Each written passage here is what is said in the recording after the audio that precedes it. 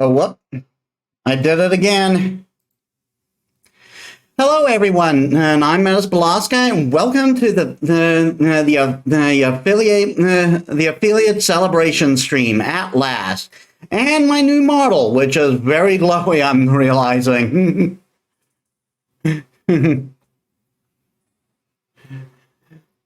Originally, I wanted this model to have a mask, but I couldn't do that. I couldn't figure out how to make it work. But look at this. I got a glowy bit of hair.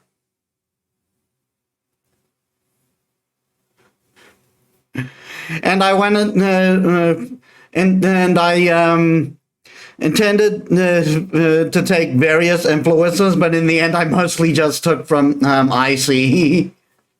I love that game.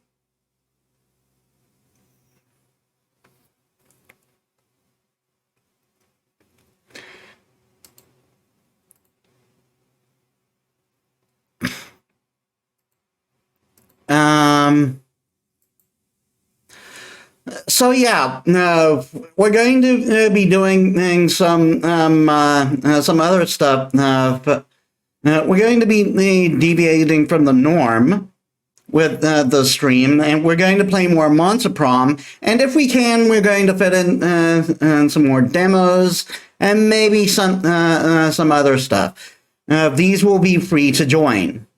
Well, no, the Monster Prom will be free to join.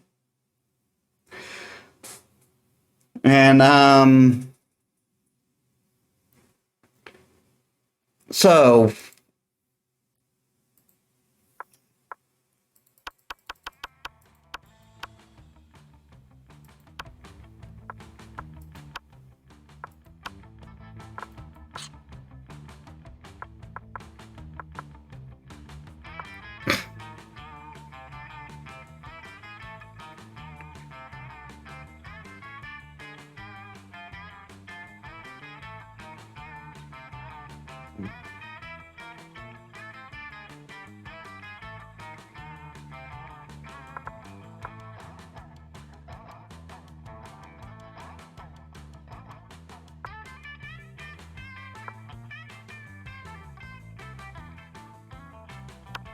I guess I'll start with a short game for myself for now.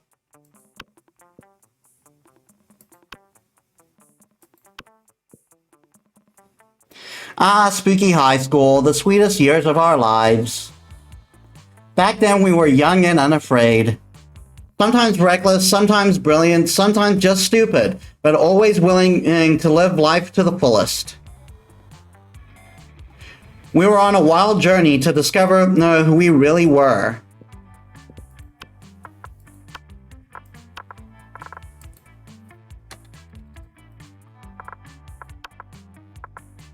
Sweet. And we had yet to experience its ultimate challenge, the Monster Prom. I remember it clearly. 3 weeks were left, and as we fantasized about our dream prom dates, we were all scrambling to catch the attention of one of our 6 most charismatic classmates. Huzzah! Miranda Vanderbilt, 19, a sweet mermaid princess who was as cute as she was genocidal. Damien LeVay, a 21, a fearless demon and with a taste for destruction and a love of fire. Scott Howell, 21, a werewolf athlete who compensated for his rather small brain with a stupidly large heart. Liam de Lioncourt, at 400 something. A hipster vampire whose standoffish demeanor hid that he was a truly lovable dork. Yay! Polly Geist, 22, a party goat with an insatiable hunger for all the wrong things. What? And Vera Oberlin, 23, a mean, self-made Gorgon with a merciless sense of business, who we managed to we managed to go to prom with last time.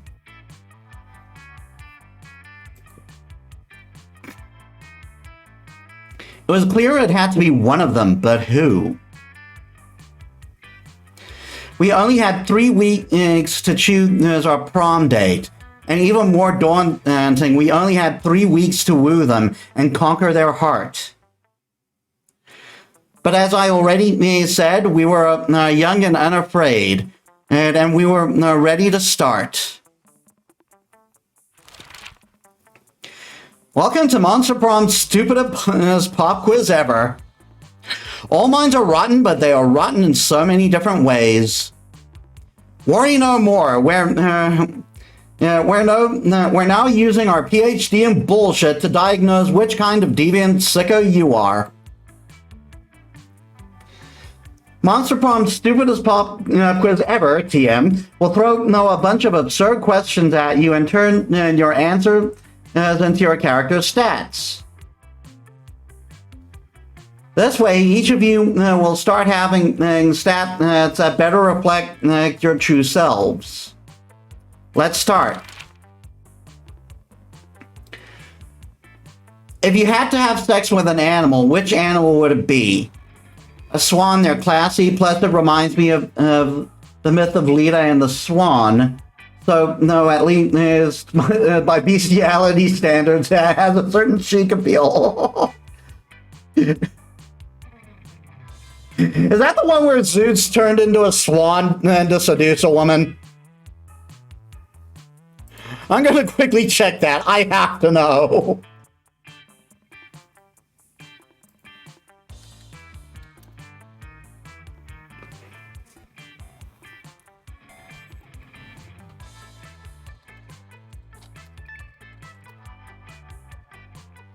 Holy shit!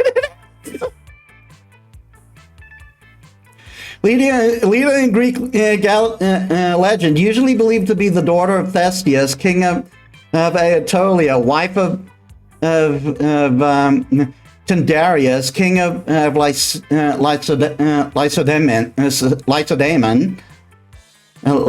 Lacedaemon, and some myth writers are thought to be the number of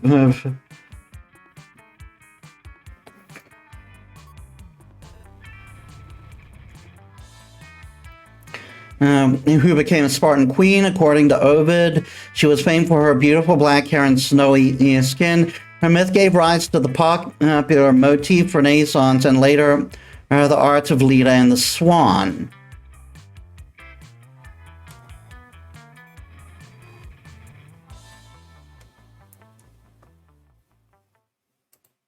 There's a goddess, Leda?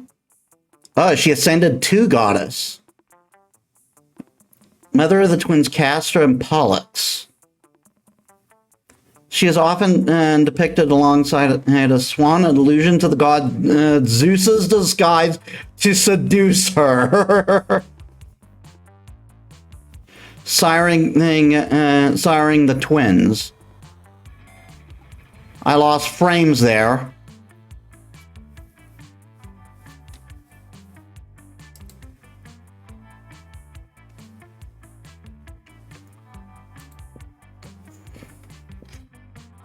A human being, because I'm the kind of douchebag who loves to find loopholes in stupid questions like this one. A great white shark. If I have to fuck an animal, let's make a story worth telling. Come on.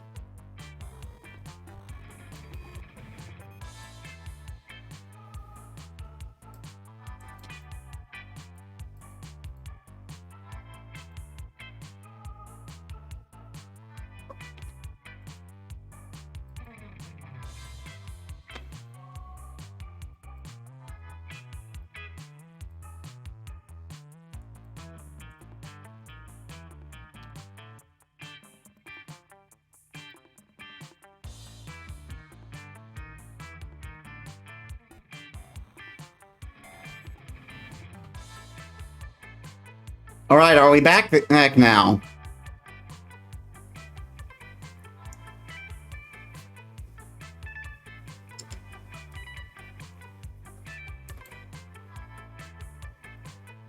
Am I still being read as offline?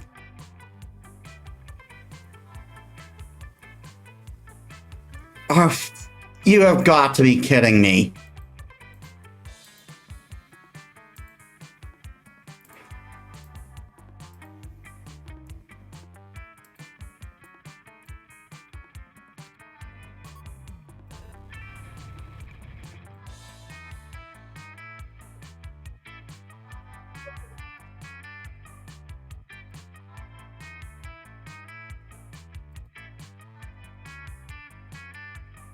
Okay, how are we now?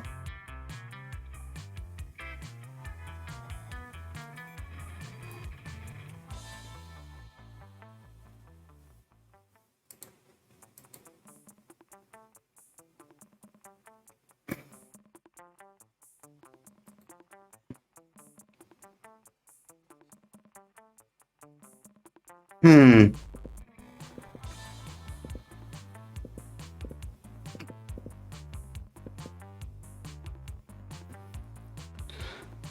Let's see what I want. What I want most.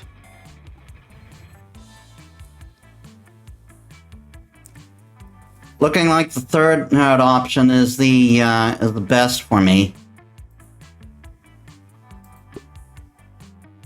Oh no, that was charm. What would be the coolest prize you could find in the box? The phone number of the sexy tiger. On the front of the box, he's so passionate about breakfast and health that he's surely also a great lover. A great lover. A tiny piece of sharp metal, so every scoop full of thrill and danger. A sample of more nutritious breakfast. Okay, we got some boldness.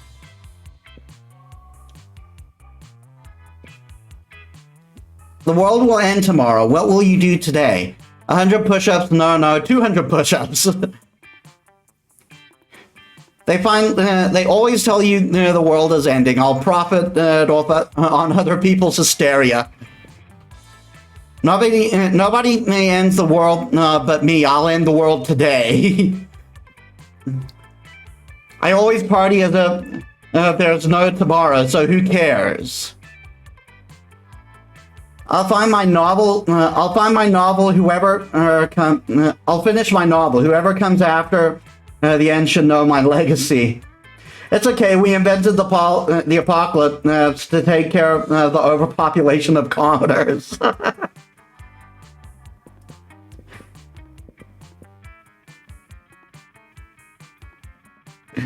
That's definitely a Polly answer. Yeah, now you know who I'm trying to go for. Let's go. Oh boy, my fun really needs to get up there. I've got the boldness, but I need the fun.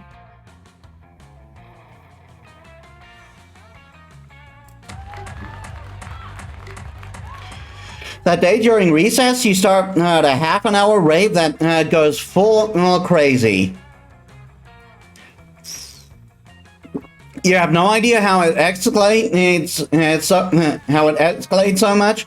But at one point, there are like 700 people. Why are my frames at 0 again?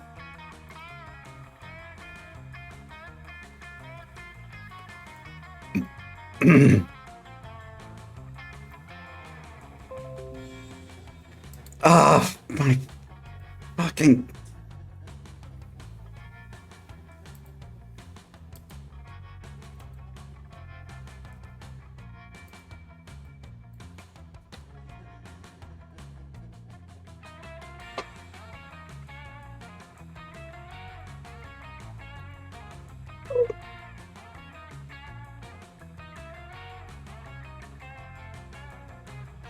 Okay, now are we good? I'm seeing myself on Twitch.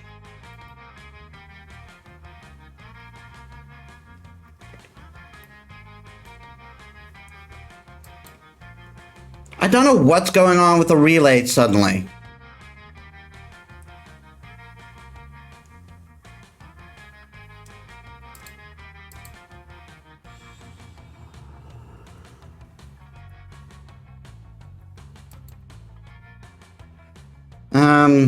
but there were like 300 people. Someone summons demons from a nightmare dimension. The consequences might distort the fabric of reality itself, but who cares? It's a rad party. Game +2 fun. I need much more. I think. Yeah, short signal player. I need +10 fun. Suddenly a chill runs through you as if the very fabric of reality is in danger. Scanning your surroundings, you quickly discover the reason for the feeling. Polly and Damien are together and they're bored. Yep. Damien! What? I must have fallen asleep for a second because there's nothing is on fire. I know, right? Nothing crazy has happened in the last 47 minutes and I'm dead. I mean, I am literally actually dead, but also, no, I am dead because of how bored I am. What if we just... Oh, fuck, I'm just so bored. I can't even think of something to do to not be bored. No, help us. Somebody please cause a sexy problem. Break the 7 seals and release his Carla Tool the World Fucker. Send in the party goblins.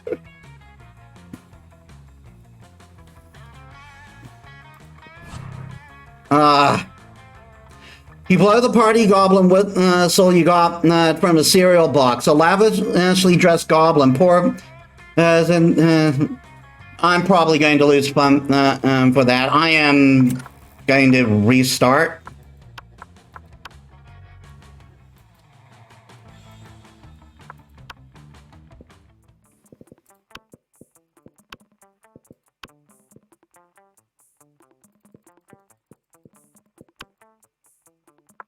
No.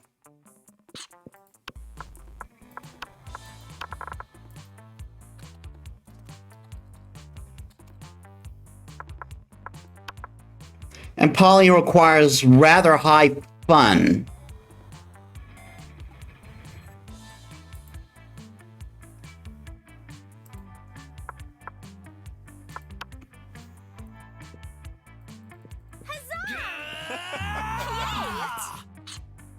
I could just press, well, I can't now.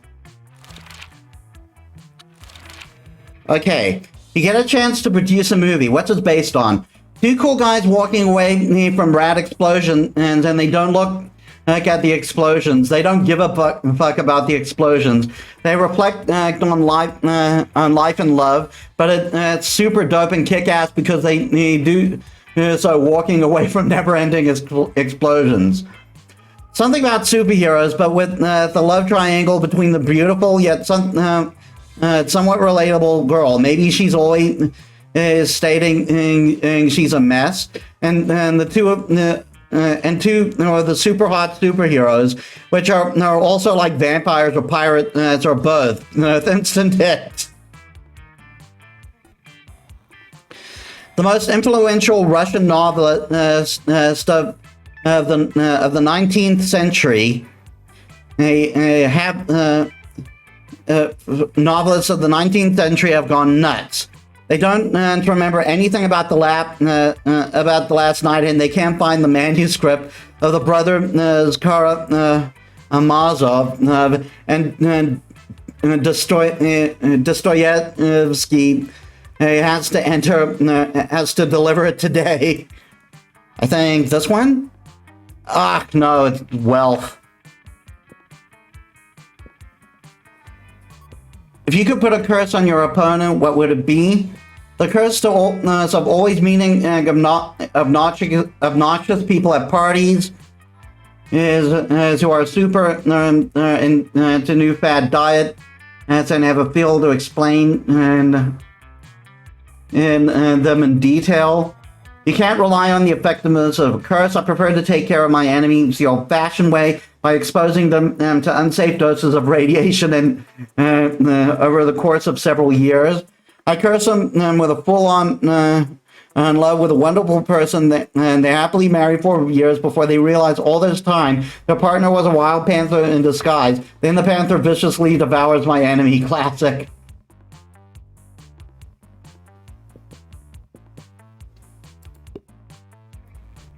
Alright, got boldness.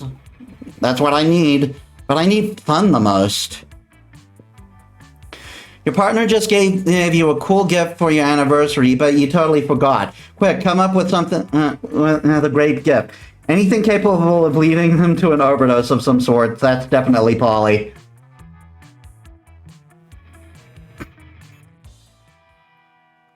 Let's go.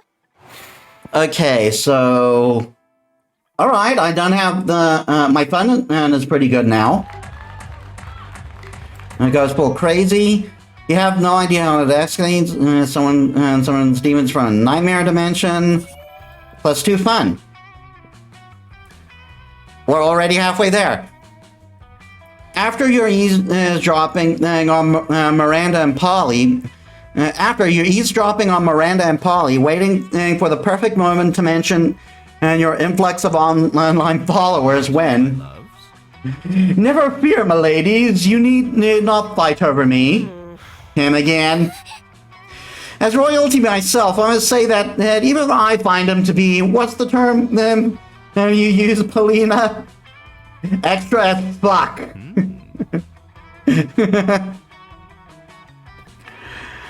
Friendship between two beautiful maidens shouldn't be soured over one as handsome, rich, and humble as I. Yes, clearly humble. Worry not, to my sweet summer salad, as I have found the perfect solution to protect your feeble hearts. You shall both marry me. I've dealt with male entitlement before, but this is official next level. Yes, an interdimensional level, no, as our collective wedding will be as well. Yeah, I'm not interested. What a commoner. That's her insult. You are hardly the first prince to seek my royal hand in courtship, and I don't see that you're bringing much to the table. Interdimensional table, no, and I am the definition of marriage material. You'll never find a better suitor. I have a castle. I can defeat anyone and at anything. I'll show you. I'll fight her. Is the interdimensional prince pointing directly at you? Why is your life like this? I can defeat you at any challenge. Name your weapon and prepare to lose. Miranda and Polly are watching you closely. Maybe you can skew the prince's challenge to really impress one of them. You know what would be wild? Naked dancing with live weasels instead of swords. As a royal, you must fancy yourself pretty clever, so let's see you win at losing. Most splendid. Yes, more fun for me. Very well. No, if that is what you wish, then so be it.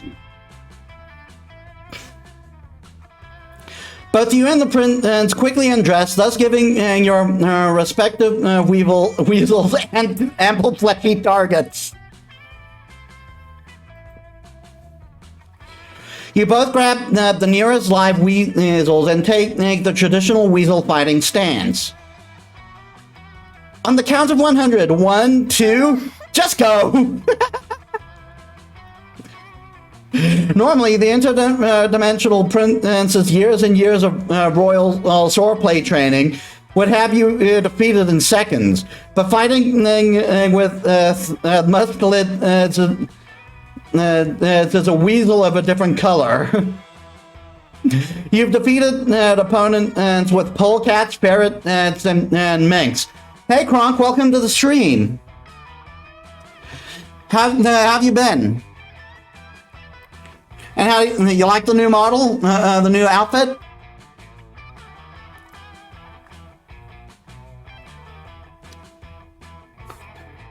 The glasses are off for this. This is a battle form. Oh, come on. Not again.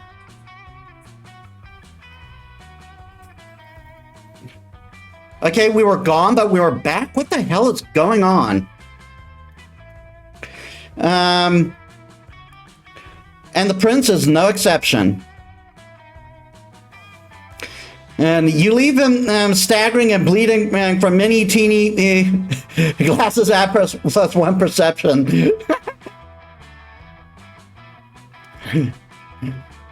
From many teeny tiny bite marks across his naked body.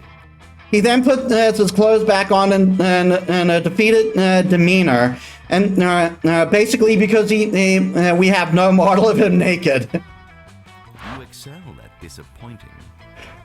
Curse you, cat snake! Your long and furry, sharp little teeth are adorable and painful. Yes, wild! I love wheelsel fencing. You're pretty cool, Metis. Yes, more points with Polly. Why am I at 0 frames again?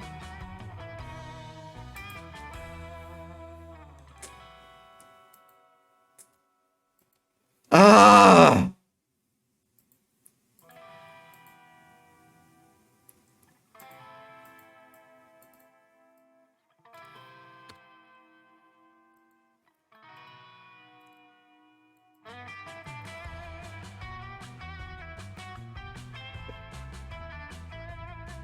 What is going on with the connection?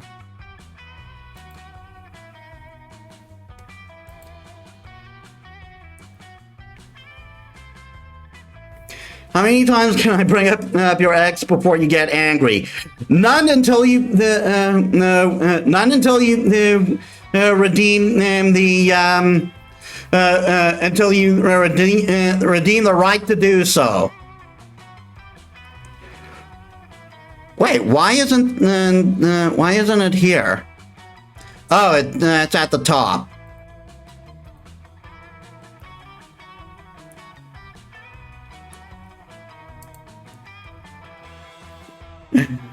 Thank you for redeeming an uwu.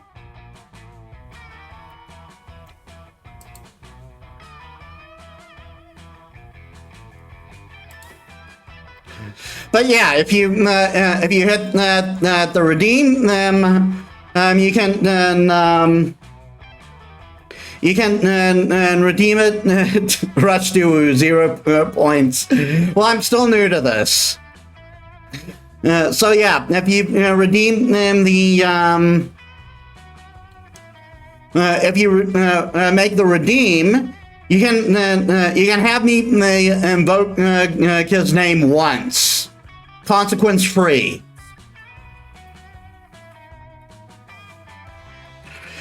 With that, the prince disappears, leaving you and your weasel to hit on your fellow high schoolers in peace. You gain +2 charm, +1 fun.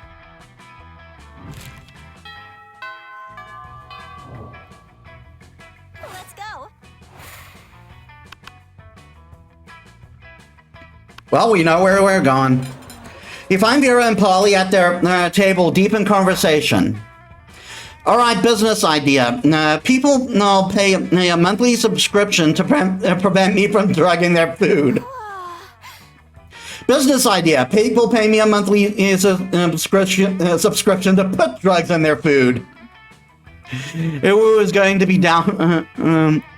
It was going down an octave, but the last woo was higher in octave than the first.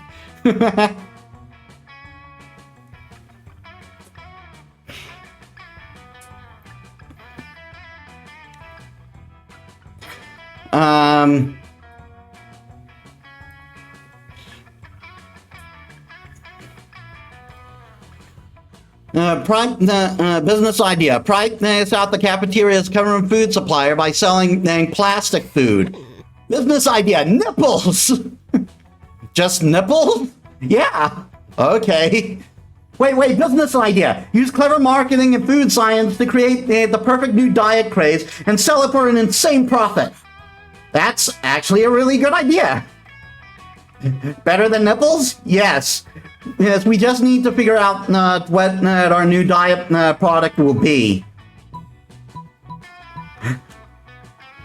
Tapeworm, the gluten-free, dairy-free, 100% organic, and you get them for free from sick cows. Matt, that's what's for lunch. Oh yeah, I was just complaining the other day that I made way more met that than I could ever than I could ever do myself. As expected of the younger sibling to get a fake ooh, Jesus. You're really still on that. The profit margin will be incredible. The problem is the name. Met has a really terrible reputation, and if you need to rebrand, you know what it is. You can come up with a new name like Skinny Fun Powder, or probably not that. Yes, except not either of those. Oh, I know. I got the perfect name. Don't say Nipples. Kill me. But it turns out Nipples is the perfect name for a drug you want to sell high school students. Polly makes a killing, and the drug deal turns to be a very romantic bonding experience for the two of you. The writing of this game is great. I'm going to have to refund that, Kronk. You can't save in this game. At least I found no way to save it myself. Just give me a sec. Your rewards.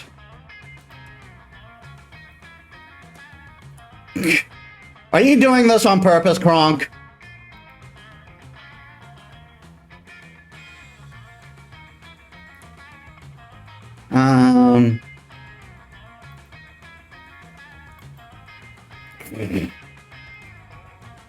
Alright, next time you redeem a save, I won't refund it then.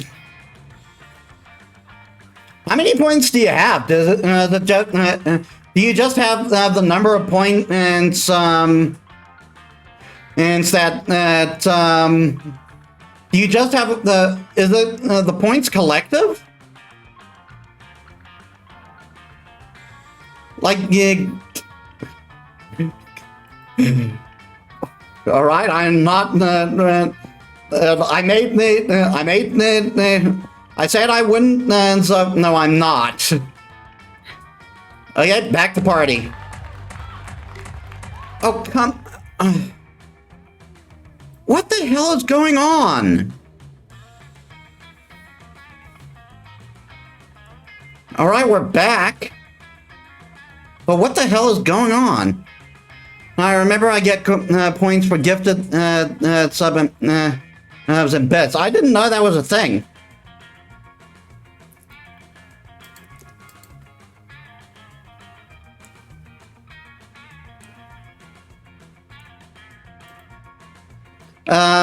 That day during recess, you start a half-hour rave that goes full crazy. Everything is fine until Yuan, the small magical Latino cat, asks you what you're doing. Damn, you didn't remember you suck at dancing. And I'm so they allocate to a higher percentage. That I do remember.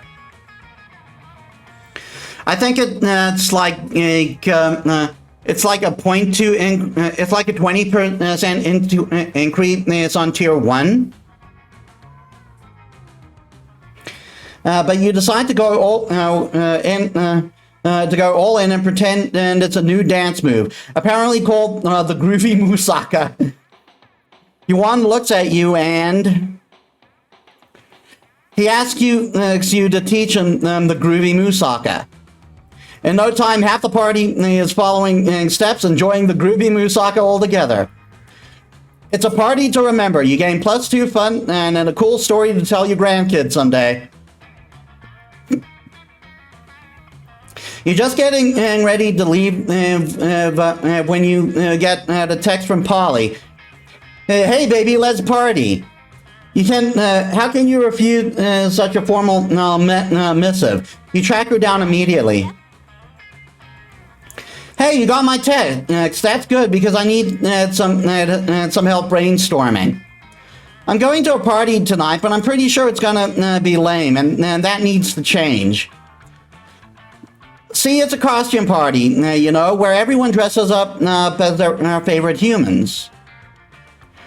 I'm going as a sexy tax attorney, but I'm not sure even the sexiest tax attorney can rescue this party from the depths of lamitude. So, got any ideas to help spice things up? Oh, you've got some ideas, and they're the spiciest.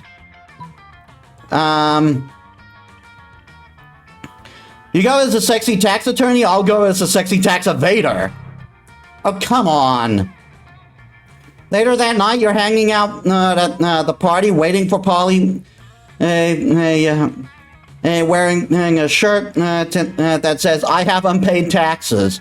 But the other one didn't work last time. Maybe my stats weren't right for that one? When you suddenly hear a booming voice from the door, a whole tax evader. You turn around and expecting to see Polly with her sexy vet pocket calculator. But it's actually a grizzled tyrannosaur in a business suit from the Department of Monstrous Revenue. And you flee the scene, and as you flee the scene, you see Polly about to put on a lab coat and goggles. Hey, why are you running? And why are you wearing that shirt? Oh, did you think I was actually going to go as a sexy tax attorney? I was super high when I said that. I'm actually just a sexy chemist. You're going to need a regular chemist. I lost boldness. After the beating that Tyrannosaur gives you, you lose -2 money and -1 boldness. Let's go. Well, time to get boldness back. Show me that money. Oh, crap.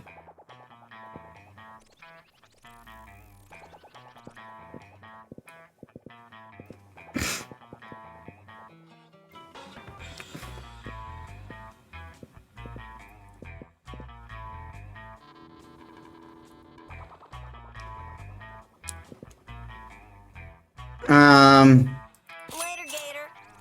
Please give me the right stats. Ah! You are naughty. God!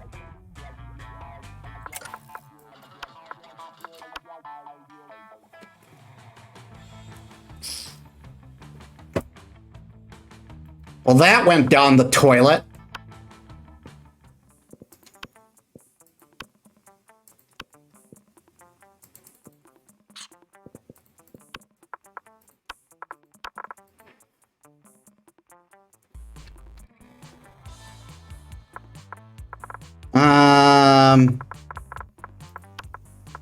Yay.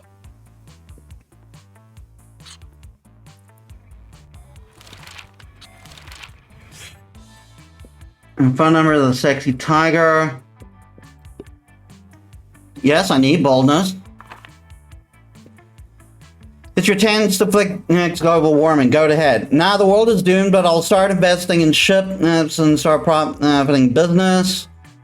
Global warming isn't real. No, I invented it, and now science is claiming authorship. It's time to be a real hero.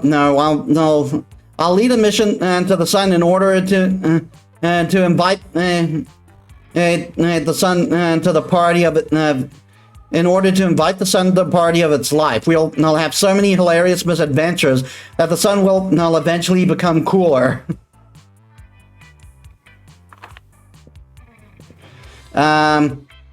What would be your dream first date?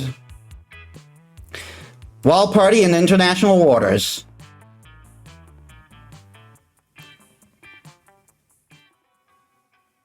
Let's go. Okay, we got 7 fun, 7 boldness.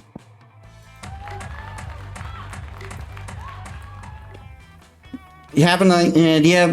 You have no idea how it escalates so much. That's but at one point there were 3,000 people. Let's do fun. Suddenly a chill runs through you, as if the very fabric of reality is in danger. Scanning you,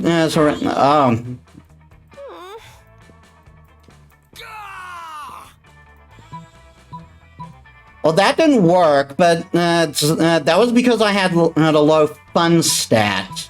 So maybe it'll work this time? Yep, it worked this time.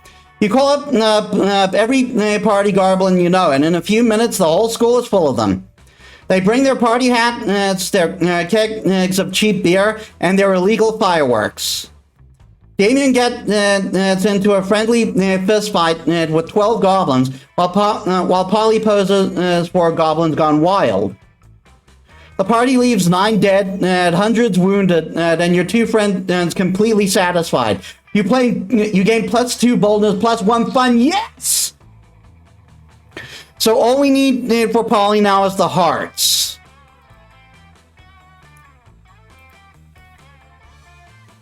I might as well keep that up. Ugh, I lost frames again. What the hell's going on, Twitch?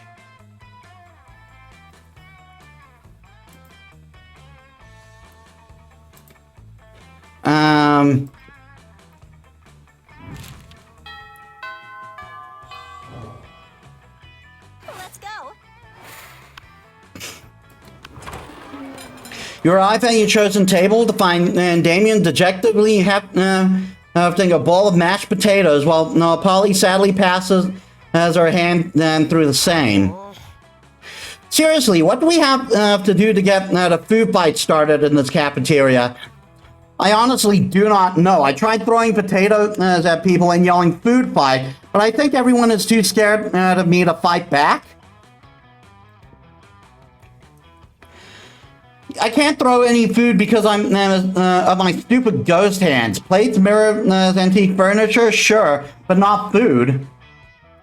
There's got to be a way to provoke a food war. My dad are always telling me to be more political. So Damien has 2 dads. Interesting.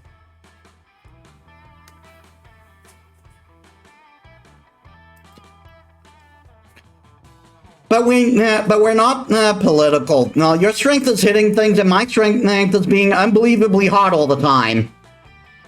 Unbelievably hot? That's it. I'll set the cafeteria on fire. Wait, no, that's not a solution. That's just arson. Why do I always jump straight to arson? It's hard to watch them struggle through this by themselves, so you step in with an idea of your own. Wars are fought over scarce resources. Steal everyone's food and put it in a pile. That ought to do it. Hey, Polly, you know how the Greeks fought the whole war over Helen and Troy's space? We just need you to get kidnapped by Trojans. I like where your head is, but I'm not super into being kidnapped and shit. What if we skip some steps with some good old flashing? Polly floats up onto the table in a practical motion and whips her top off. To the victor! This is a high school cafeteria. Polly's rash action upset the roiling cauldron of hormones and sets it on fire and tap dances on the ruins. Soon the air is thick with sausage and gravy. Potato crisps fly everywhere like flavored shrapnel. Polly put her shirt back on now that everyone's too busy fighting to remember what they're fighting about. Looks like mine really were the tits that launched 1,000 chips. The view you just got makes that pun worth it.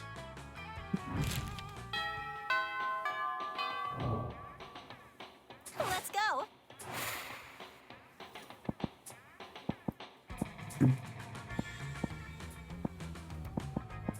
Okay, we're going boldness this time.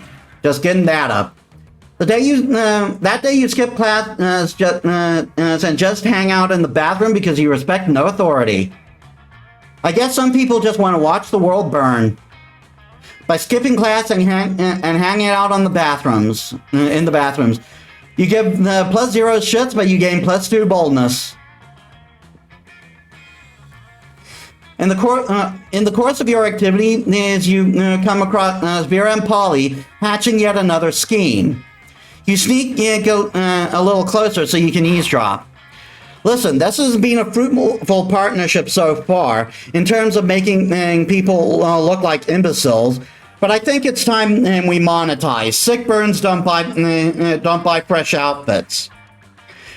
Yeah, fine, whatever. I get so I could use some new thongs or whatever, but like, I don't want to stop making people look dumb just so we can make money. I don't want to sell out.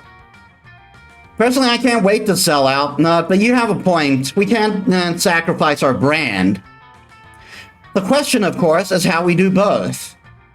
Yeah, how do we get rid yanking off yanking people's chains? Careful with your choice of words, Polly. What? Chains are a big thing for ghosts, of course. They don't seem to have any immediate ideas. Can you offer a solution? Why don't you make up a phony workout craze? Does it work for Frank Pilate? It's inventor of pilates. Oh man, I have a great prank for you. It's called stealing.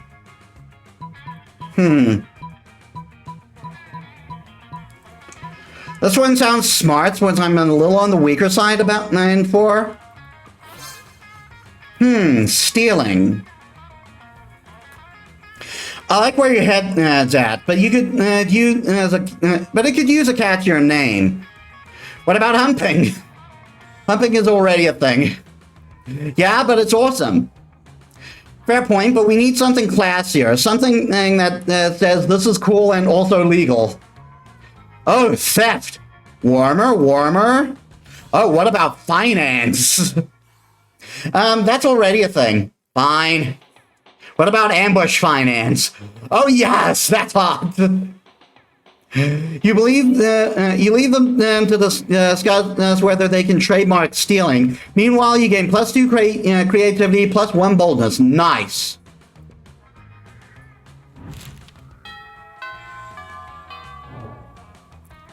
Let's go.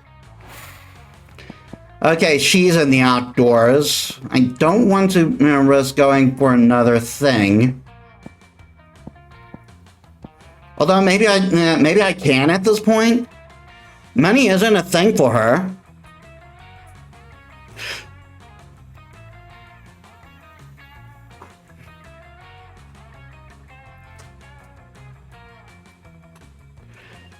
It's just the hearts, and this might allow me to get more hearts. Give me your money.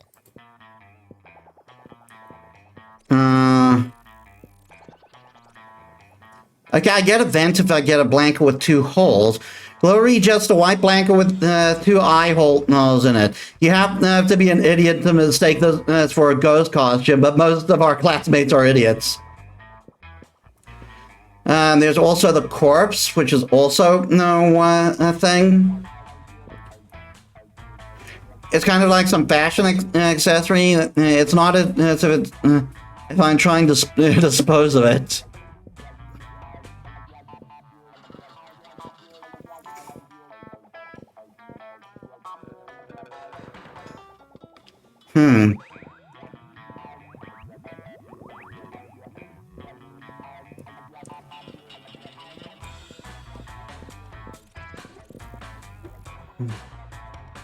Sexy fake Latin accent. No refunds.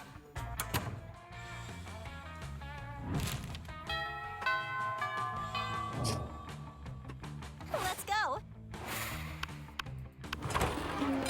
Strange, you could have sworn Polly and Damien were at this table when you picked it. Weren't at this table when you picked it. Psst, hey loser, down here. Oh, we're at this table. So they hid. It's us, Polly and Damien, hiding under this table for totally innocent reasons. A ferocious roar sounds from the door of the cafeteria. Crazy Martin, the werebear janitor, is here, and he's looking for someone. Oh shit, he's here! Why is he after us anyway? I think what we did really falls much more under federal jurisdiction. International law, more like. Those munchkins were Canadian citizens. Now that you mention it, I think we might actually have to face a war tribunal.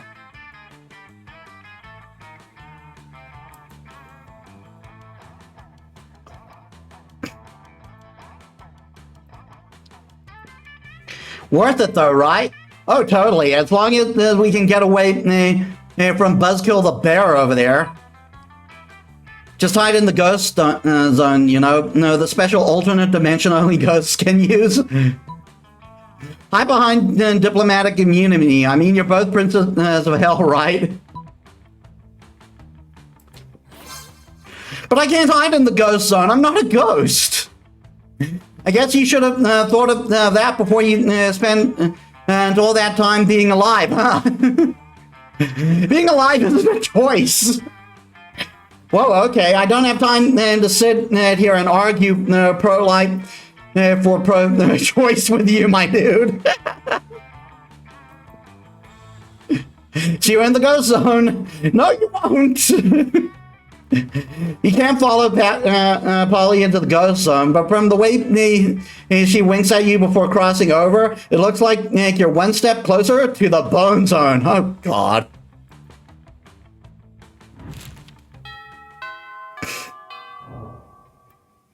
Let's go.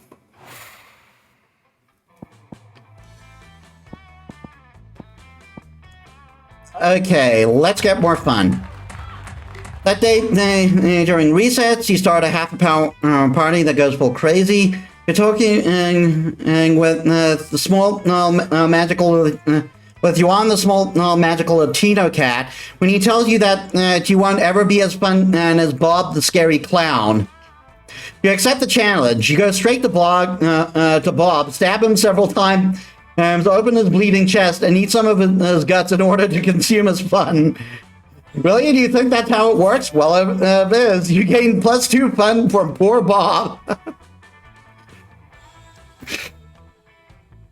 You're minding your own business when Vera grabs you by the collar and yanks you into a huddle with her and Polly. We're in big trouble, asshole, and it's all your fault. Yeah, Ambush Finance has been a huge success. Too huge. They wanted us to write a book about it. But we don't know how to write a book. And we already accepted the advance. So I took a bunch of Adderall and wrote 270 pages of garbage about stealing. But of course the publishing house won't accept it. They say it's missing a big reveal at the end. Some kind of ultimate secret to Ambush Finance and success. That's where you come in.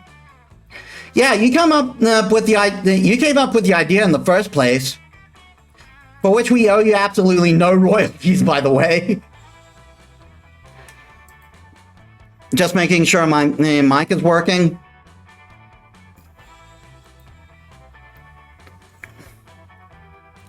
So we figure you can help us with a big secret for the end of the book. What do you say? Keeping in mind that if you say no, I'll have you skinned. The ultimate secret to Ambush Finance is that there is no secret. You're all suckers for buying this book. The ultimate secret for Ambush Finance was inside you all along. Organs. You can steal organs and sell them for tons of money. Oh snap, that's the ultimate prank! We're stealing their money by tricking them into buying a book about stealing money. Very mean and very on brand. And if anyone complains, we'll just tell them it's avant-garde self-help. Fred's word has always shut people up. Sweet, I'll go put the to the final draft. Great, but remember, Paulie, we've got a bank heist scheduled for 5:30. We can't be slacking now that we're celebrity burglars. Roger that.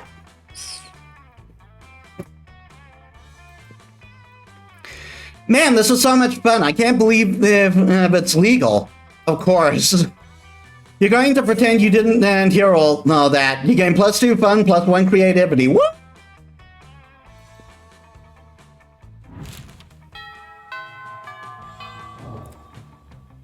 Let's go.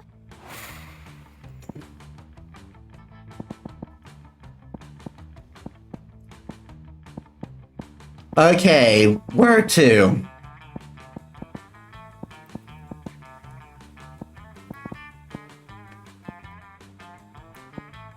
I guess we're going to gain more boldness. That day you skip class and just hang out in the bathrooms because you respect my authority. But you don't stop there. You want the world to know how reckless you are for the rest of eternity. So you do some graffiti on the wall. No way. The graffiti says, I'm bold as fuck. And you know what? It turns out the wall is a magical wall that grants wishes. What a wall. A deep voice resounds from within the wall and says, well, not bold as fuck, but maybe a bit bold, and then you gain +2 boldness. Oh boy, that's an opinionated wall. Anyway, look at you.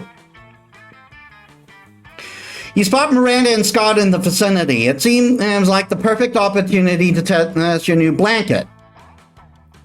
You swear, you wear it as if you were a goofy ghost and approach them with a spooky boo while Miranda is explaining something to Scott. And that's why the treacherous air people are the absolute worst. And also likely tied to the disappearance of Mars Argo. What's this, a ghost perhaps? Foreign exchange students? What are you talking about? Oh, gasp! I didn't see you there. So ghostly. You guys are joking, right? This is clearly just Metis wearing a blanket with some eye holes cut in. Jealousy is a powerful drug, Liam. Do not become addicted. Yeah, Liam, you don't see anyone saying, oh, Liam is really just Metis wearing a blanket with eye holes cut in it. Exactly, Liam, even despite the many times we suspect it was so. What, really? What? Sorry, little goat, we were ignoring you. That's true, tell it, do you have any cool ghost powers? Oh yes, divulge. Basic knowledge, ghost may empower is to levitate stuff. Ultimate ghost prank, called someone into despair.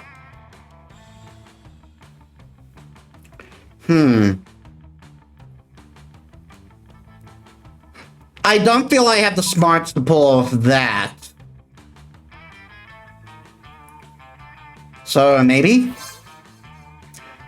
You spot a victim for your prank, the Coven. You start running in their direction while screaming your best boo to date. I walk in just in time to see a couple of idiots and a twit. What a lovely timing on my part. Hey Z, welcome to the stream. How are you?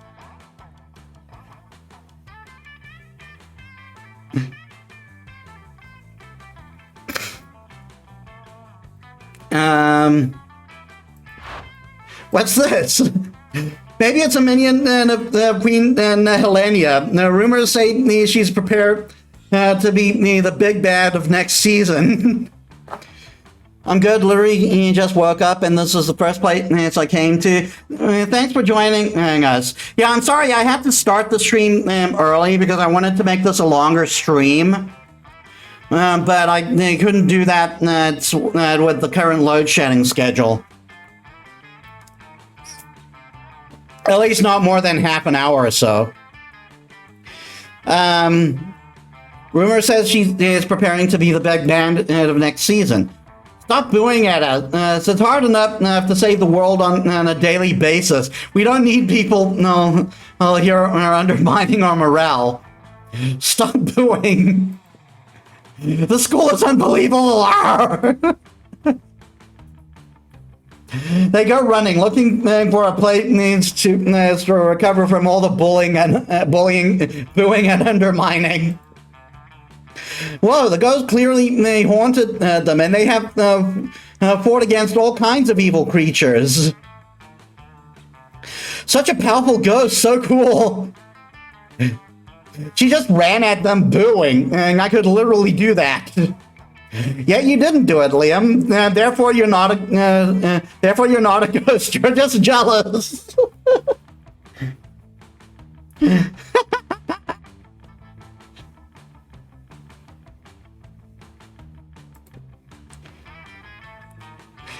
Yeah, this very powerful ghost. Face go up on so hard it hurts.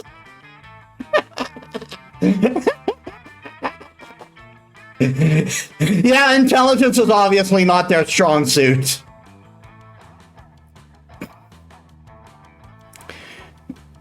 Ghost, we respect your ghost powers and we wish you the best for your ghost adventures, clearly.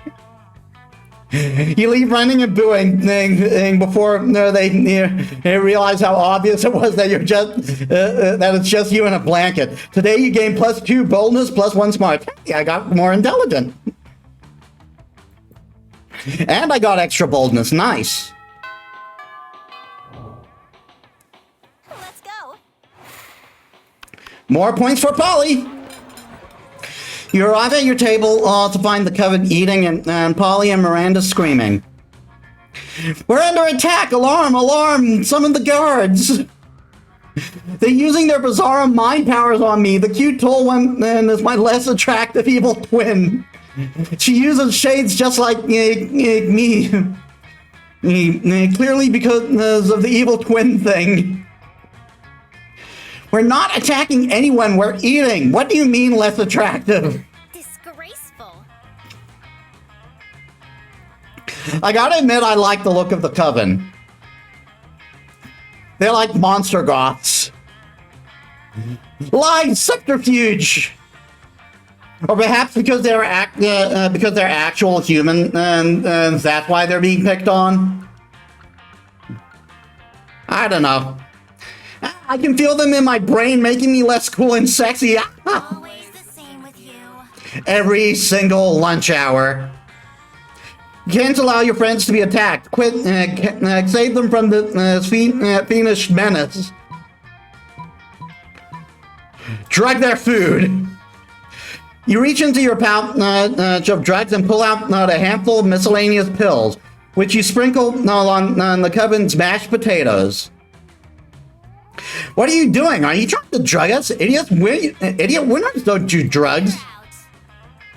You know what? How about we just move to another table? Suckers, they left their druggy potatoes. Looks like everything's turning up Polly. Polly eats all the drugs out of the potatoes and then decides she's a canoe. A canoe that thinks you're kind of cute.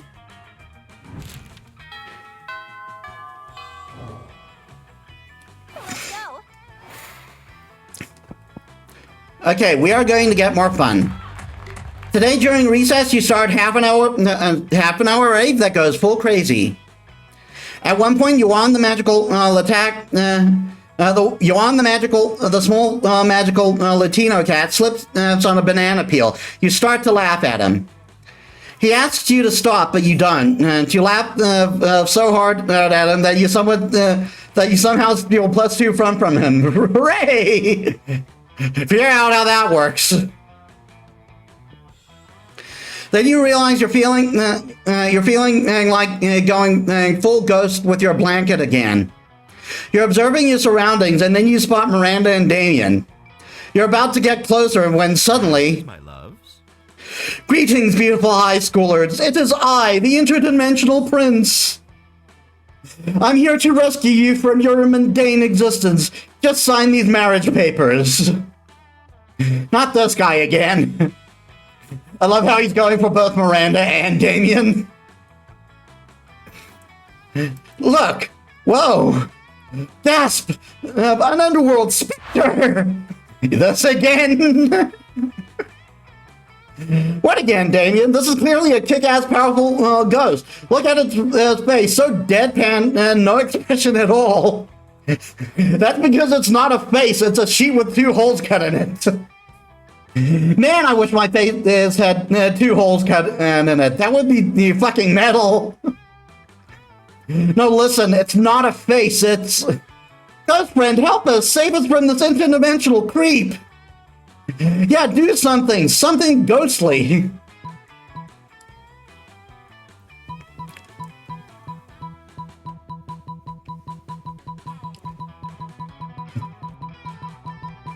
This is a hard one. I feel like Boo is the fun option, but throw a rock feels like the bold option.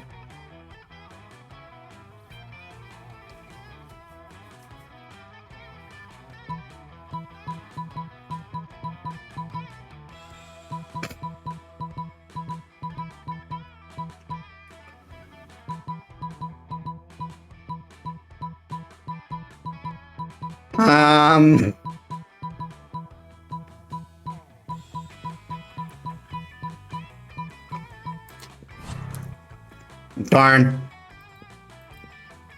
Yep, that was your entire plan. Ghost friend, we asked you for help, not to share your ghostly thoughts with us. There is a time to boo and a time to act. I should never have expected a ghost to save us. He is not a ghost, goddammit! You're not helping either, Liam. You leave the 4 of them to solve your own tricky non-consensual abduction situation while you reflect on your ghost skills. Could it be that you're not a good ghost? You thought that wearing a blanket with 2 holes cut in it was enough. You lose -2 smart, it's -1 creativity. I didn't lose any of the stats that are important. We're asking Polly. Let's go. You finally pluck up your courage and ask your beloved to go to Monster Prom with you. Prom night? Yes. Yes! You seem like the kind of person that would have us both ending the night in the hospital. And that's the kind of unnecessary danger I'd like in my afterlife. Let's go. It's time to make some wild, poor life choices. Some wild and poor life choices. Oh wow, she's got a nice dress. You ate some good old ayahuasca cupcakes and make sure that the date would be as crazy as possible. Then you spent all night dancing at prom. Also, I like to look on my character. Or that was what you thought you did. In reality, you were in the middle of the desert, dancing with 3 wizard hobos, a guy in a stuffed animal costume, and the incarnation of an ancient god. Is that a reference to something? Still, best night ever. Best at secret handshakes. Best least corporeal student.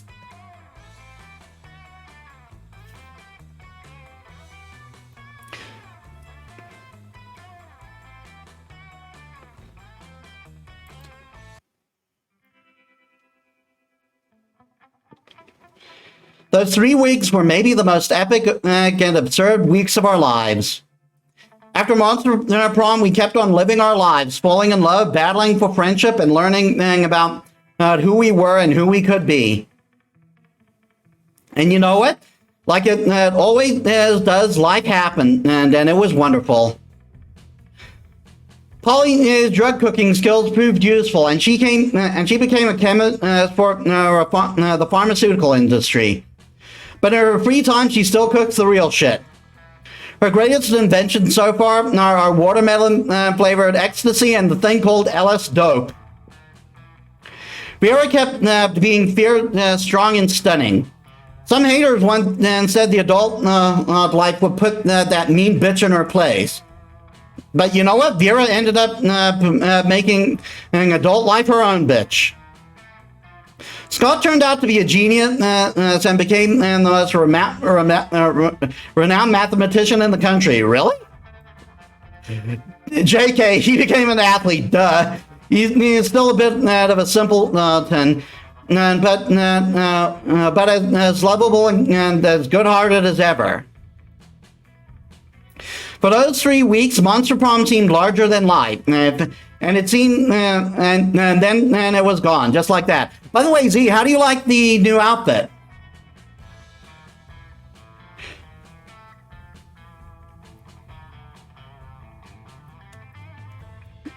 And it was gone just like that. The battle for Monster Prom might have ended, but there are plenty of battles left in the war cold use. Your outfit looks good. Great, I'm glad. I worked hard trying to get it right. It's supposed to have a mask. It was supposed to have a mask, but I couldn't like get that working. I ran out of like hair things I can properly use. So I'll have to like make that in Blender and have it as a redeem or something, if I can. There are plenty battles left in the war cold years. But once again, we were young and unafraid, and we were ready to start.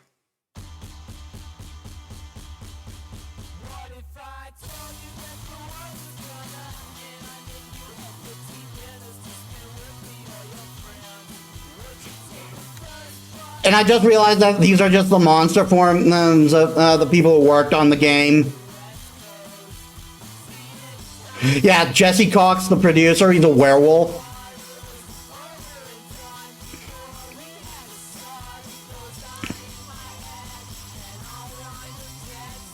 Still, that one guy looked like Mumbra.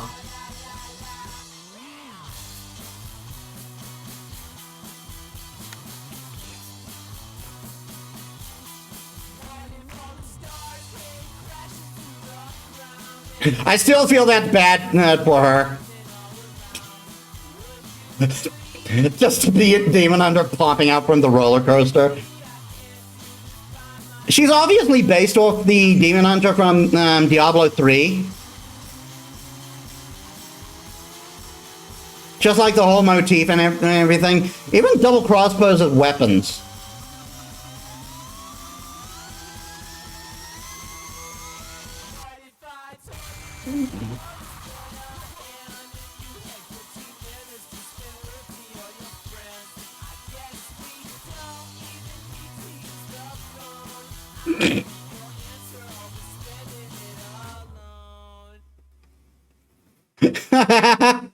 You're full of surprises.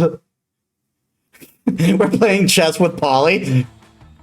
Prepare to bring chaos and destruction to this realm. It's party time. Unlock 6 new images in the gallery.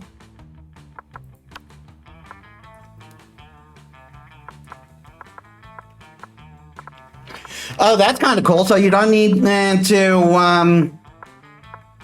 So you don't need to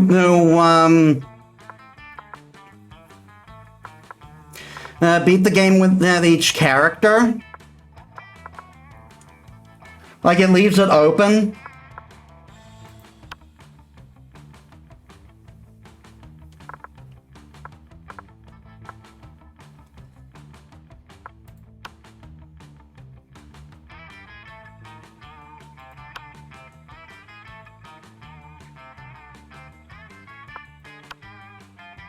I love this one with Vera. It's so adorable. That was well worth the effort it took. This one with Polly looks great. Like, I gotta be honest, I never figured Polly to be a chess player.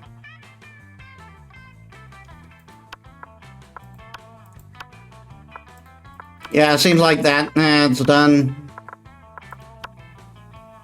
Oh. That's cool.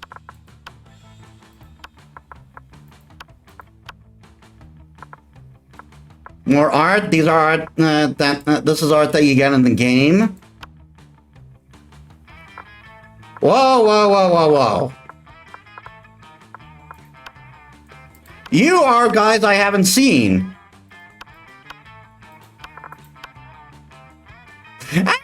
He's a copper! It's a copper! And abominable snowman, and he's wearing summer shorts. Obviously a vampire. Edgy vampire.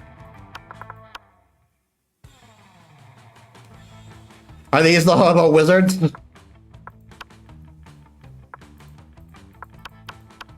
Oh, fan art.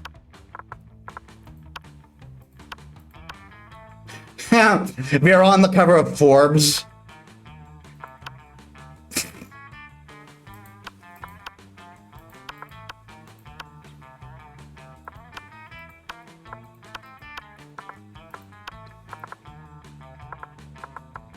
Monster Sonas.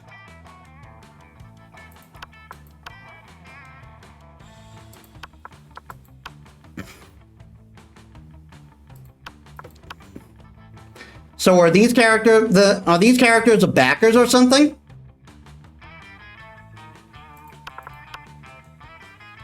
Superlative, most likely to roll over the Pillow Fortress.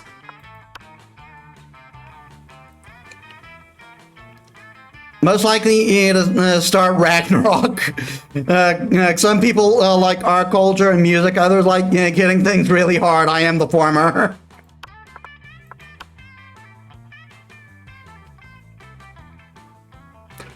Yeah, I guess this must be backers being drawn, being given an ending screen with with the characters they like the most.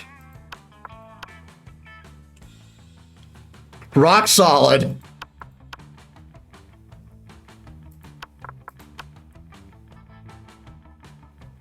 Oh, Alice the Crazy One. She is the producer for Minx. Class clown, best smile. But he's wearing a mask. You probably want me to say something like, I've got a big boner, but joke on, wait, are you writing this down? Best at art pull. Pulled my way through school one string at a time. Screonk! I get a Godzilla noise. Most likely to be radioactive. These are great. Most likely to disappoint, and anything's worth doing as long as girls are watching.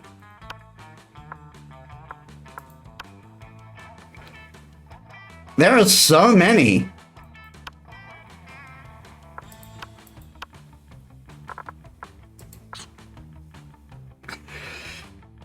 Okay, I'm going to take a quick bio break, and then we're going to see about maybe having if maybe we can have a multiplayer game if people want to play.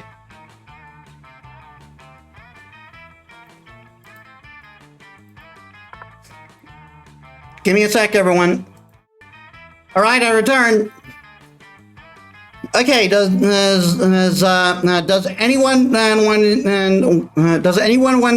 to play a game?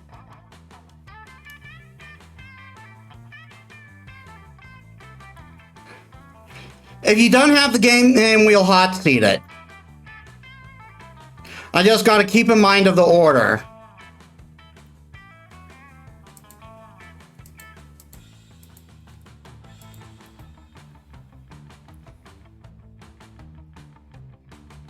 That's fine, Kronk. We can hot seat it if you don't have it, which means we kind of do it locally.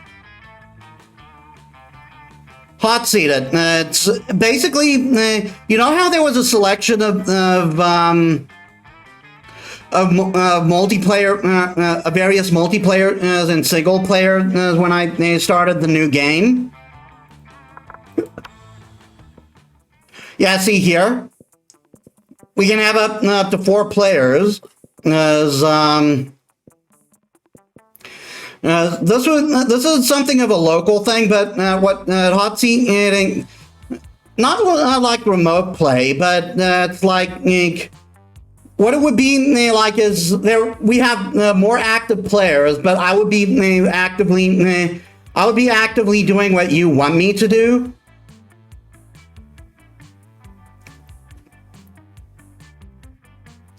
I would be actively moving your character as you direct me. Is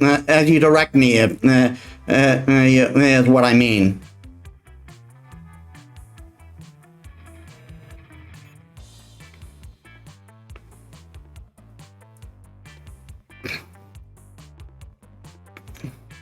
Technically playing on one PC, yeah.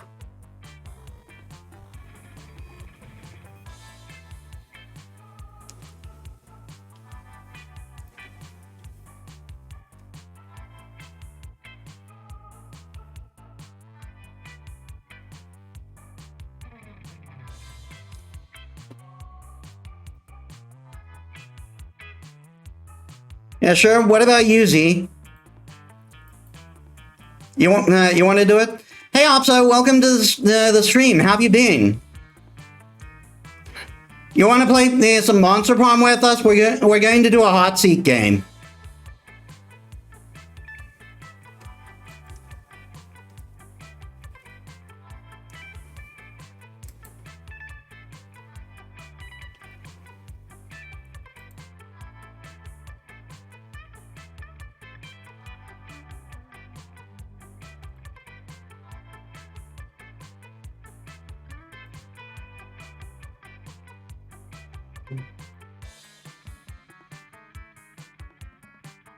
Just let me load all the way out of Elden Ring. Sure, never played so first time for everything. Okay, so I'll post the or should I rather tell you guys what stats will be needed?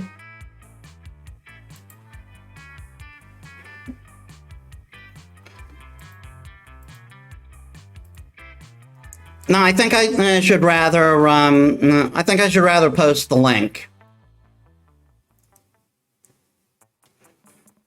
Abso, you want in?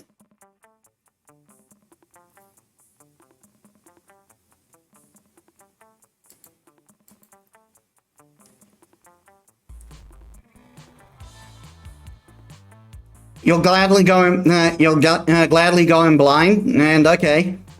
Do you want the guide, Z?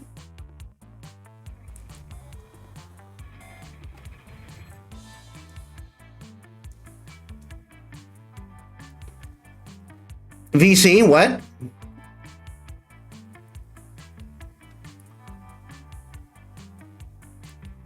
Blind's fine. Okay. Abso, do you want to chime in too? No, do you want to play?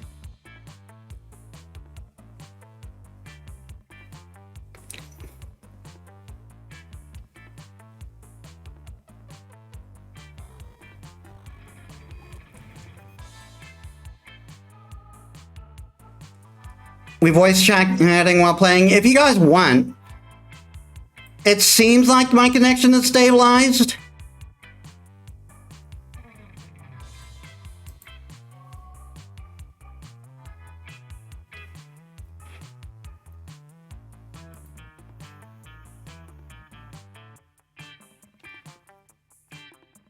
If you guys want to use voice chat, we can join the festival chat.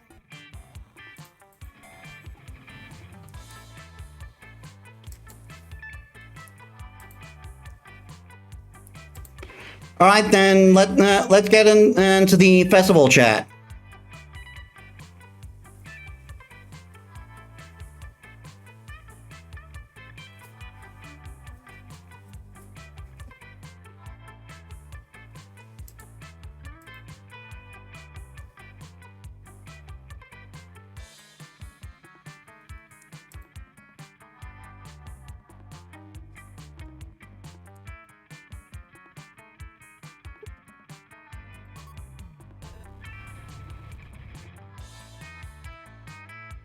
Um, are you there, Kronk?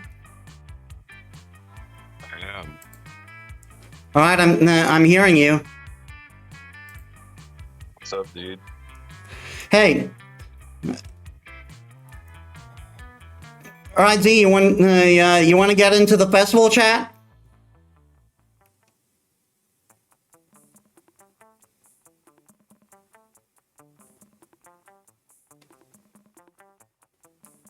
Do I have you on Steam? I don't think so.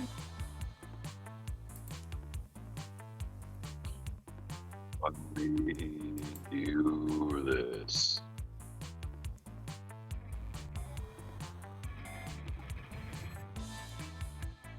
Yeah, I don't have you on Steam.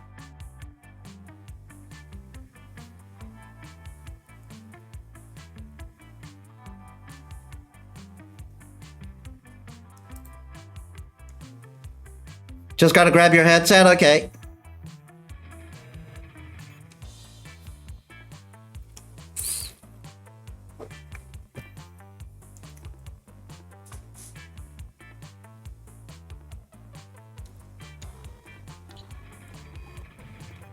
That is my Steam code.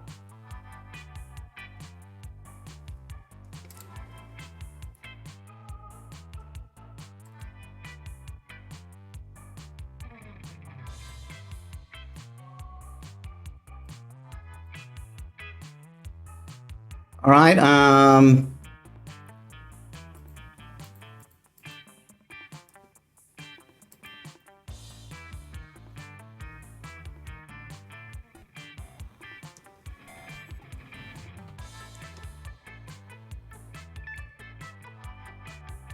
Who are you?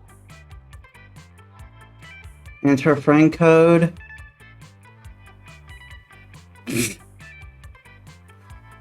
Are you Cusco's poison? Hey Z, welcome, welcome. What happened to you? All right, I sent you an invite, Kronk. Okay, so looks like Apso's just going to lurk. So no, we'll do a 3-player game. We'll do classic, Key. and we'll share a controller.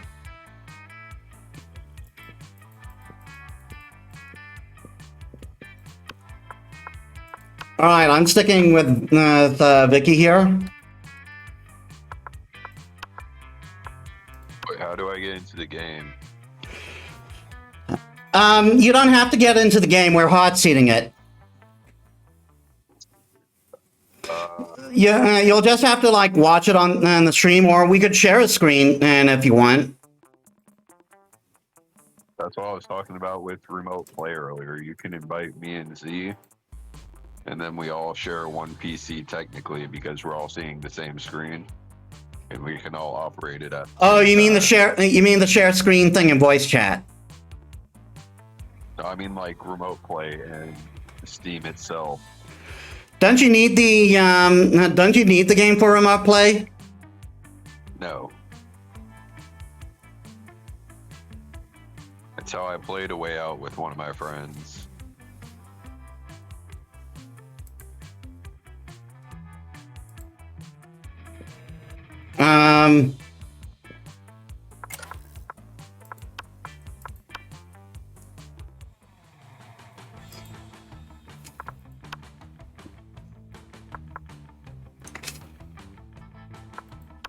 I guess create then.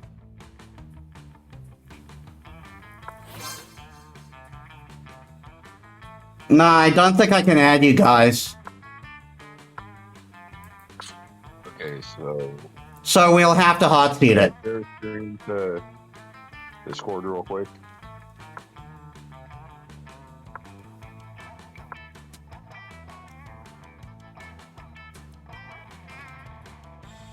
So do you want me to share my screen? Yes. Um, Because we're just gonna. I'm just trying to set up remote play. So I can look at my screen. Live, everybody. What's up, dude?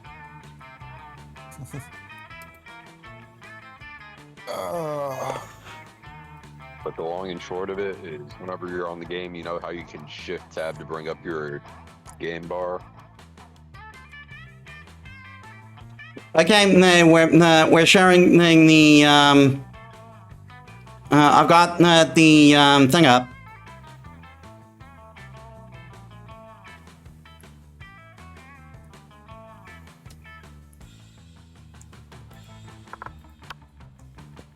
Okay, so we'll go 3 players, short game, share controller.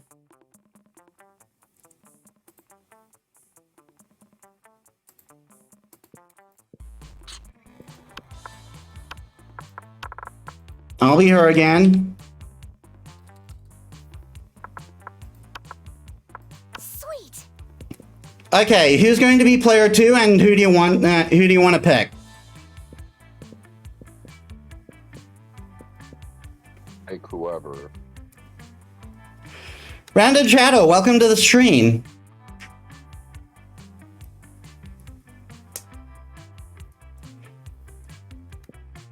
I guess I'll go with the zombie guy for Kronk.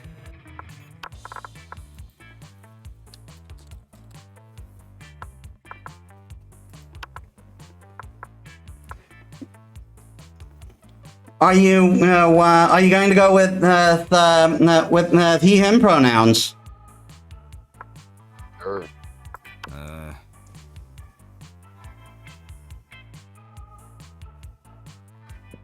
All right, who do you want to play as, Z? Go with the Shadow Man. All right.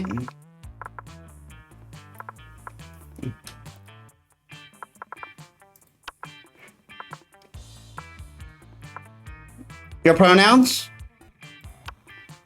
He, him. All right. Sure thing.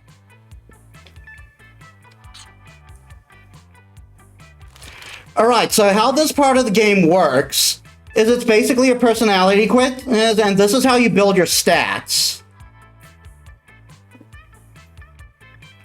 I should have actually gone through each of the candidates for you guys. But you probably seen them in previous streams, I guess. Coin and blind, let's go.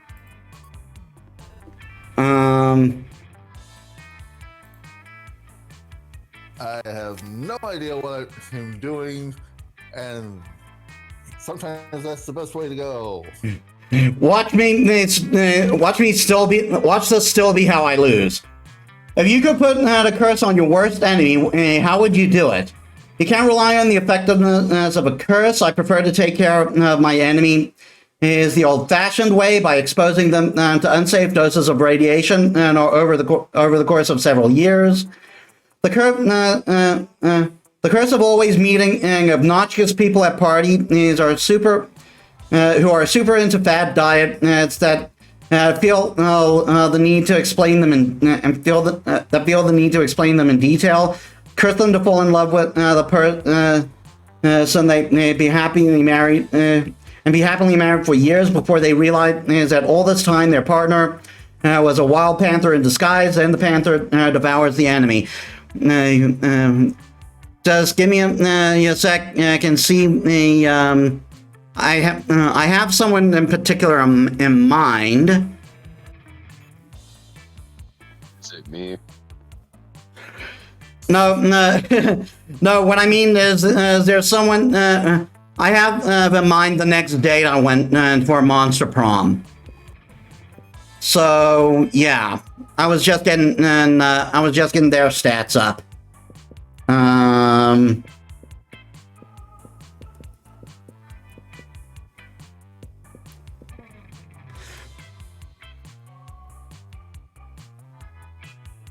I went to either charm or money.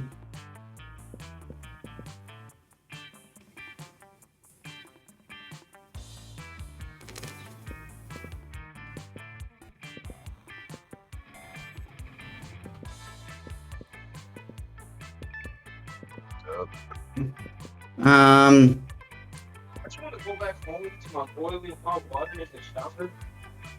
I'm sorry, what? So what do you do here? I guess I'll go first one. Which one will you go with, Kronk?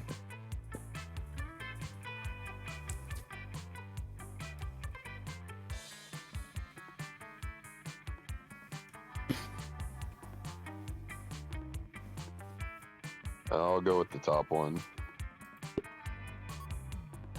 All right, Z.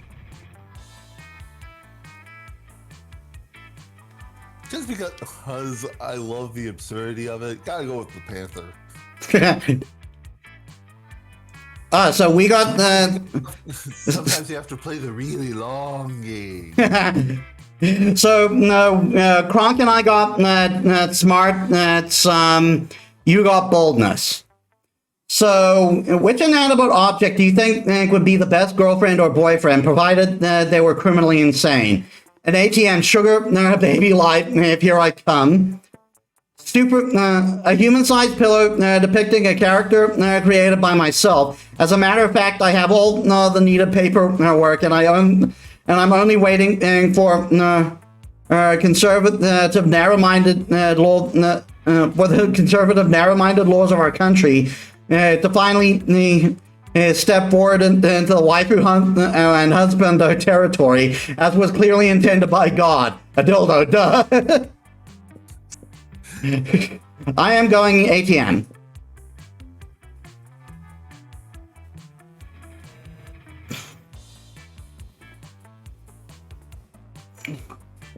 Wrong?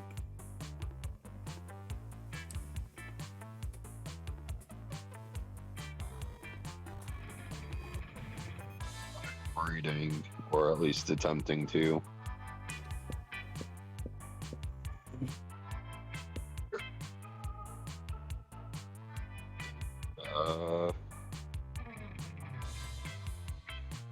I'll go with the middle one.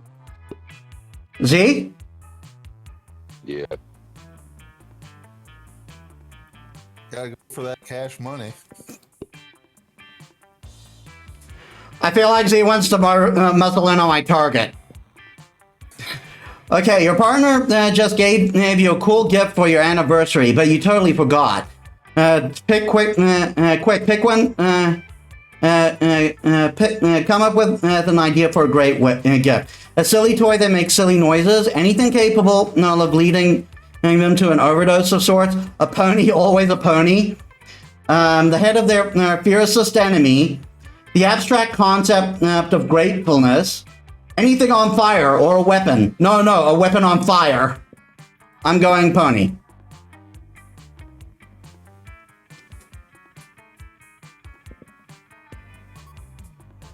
Not choose a weapon on fire, you are wrong. So you're going with that one, weapon on fire. Yes. Z? Massive sugar high. Hey, let's go with the overdose.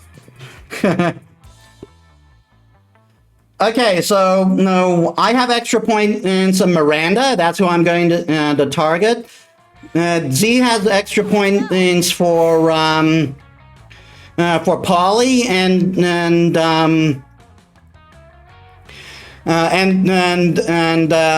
Kronk. You have extra points for Damien. So let's see.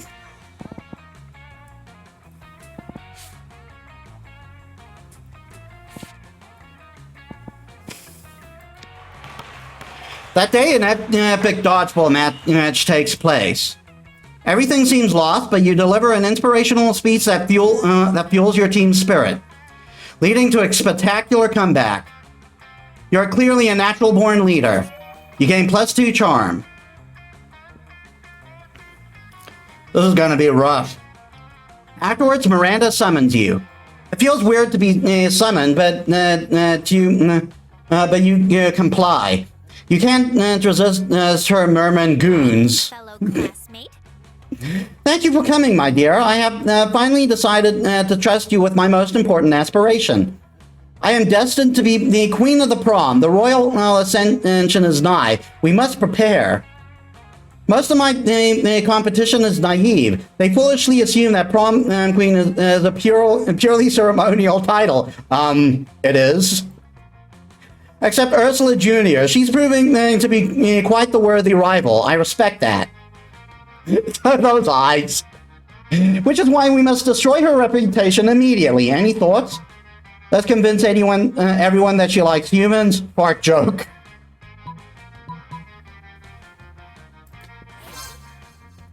It doesn't take much to make someone look bad in this day and age. You, however, are monsters and went for a total overkill. You hire a Chinese hacker to plan 10 years of pro bono work rescuing human babies from lawnmowers in Ursula's name. At reset, Dr. Baby Love of the Baby Love Institute appears out of nowhere and presents her with the Humanity Award. Yes, this will seriously harm her standing with the evil lawnmower creative contingent. That's an important voting block. They're the ones who keep the schoolyard so tidy. You gain +2 boldness, +1 smarts. Sure. Okay, Kronk, where do you want to go? You can't go to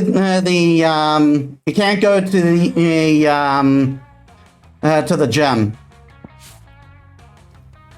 I'll hover over here so you can see what does what. Track field. You can't go there. Why not? It's not a place you can go in this game. You can go to the bathroom, the outside, the class, the library, or the auditorium. Okay, let's go to the library. Oh, whoops. I sent you to class. How dare you? For some reason, my brain went to class when you said library. I'll try to pick from this side from now on instead of the actual building. That day you listened... You trying to make Kronk learn shit. That day You were supposed to be a friendly goddess. Goddess of knowledge. Send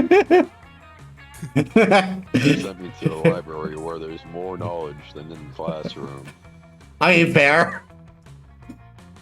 That day you listen to your elders and learn valuable lessons. Sometimes after all the monster nonsense and dating gimmicks, you forget that attending class is supposed to be the primary activity at this high school.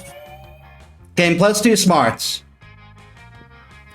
Pretty soon you're fast asleep having a wonderful dream involving caterpillars and maple syrup.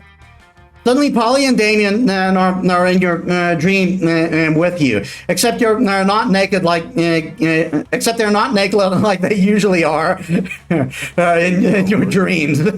Where's this game trying to go? Where's this game trying to go? That Kronk has spicy dreams. Yo, wake up! No way. We need your help, but you goddamn narcoleptic. You wake up just in time. Damien is about to give up and start hitting you with the desk. Alright, here's the situation. Miss Boogeyman just passed out a pop quiz on the history of misunderstood abominations. This is bullshit. I don't even do regular quizzes, so obviously we're gonna ask to copy your test. But you've been asleep the whole time, which is honestly a pretty rad move. But it doesn't help it. So who should we copy instead? You're about to tell them that if they can sleep through this class, they can talk, and they can talk this much during a test. That's probably not a very serious class. But this is clearly an opportunity to score some points with these two, so you can give them some top-notch advice. So give them some top-notch advice. Copy Liam, and he's into that social justice shit anyway. You know who definitely has the answers? The teacher. Copy her.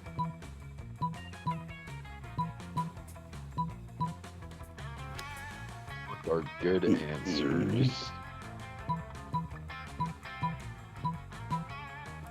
I'll go with the top one. Yeah, that was a good pick. I have a feeling copying the teacher was a bold answer, and with your boldness, you would have failed that. Sick, another excuse to take advantage of Liam. Oi, Nerdboat, give us your answers before I make you eat a bicycle, or whatever dumb shit it is that you like. Should I be a good cop here to balance out your bad cop act? What's a good cop? You guys know the answers are all upside down at the bottom of the page, right? I mean, the answers are never spicy and Harriet the emotionally unstable were-rabbit. Thanks, Liam. You're the best. Was that good cop? How do you even do that? Polly sends the rest of the class. Spends the rest of the class explaining being nice to Damien, while Liam rolls his eyes dangerously hard. You gain +2 charm and +1 smarts. All right. Okay, Z, where do you want to go? Yeah.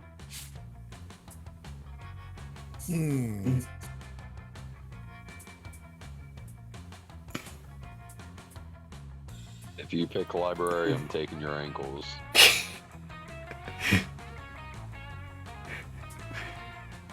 Joke's on you. I have no ankles. To the library. Well, that day you spent some time on the library's PC mining some bitcoins. This is supposed to have something to do with solving algorithms and the rise of cryptocurrency. But you get this, that nobody actually has any fucking idea how it really works. Anyway, you gain +2 bitcoins, which is equal to $2 million, which is unfortunately equal to 2 monster dollars, so +2 money. You see Miranda, Vera, and Polly gathering around the table, all covered in books. Could they be studying? No way. I hereby call this meeting of boss-ass bitches to order. I gather all prior school yearbooks to see we have a clear list of everyone and we're better than. Always the same with you. Wow, what a great use of your time. Who said that? Oh, great, it's the Coven. And what are you three doing here? I'm studying because this is a library at a school. That's spies, villains impersonating us. What? What? Don't you see, Vera? These three are obviously our evil twins. And the middle one is mean and bossy like you. What are you talking about, Polly? You go to class. We go to class with you. You would know. You would know if you three didn't spend all your time doing stupid, mostly illegal stuff. But that's the fun of it. I won't fall your tricks, evil Vera. Are you implying the original Vera isn't kind of evil herself? And look, Vera, the one on the right that has glasses, just like Polly. I need these to see. And see, she has dark skin. Clearly, she's clearly dark, Polly. Well, Polly, just know. Yeah, that's getting kind of... Oh my goodness. There's only one letter away from witches. Good lord. Say, would you three mind studying somewhere else? You're upsetting my minions. Never. Good grades are the backbone of a bright future. We need all this knowledge to save the world from the big bad. Oh boy, if you don't figure out a way to get the Coven out of here, you might have to break up a brawl. Any ideas? Whip out your rooster. Witches hate roosters. pop up the study tables with chop up the study tables with a big axe.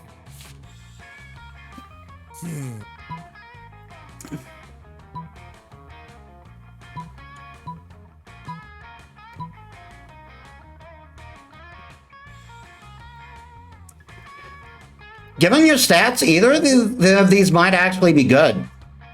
Though, I don't know, I'm not an expert at this game. Yeah. I mean, clearly, I need a guide to get with someone. I mean, you've been playing this game longer than me and him have. True. Fuck the tables! Bring out the axe! Thinking fast, you grab the designated library axe and get to work. Fun fact, all rooms at Spooky High School must contain at least one axe, due to lobbying by the Axe Murderers of America. Well, why? It's good work that they do. Damn the AMA! That looks like someone had a little accident. And I gotta remind you, though, Z has had points with her.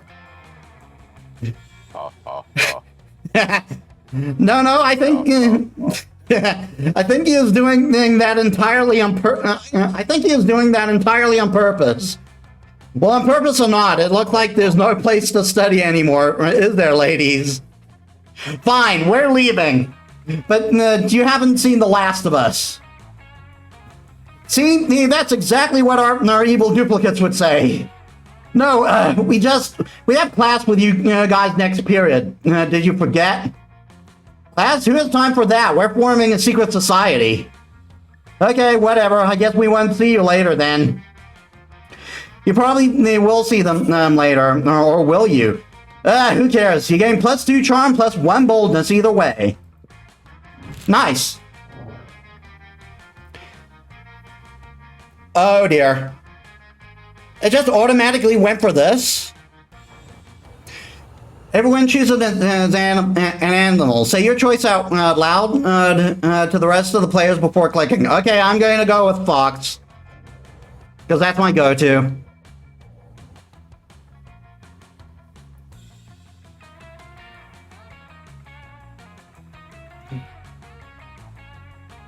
Kronk? Oh. You guys say it beforehand? Yeah, you gotta say it beforehand. A dog. Alright, dog, Yuzi? Puma!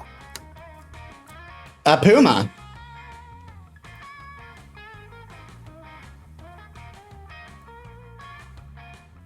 Alright, I'm taking that as puma. In player order, which is based on how hilarious, which is decided based on how hilarious it would be if Z died after being attacked by eight of the selected animals. Start debating now. You gotta admit, it would be pretty funny to be killed by a fox.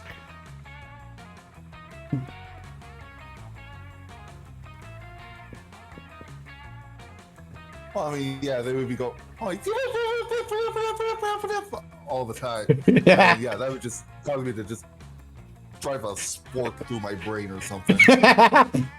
Or it turns out to have, or it suddenly has 9 tails, and you're like, oh, fuck.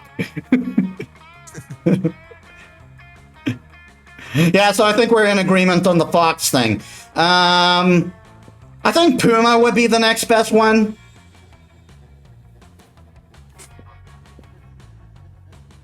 Puma is a wild animal, dude. Yeah, but what are the chances of running in? What are the chances are you to run into a puma every day? Let alone 8. Hi. All right, we have our order then.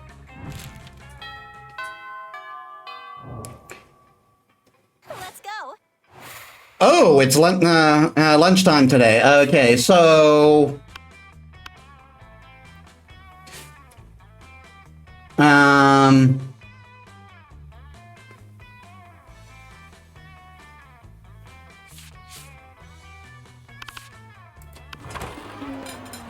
You find Liam artfully arranging his food while Miranda diligently sorts her silverware. Neither of them is eating, obviously.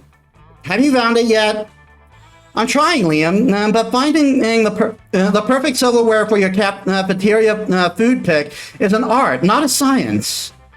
How hard can it be? It's just silverware. Just silverware? I suppose the food on that your food pick is just food? No, it's a metaphor for urban consumption and in a post-modern industrialized mega society. Well, my silverware is a metaphor for silverware. Yes, is that not enough? It's more than enough, but can we try? Can we try it? But can we hurry it along? The lighting is perfect right now, and I don't want to lose it. Hey, Robin, and welcome to the stream. How's your day been? You streamed much earlier than I thought. Congrats with affiliate. Thanks, Robin. And yeah, I had to start. Like I said, I had to start at 3 because of load shedding. Okay, so you're a bit of a silverware aficionado yourself. Maybe you can speed up the selection process while simultaneously demonstrating your knowledge. Try a picture fork. It's a fork for taking a picture of. Nothing conveys elegance and taste. It's like a gloating spoon.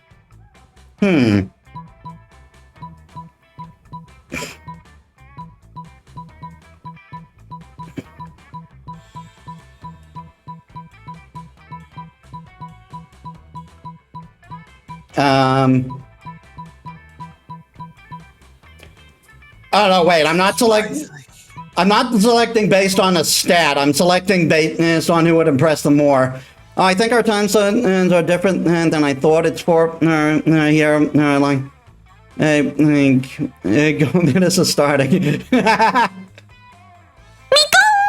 Miko! Nice. Yeah, so, no. Ah, yes, the gloating spoon, the most distinguished of utensils. I love how that's actually a thing. What's a gloating spoon? Well, of course you wouldn't know about it. Rude. No, I wasn't being rude. Rudeness is simply a way one must introduce a gloating spoon. Oh, I'm sorry, I didn't know. Well, of course you didn't. You're not as cultured as I am. Such smug superiority, I'm no match for the spoon. Miranda produces the gloating spoon with such fanfare. Now, it looks like a regular spoon to you, but then what do you... no, you peasant. I gotta do this. Since they mentioned fanfare.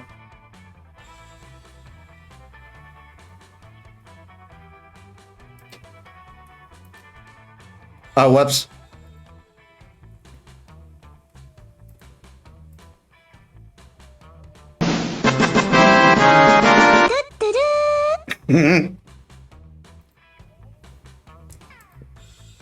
You convince Miranda to spend some time with you after lunch, lovingly explaining the spoon and finer points, even though the spoons don't have points. All right. Okay, Z, where do you want to go? So I'm my sisters for another hour, but I'm gonna sneak in as much Metis stream as I can. Thanks for the lurk, Robin. I'll hang out with Polly and Vera. Alrighty. You arrive at Polly and Vera's table and find them eating. Wait, both of them? Oh, yum, I sure do love food. Oh, jeez, it's this. I am so sorry, Z. I sure do love food and eating. Look at the food go in me. Yes, this cafeteria Sloppy Joe's surely has a subtle flavor profile. Finally, you notice the cause of this absurdity. A well-dressed businessman sitting at the next table, watching both women intently. Oh yeah, I know. No, you like the. I know you like this, baby. My eating is realistic and erotic. Be cool, Polly. This man wants to pay us for eating in front of him, not screaming about eating. Is this not what eating is? I forget. While Vera tries to explain eating to Polly, the businessman shyly approaches you and gives you a small bow. Much obliged, friend, he said in a soft voice. Are these two fine ladies your friends? I must confess that I have searched far and wide for a suitable candidate to fulfill my rather unusual fetish. Paying a student at a high school for monsters to eat food while I watch politely from a distance. I am so sorry, Z. But I find myself unable to choose which one of these two beauties to hire. The snake-headed one possesses a certain grace. Yeah, pay me, motherfucker. Pay me to do a thing I was going to do anyway. But the translucent one has such passion. I don't even want the money. This is just fucking weird and I love it. In your opinion, the businessman finishes, which would be the wiser choice on my part? The Gorgon, obviously. Look how many mouths she's got on her head. The ghost for sure. No, I've never seen someone eat so convincingly.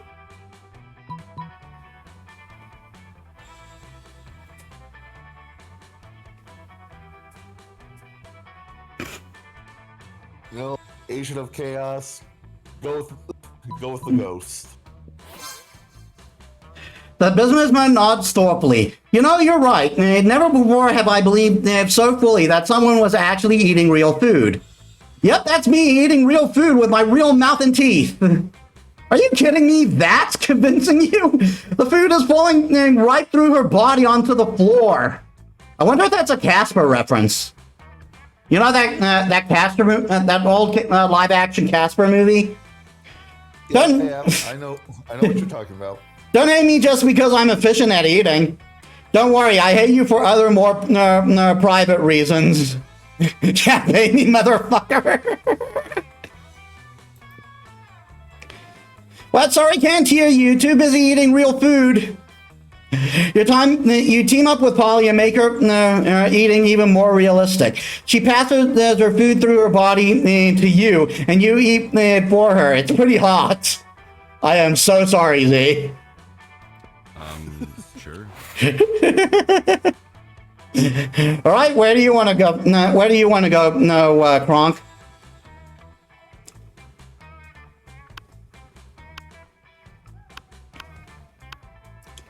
If you want to score points with Damien, he's free.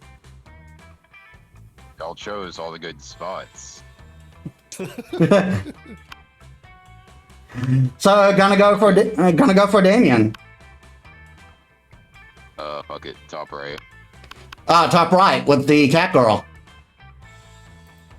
Sure. Show me that money. Hi, stranger. It's been a while. I've missed you. It's okay. You can look at my stuff. Okay, so here you have to buy something. If you exit, you skip your turn. Now, the present here is free, but word of warning, and whatever you get from it is random. You could lose stats, you could gain stats, you could lose some stats while gaining other stats, that sort of thing.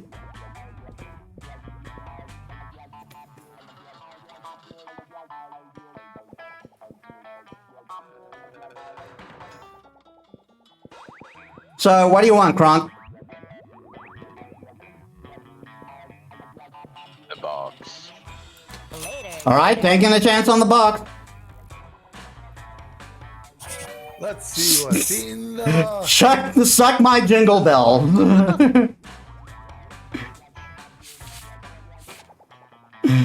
It's edgy as fuck, but form over function, bitch.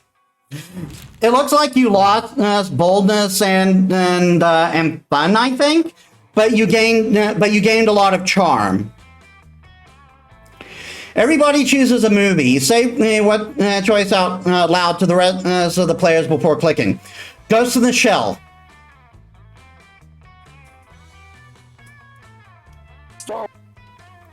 Star Wars. Alchemist Brotherhood. Huh? Full Metal Alchemist Brotherhood. That's a movie? I thought it was a series. No. All right then. Brotherhood is the movie. Ah. Okay.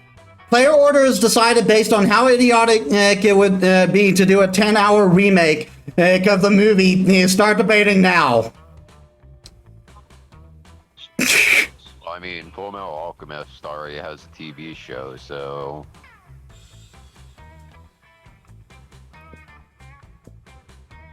And there was already a live action remake of the Ghost in the Shell movie. And from what I've heard, it's terrible.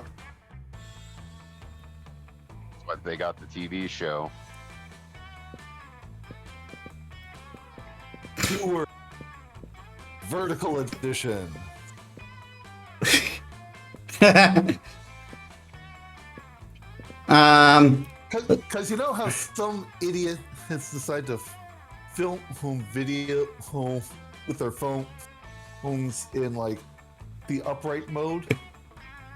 Yeah. Now imagine a 10-hour remake of Star Wars in that mode. Yeah, I think he kind of wins out on that one. I'll put myself last because the remake already happened. All right. Okay, so who was it? Oh, it's Z going first. Where do you want to go, Z? Let's see.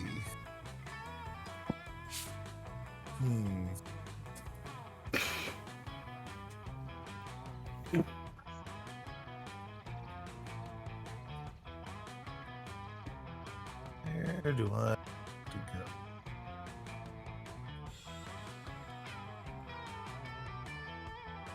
What am I going for this round? I am going for Miranda because I won Polly last round. Though technically I should be going for Liam at this point, and because apparently they already have the endings for Miranda since you got her. Have you thought? Let's see. Let's go. Go with. Oh, man. Where to go?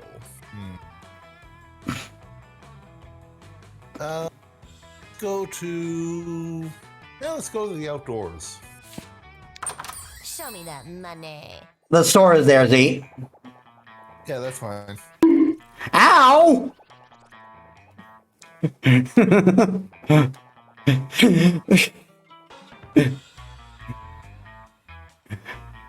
Speaking of betrayals, good old Z, what's it going to be today? You gotta get the box. Later, Gator. Ah, whoops. Well, I heard Kronk and thought Z for some reason. Wow, thanks. Well, let's hope it's a good one. See what's in the box. Ooh! Ooh! Oh, that hurts! You got a lump of coal, so you lost everything, Z.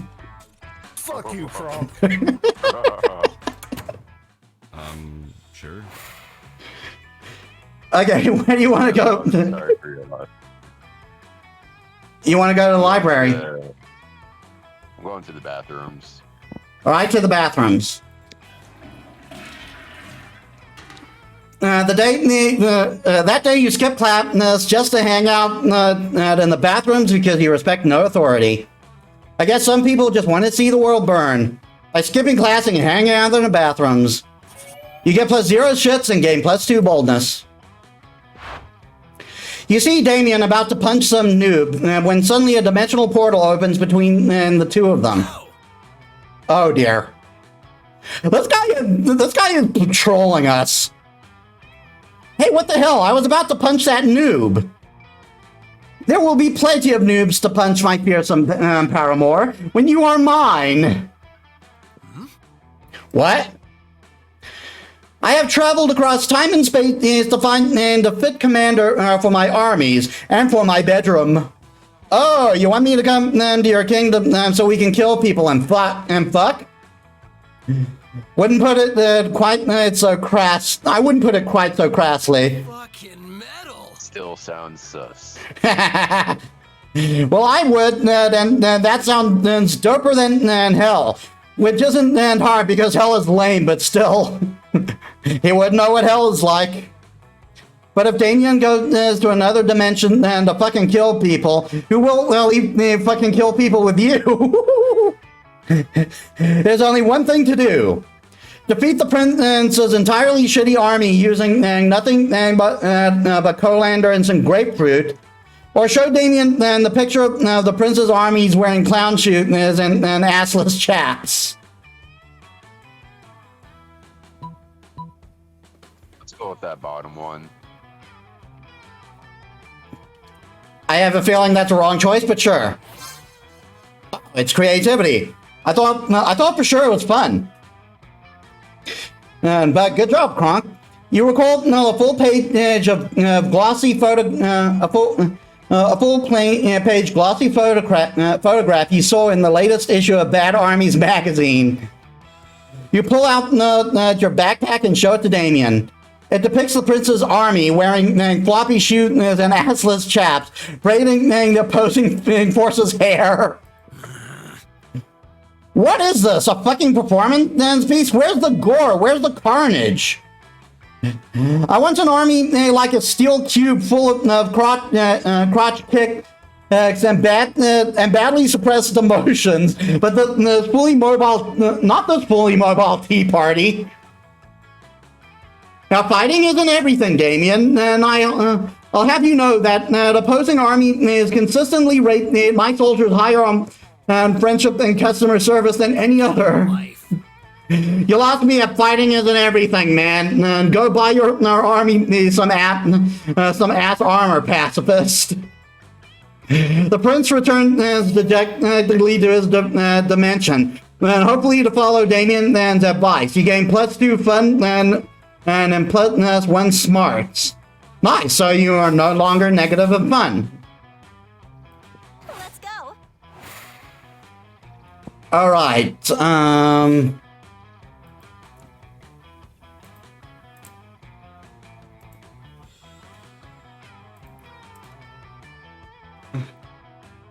Oof, I've still got a ways to go.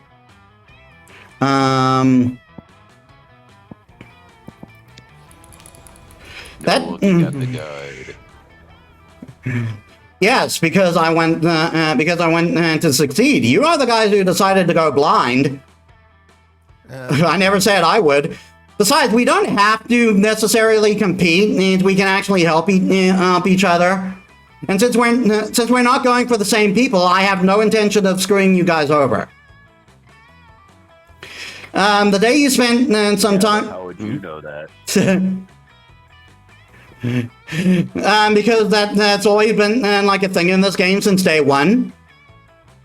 And I think I saw Fan Friday Jesse did at this game one. It's like a long time ago. That day you spent some time on the library's PC playing some good old online poker. And besides, the guide just tells me what stats I need. Like it doesn't tell me what choices do what or anything. It might, but I'm not looking that far. I'm just looking at stats. Gambling seems like a stupid and dangerous decision. But who cares? This time it paid off, so fuck it. You gain +2 money. Somebody puts a sack over your head and throws you in a car. You drive for hours before they let you out and take the sack off. It's clearly the first floor restroom. Miranda is sitting on a makeshift throne while her goons jump in and out of the toilet. Greetings and salutations. I'm glad you came. My prom queen campaign is moving on to the next stage. Your expertise is crucial for this part. Most of my inner circle are fish. Hardly helpful unless genetic engineered beyond recognition. Speaking of which, I need to help you sneak. I need you to help me sneak a 3-meter tall, heavily armed cod assassin named Tresca into the school. No reason, but if your friend with that singing harlot Ariel, you best say your goodbyes. Ouch! Taking a dig at Disney. Do nothing. Every student at our school has some kind of bizarre monster. We need a diversion. Release the Kraken.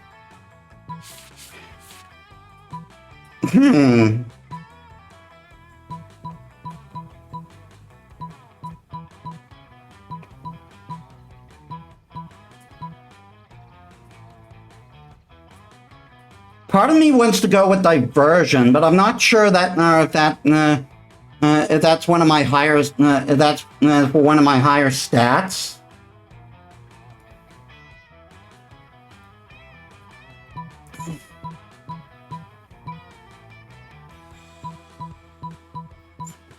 It could it be charm?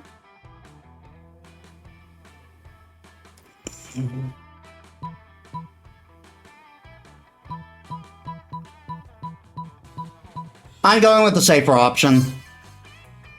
That is so true. No, as a matter of fact, I think we already have an enormous, heavily armed catfish at our school.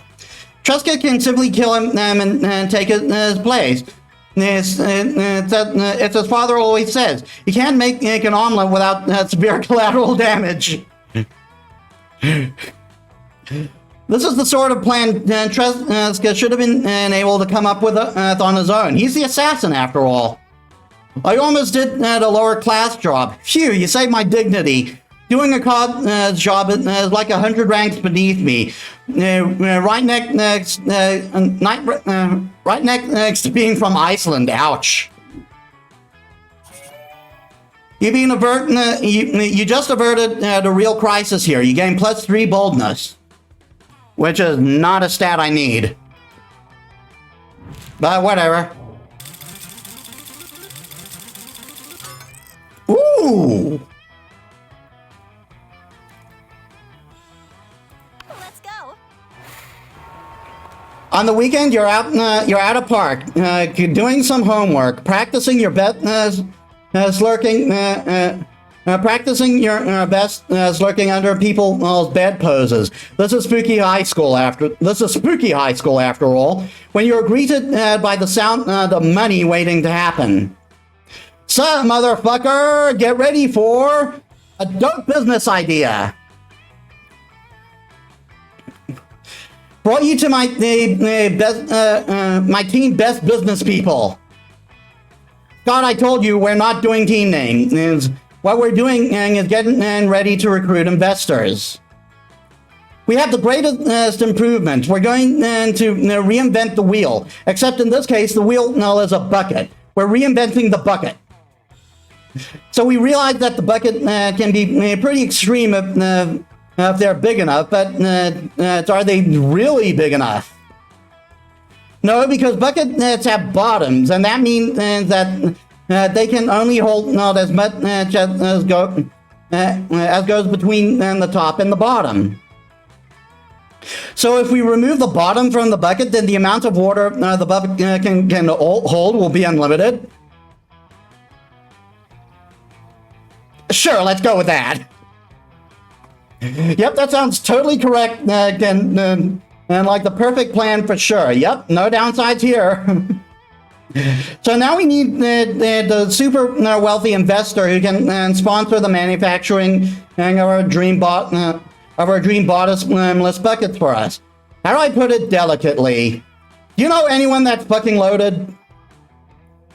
You check your phone. Vera would never invest in this. Miranda, no, she's already investing in a bucket company, so it would be a conflict of interest. That leaves you with Kronk and Z. Kronk is your dude. He is the one who pioneered the idea of the subway delays, and then subsequently invested in. And cab company is the most perfect scheme of all time. He just inherited a bunch of money from a rich great uncle who didn't even speak until he found out he was wealthy and terminally ill. Ethically questionable, sure. Fiscally successful, definitely. Who do I go with?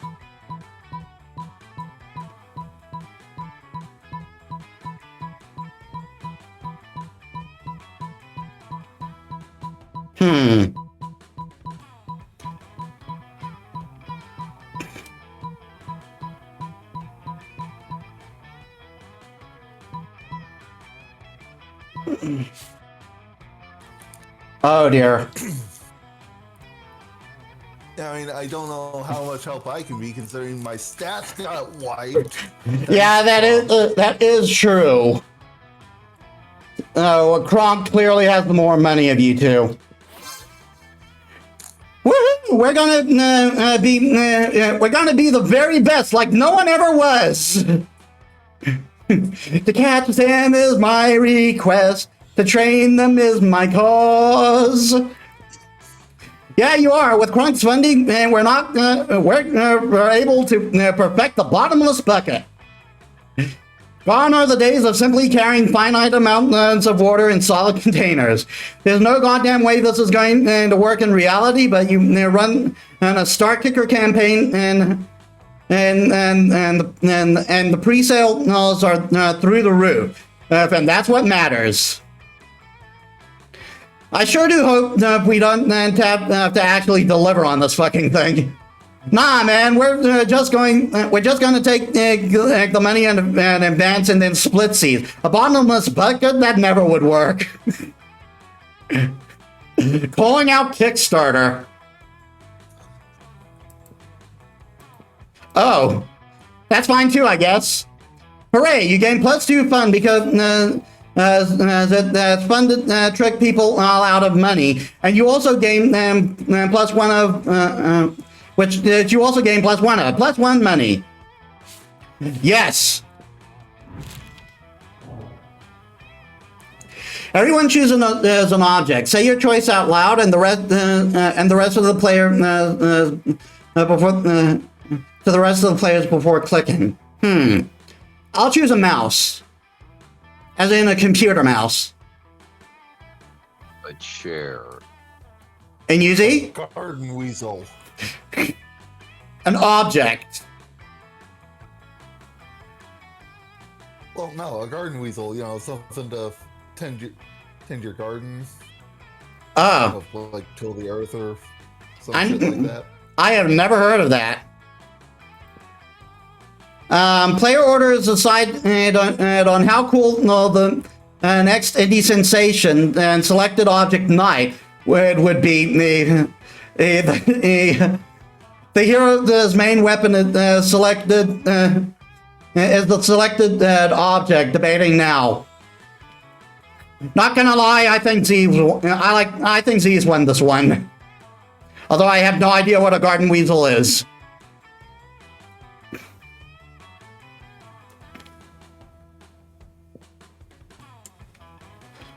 I think I'm pretty much last here, to be honest. A garden weasel is something that's used to kind of like till the earth, break it up. So kind of like a hoe. Something like that. Okay, so...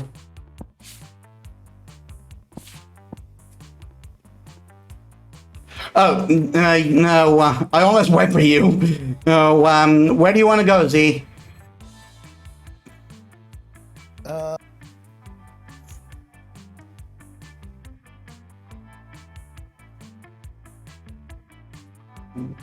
Let's see.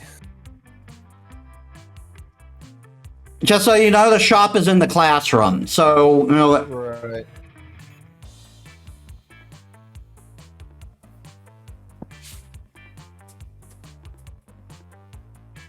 Hey, you know what? Head to the auditorium.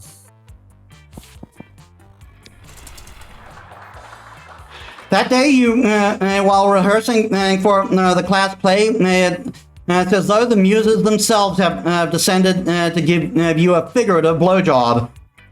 Your performance is intense and inspiring. It will be remembered for generations, which is pretty rad by high school standards. Okay, +2 creativity. You're no longer at all zero, Z. You see Polly looking unusually depressed. She's usually on hella good drugs at this time of the day. You ask what's up. You okay? Yeah, I'm good. I'm gonna live forever. She's wearing a plague doctor costume. I was yelling that at a party last night because they were playing a cheesy fame song, and you know the one. And what? How is it called? How it called? Ah, yes, I'm gonna live forever. Duh. But then I realized it's like literally actually true. And forever is like a really, really, really long time, you know?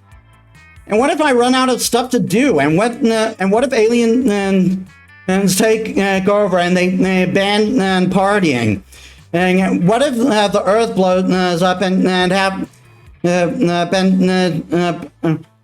what if the Earth blows up and I live in space with dumb, boring space animals? I get bored when the bus takes an extra 10 minutes to arrive. How am I ever going to stay hyped for eternity? You don't have to. Whenever you get tired of existing, just piss off a brief meth.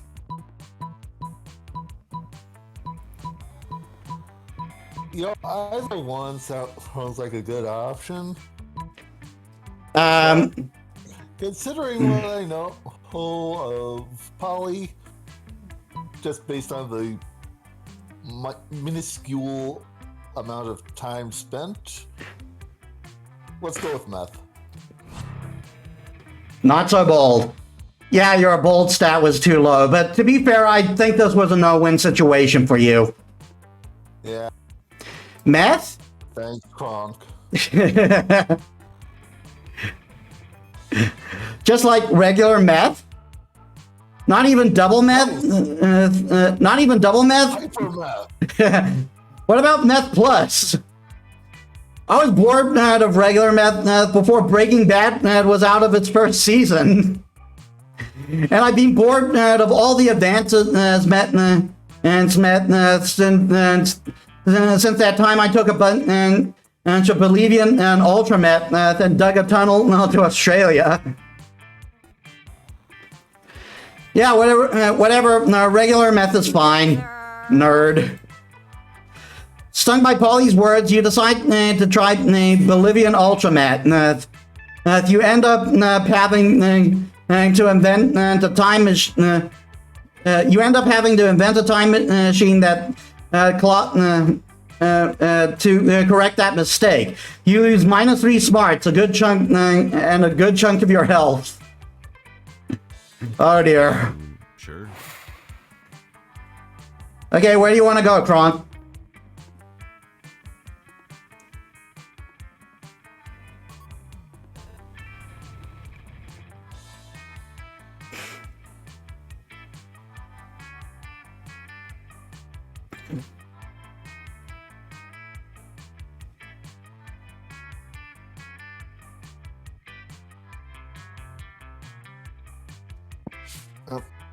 Kronk, you're muted.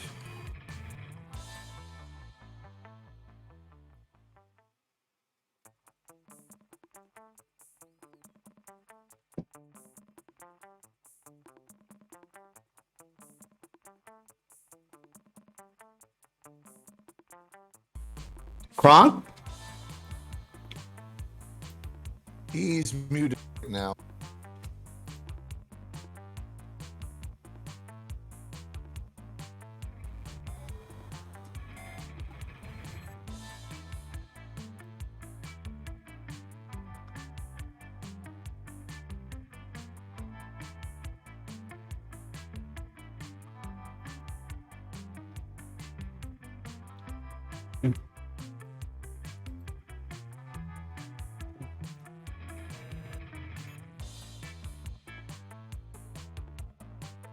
Kronk, you're muted.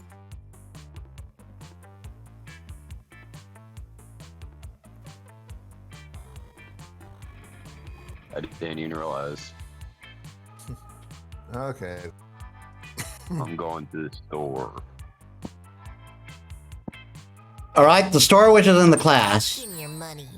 Yes. I'm going for the box again. You can't. Why not? Apparently you can only take it once. What do the other things do? You can have a tattoo, a sexy fake Latin accent, a PR agent,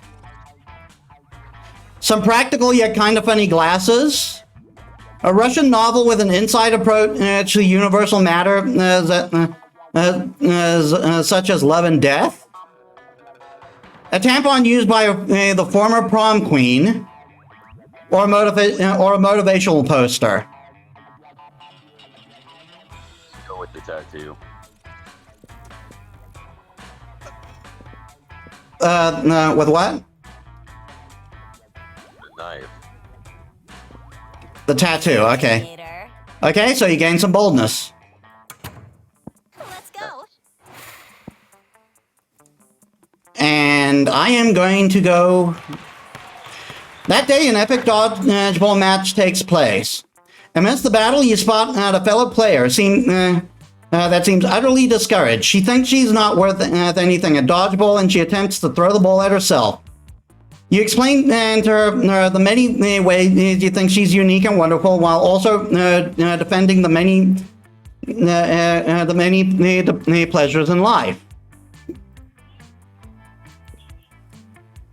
With your help, she's capable of finding reasons to keep playing and gain a sense of self-worth. You gain +1 BFF. Sadly, she's not part of this game, and so that beautiful friendship will take place off screen. And +2 charm. All right, everyone, let's get ready for a rousing round of middle-aged style shinty. Yes, really? Just kidding. It's more dodgeball. Liam, Miranda, you're the team. You're the team captains. Miranda, you pick first. Oh, I guess Metis. Metis pulls you aside and begin. Miranda pulls you aside and begins talking in a strange whisper that is probably definitely audible to your fellow students. It's always a great blow to my honor to lose at anything, even a foolish peasant sport like dodgeballs. Quite frankly, I'm not even sure that you're up to par, but you do seem like you spend a great deal of time examining your fellow students. Excuse me. Almost as if you're obsessively ranking them in your mind as to who would be the best prom date mate or some such thing. And that's the entire goal of the game. Oh man, did Miranda pull you out or what? Tell me, so that my royal reputation is not sullied by losing this poultry game, how best can I assess the skill of my fellow students and therefore lead my team to victory? Great question. Time to take a royal stab at her heart, not literally though, by coming up with an equally great answer. Loyalty is crucial. See who admires you most by having and your classmate has composed ballads about you. It's not about students as individuals. Think about how they fit together, like an elegant set of silverware.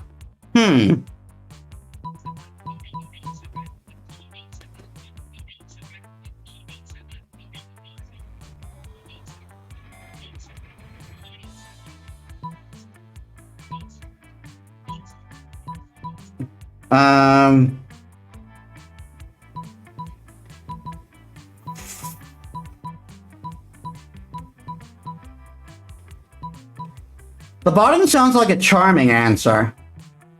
Or it might be smart.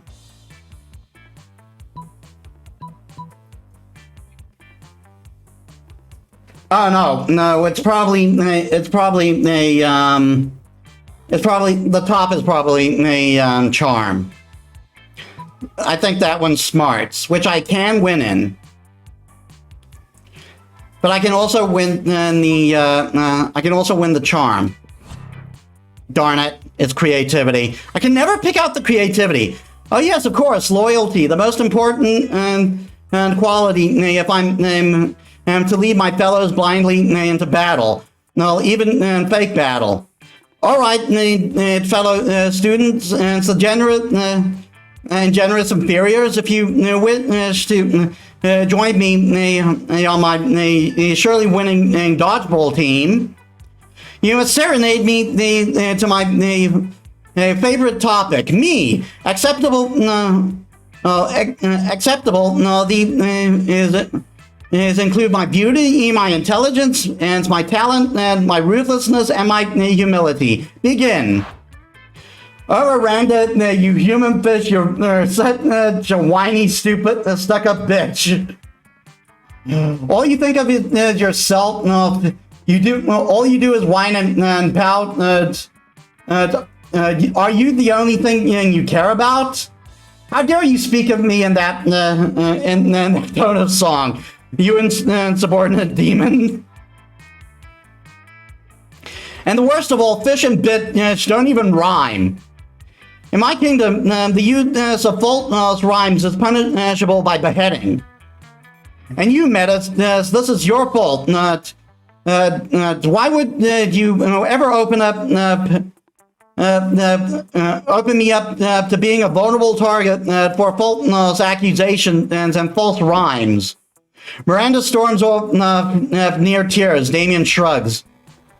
I don't know what her problem is. I meant it as a compliment. Egocentric and selfishness are two of my favorite qualities in a person. Irrelevant. Damien may have been in... Oh, darn it, I lost charm. Damien may have been well-intentioned, but your intentions towards Miranda have been obscured by shoddy lyricism. You lost your -2 charm, -1 smarts. Darn it. Everyone choose something bad and say your choice out loud and test the as the player and to the rest of the players before clicking.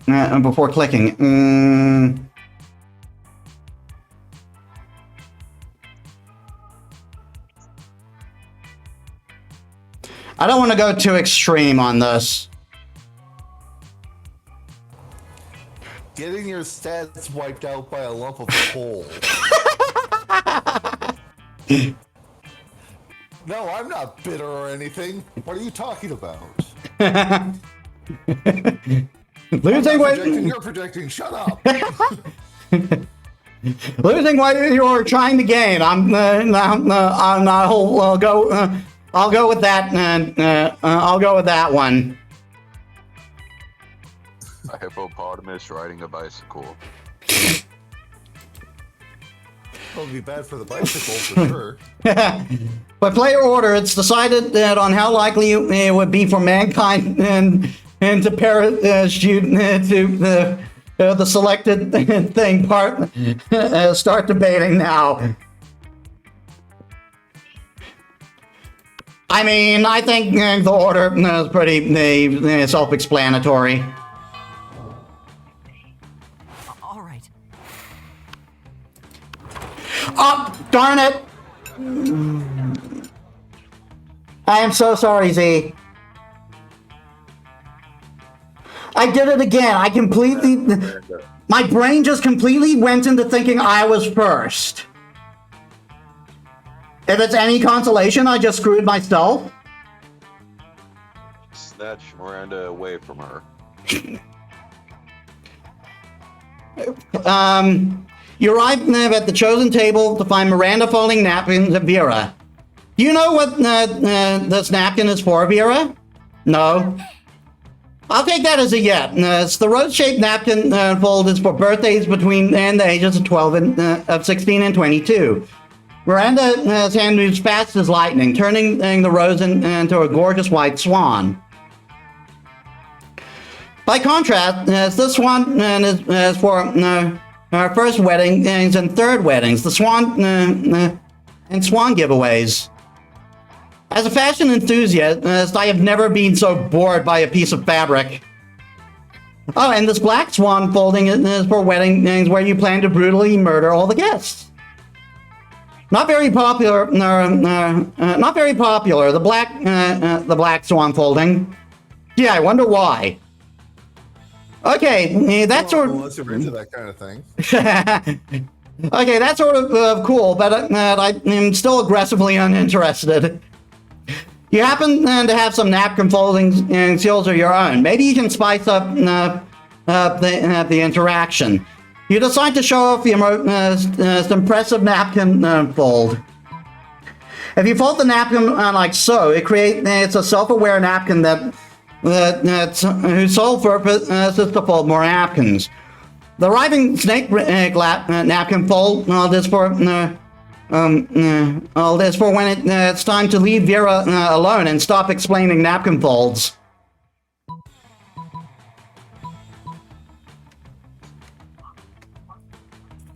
I have no stake in this either way, but let's go with the self-aware napkin. Oh, that's adorable. Look at folding everybody's napkins. It's like a tidy, adorable serf.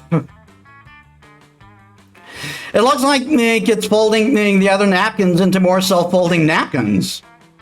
I know, it's so efficient. And go, little napkin serf, be free. Aren't you worried this will turn into a self-replicating napkin scenario? Progressing geometrically until the world is nothing but the napkins? Why? That sounds lovely. God, this is impossible. God, you're impossible. You seem to have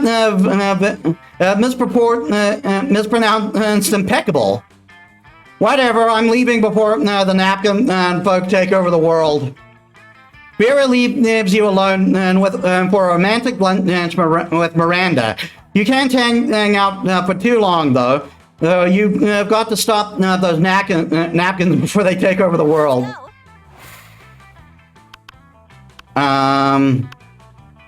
I'll go with the coven. You're enjoying your meal. You're enjoying your meal in peace when you hear the unmistakable sound of three throats. It's clearing.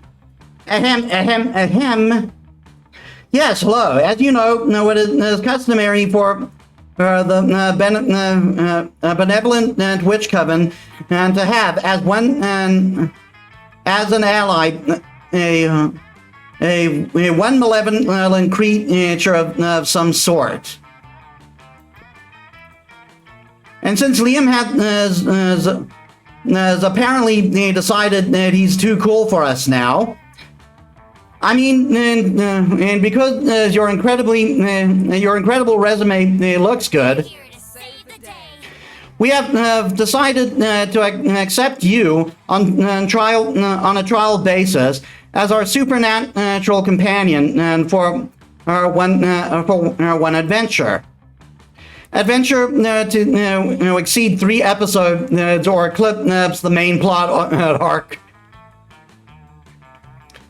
Is this like a jab at Charmed or something?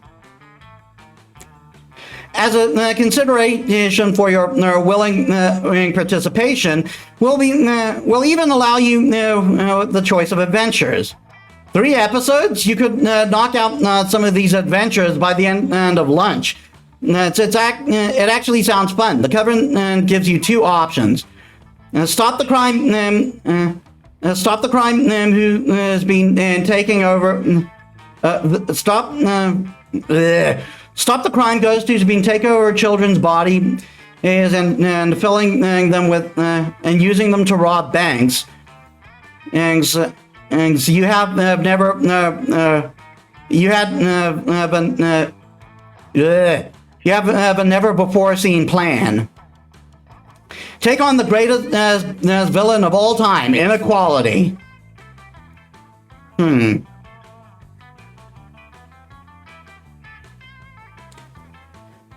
The first one sounds like smarts, which is where I'm strongest.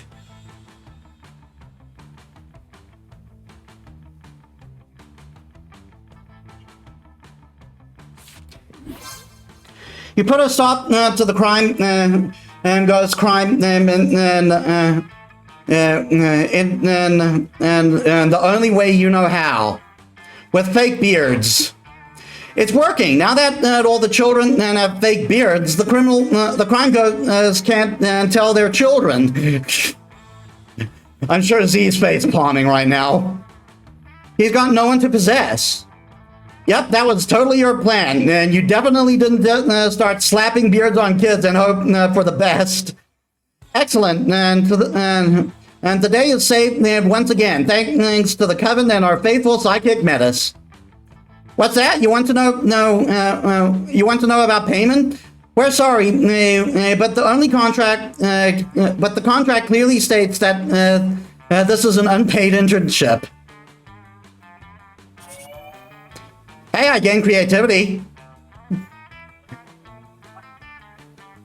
Your contract does say that. Oh well, at least you gain +4 in creativity for your lateral thinking. Sure. Okay, where do you want to go, Kronk?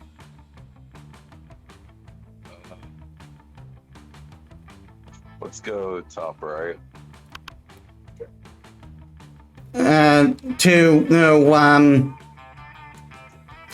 To Liam. Yes. Liam and Polly aren't alone at their table. No, they're flanked by 2 beefy hobgoblins and school security uniforms. What do these 2 have bodyguards now?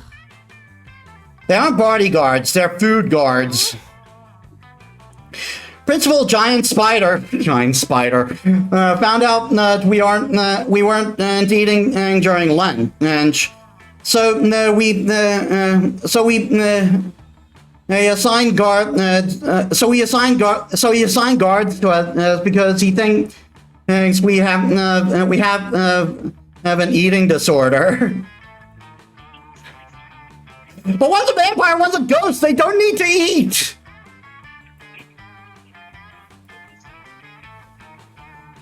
We have an eating, and if we do have an eating disorder, it's called being dead.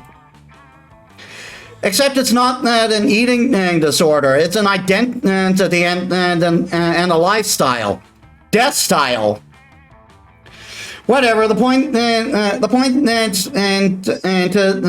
that they won't tell it.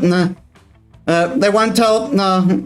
They won't let us leave until we've eaten our food, which will be never. And I have a meeting of the Smug Superiority Club to conduct next period. I can't be late. If you could just figure out a way around these food guards for us, I'll be super grateful, like in a sexy way.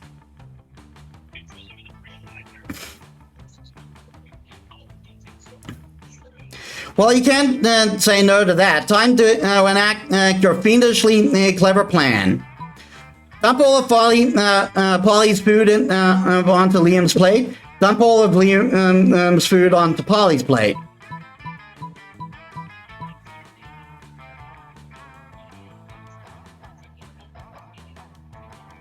on Liam's plate.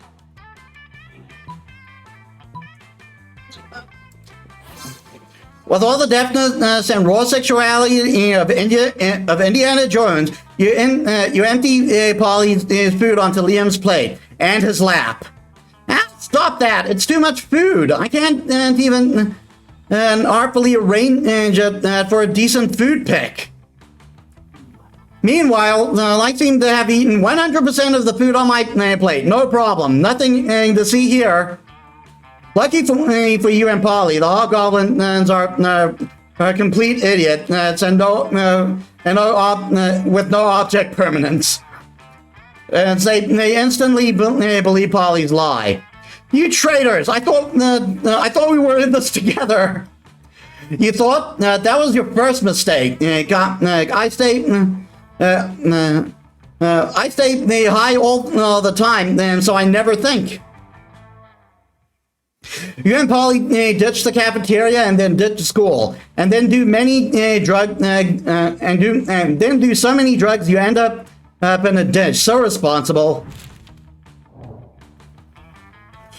Everyone chooses something cool. You can you say your choice out loud to the rest of the player before clicking. Gunblade.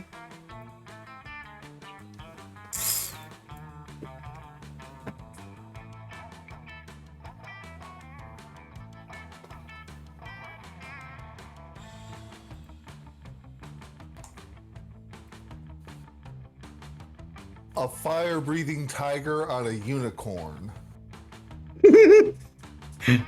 That's a good one, actually. And the unicorn is driving a Harley. You, Kronk? A crab with a top hat and a monocle. Sophisticated crab. Good choice. Player order is decided. The player order is decided based on how weird it would be to find the selected thing as a prize in a Happy Meal. I'll start debating now. I think Z's clearly won this one with you in second, Kronk.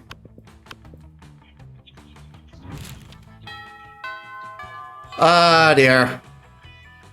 All right. Don't accidentally pick for Z again.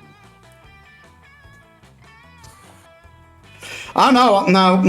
I was picking order. So Z, where do you want to go?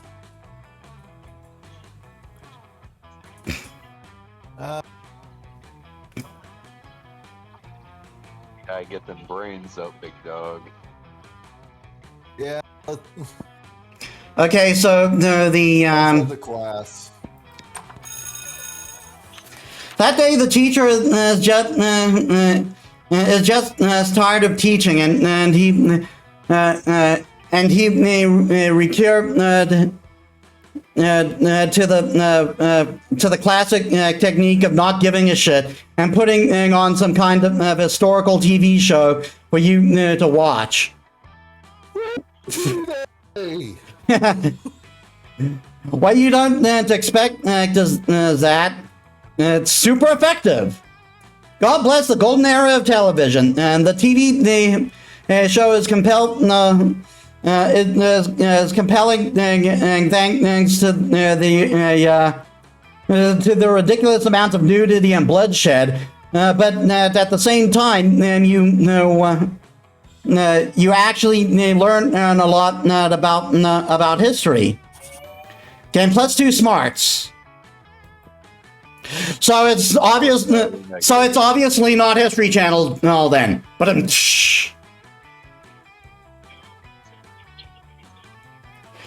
while you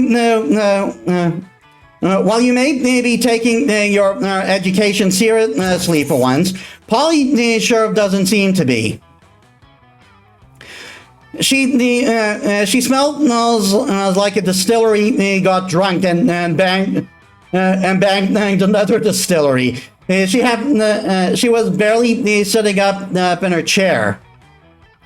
The teacher asked her what the capital of Spain is. 11.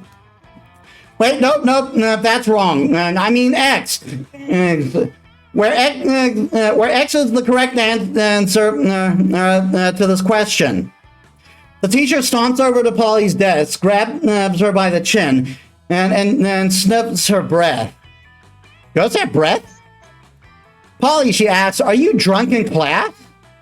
This is the one question and with no right answer. You better call it as a diversion, and for Polly, you better cause it a diversion, and before Polly get found out. Thank you for the hydrate, Robin.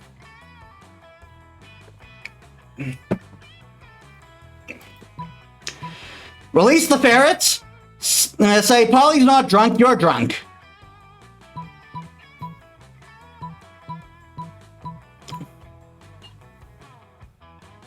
You know what? I gotta do this because if I didn't and my friend Kiki Cannon found out, she would be very upset with me.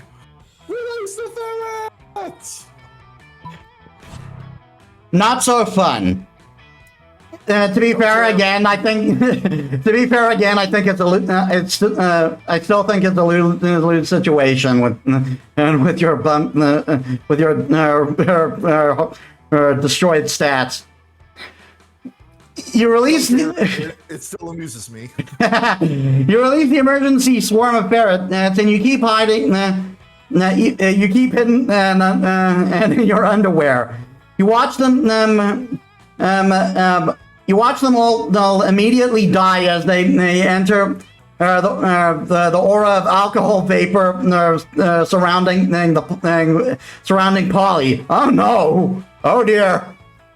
You've murdered ferrets, Steve. You've murdered ferrets. How does that make you feel? I would like to apologize right now to Miss Cannon. Definitely check out her podcast with my other friend JP Tuesday on Rewatching the Magic over on Podbean. Plug. Save yourself. Whoa, did all those ferrets just die because of how drunk I am? I mean, how drunk I'm not. But it's too late. Polly gets detention for being hammered in class. And you get detention and for unleashing your crotch ferret. You lose. You lose -2 smarts, -1 fun. You lost the smart you gained, and you lost fun while you were at it. Sure. Okay, where do you want to go, Kronk?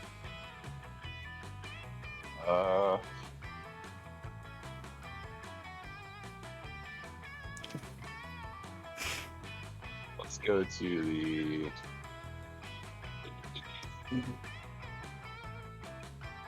Let's go to the library. Actually, no. Let's go to the auditorium.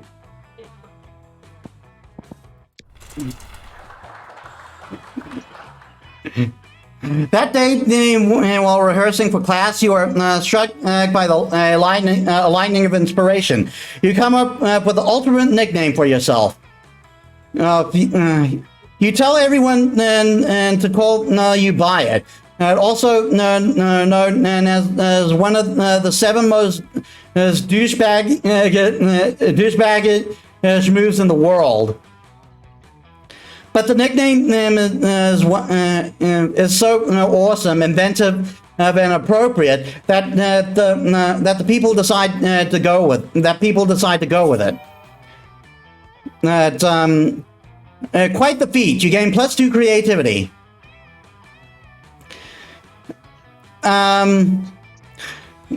we the devs dare you to actually come up with a nickname for yourself and ask other players to call you by that name until the end of the run.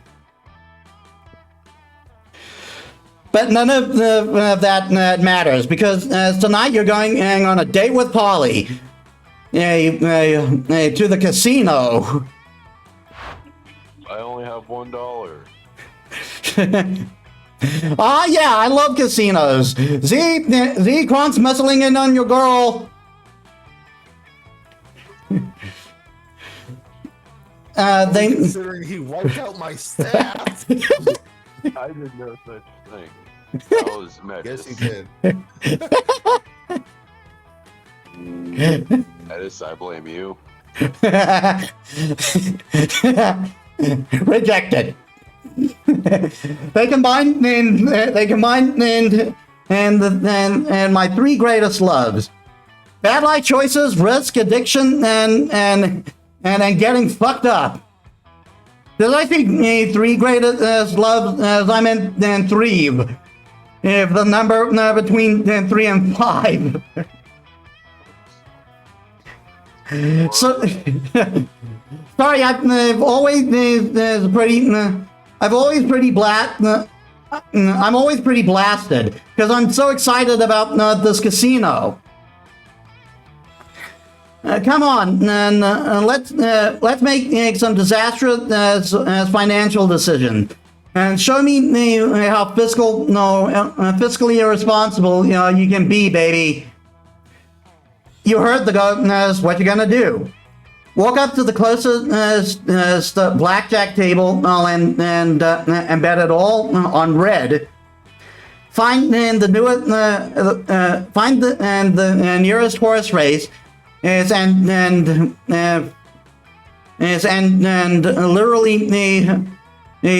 literally bet your life on it. Oh, decisions.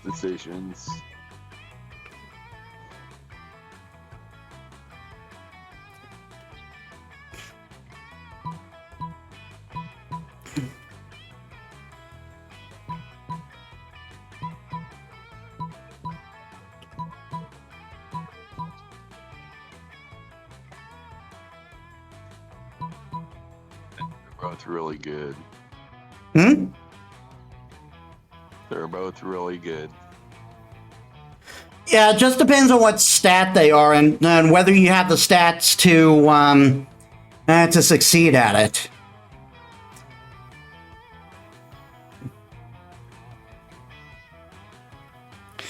I'm thinking your best bet your best bet is the second choice, though, but I may be wrong.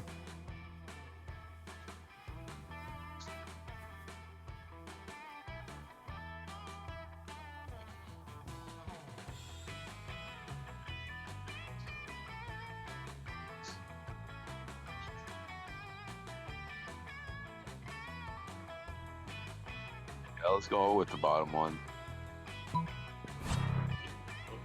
Yeah, I was right, man. But like I said, it was your best bet. You just didn't have the stats. I think this would have been a lose-lose situation. Because the top one seemed like money, and your money's only one. Whoa, I can't believe there's a racetrack inside this casino. No, that's usually not how it works. Yeah, of course that's not how it usually works. But Monster has done But monsters don't don't normally go to don't go to high school either. So so shut up. How much money are you going to bet? Wait, Why did you write my actual life on a piece of paper? Sign it in blood and hand it to the bookie. I don't know what's going on, but I'm pretty sure it's gonna be sweet. You bet your life on a horse called Three Bad Legs. Well, nice knowing you, Kronk. And that, on the hunch that it must have one really good leg.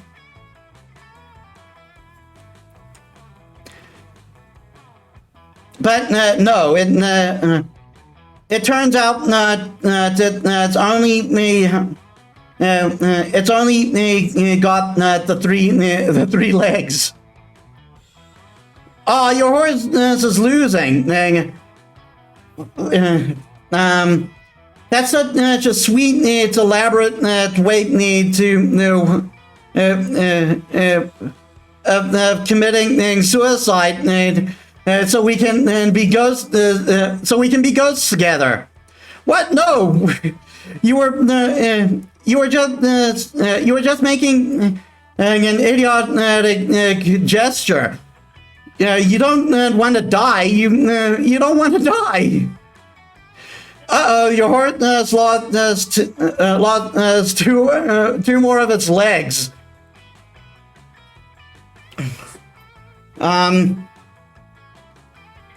Be ready to die, I guess. You turn and run. The bookie gives shade. Is waving two wicked axes in your wake. Ah, what? Are you racist against dead? Dead racist! Boo! And not the scary boo. No, the bad boo. The worst boo of all is you. You lose -2 fun, -1 boldness. And part of you and part of your butt cheek. Let's go.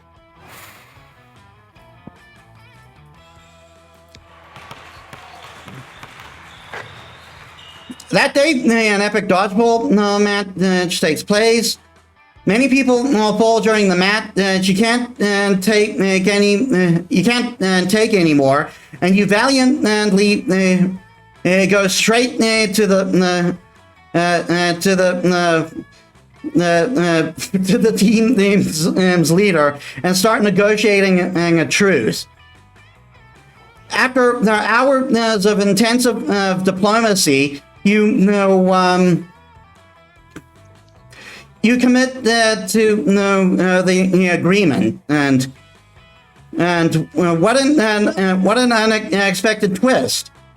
You came +10 righteousness, but this game is so wrong in so many ways that you would be lucky if you would if you could do anything with that, and +2 charm. You open your locker, and a cloud of dust knocks you out. You come to your senses, plummeting toward the earth,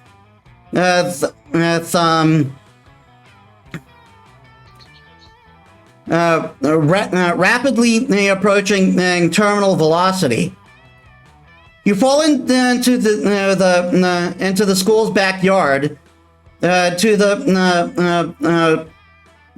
the hands of Miranda's biggest goons, and your classmates don't notice. It didn't work. None of them even noticed your glorious fall. People are so used to spectacle at the school. Soon, the slowest engine is tiresome. I need a glorious act, a grand gesture to secure my throne. Can you think of something while I flay my salmon?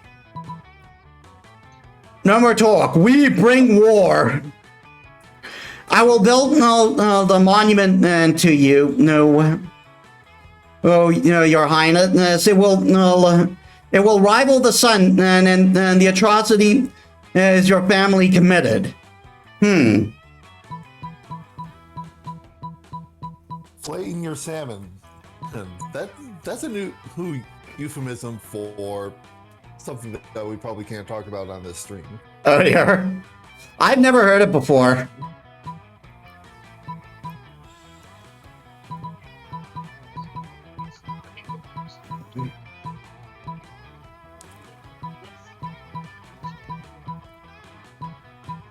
I'm thinking charm. Atrocities? Why would you say that? We never did anything bad. Only what's necessary. I thought you understood that. I thought that we would put the peasants down together. Oh, I wouldn't even. I shouldn't even be here. Father wants me home by 5 to violently suppress the rebellion. Miranda walked sadly. Walked sadly toward the sea where an amphibious tank awaits. It's how insensitive of you. You lose -2 charm, -1 smarts. Okay, Z, who are you going for?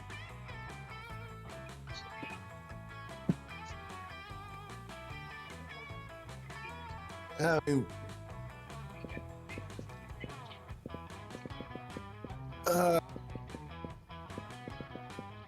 really don't have much option here, do I?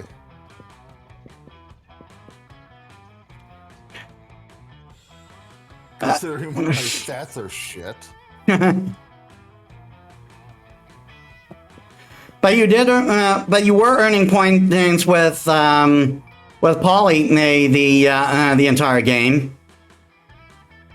You know what? Let's go ahead and give it a shot. Hey, boo! Worst she can say is "fuck no." Oh, let me get back to my drugs. Who are you going? Who are you? What about you, Kronk?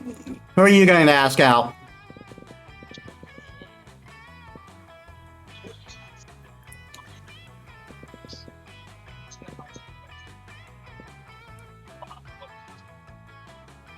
What was that, Kronk? No, man, because my stats. Who goes for smartness and charm?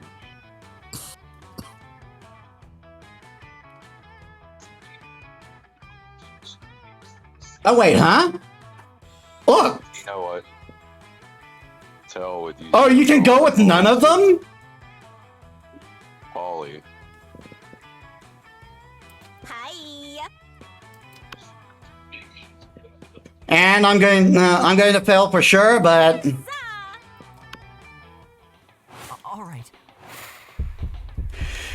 you finally pluck up your courage and ask your beloved to the Monster Prom with you. Not a chance in the world, darling. And poor life choice. This is how I died. So now, I can tell a poor afterlife choice when I see one. And Boo, you're a big one. Tried and failed. It's okay. You moved. It was the coal. Yeah, the coal really screwed you. It's okay. You moved on from this horrible and shameful failure.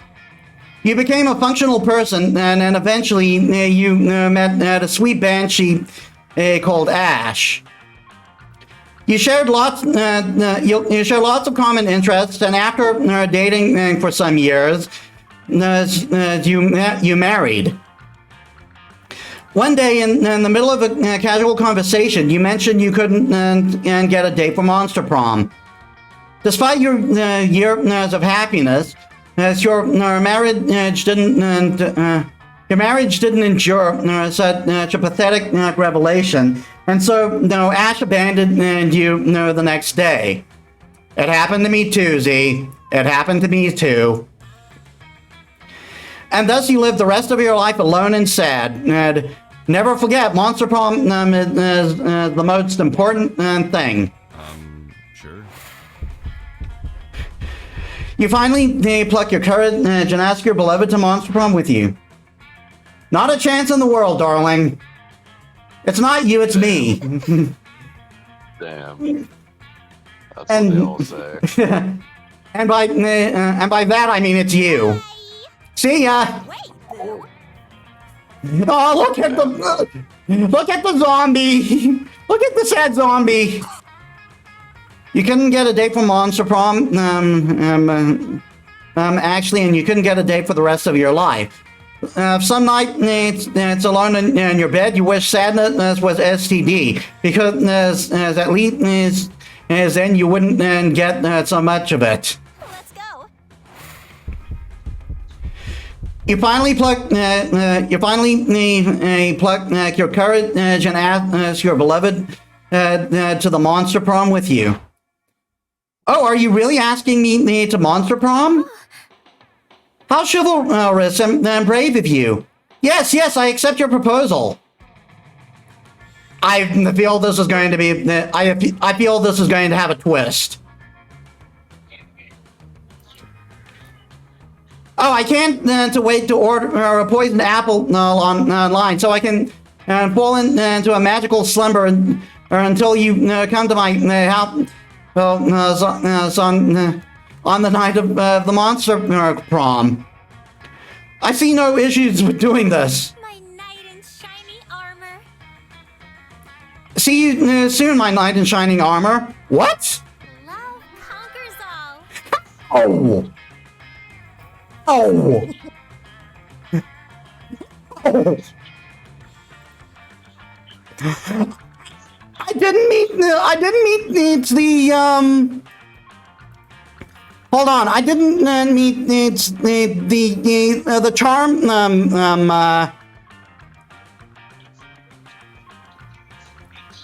At this point, don't argue with it. I'll choke you out. Oh, I was looking at the wrong thing. I was looking at regular multiplayer, and I was looking at and I like basically over I basically over I was basically over what I needed. Because what I needed with Miranda was seven hearts, 7 charm, and 7 money. So that's how. By failing to succeed, I succeeded.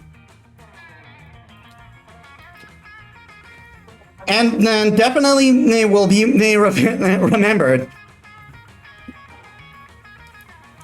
Thanks for the stretch, Redeem Kronk.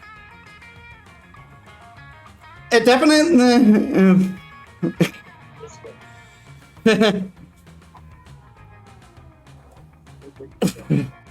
It definitely will be remembered. With Miranda brought.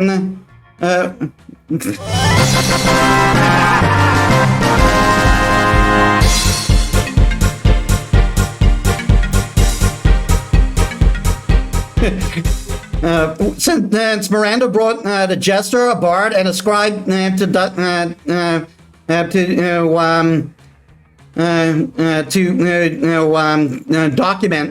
document everything. Probably centuries from now, mer people will still sing songs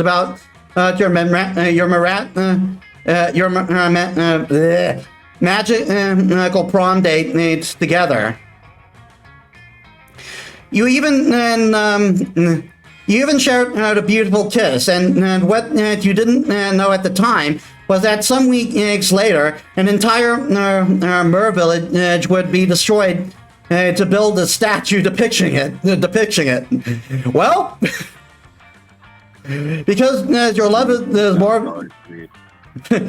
Because your love is more valuable than the life of many, like literally.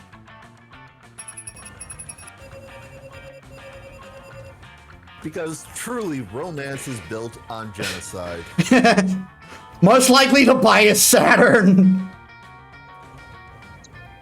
You know what? I actually if I ever had the money or the ability, he sabotaged me. The fuck I did. Well, I'll tell you guys. What stats you needed during the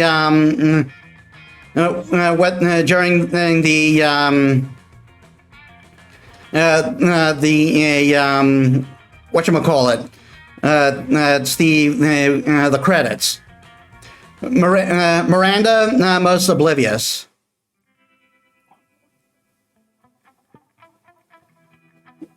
2 weeks, and you want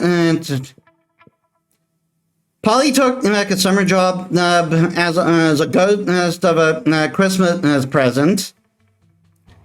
As the ghost of Christmas present. Blech. She spent most of her time partying. There was almost no work against, there was no work because, it was summer. Miranda got a job being a princess of her kingdom, which was actually the kind of her job already. Well, you don't see her complaining about it. Scott became a world-renowned athlete, but he ended his career to come back to his hometown and make the job of the athlete he admired to take on the job of the athlete he admired the clothes the most. Now he's back to his high school again, working as the coach. Okay, so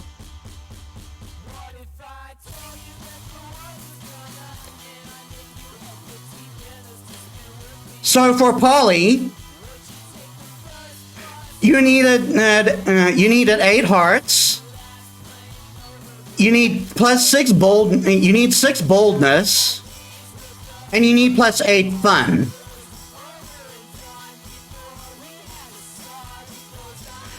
So it was pretty much a lose-lose situation for Z. And for Damien, you needed 6 hearts, 10 boldness, and 5 fun.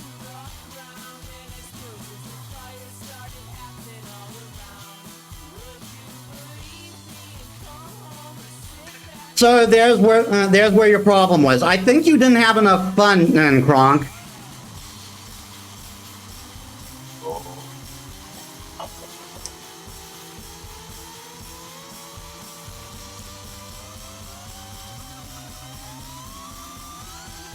And again, and probably could have done better if it wasn't for that fucking cold. Yeah, you probably could have. Yeah, Metis. How dare you do that to my boy Metis? To be fair, we kind of both had a hand in that. I just saw the picture. You know what? Just for that, I take no responsibility.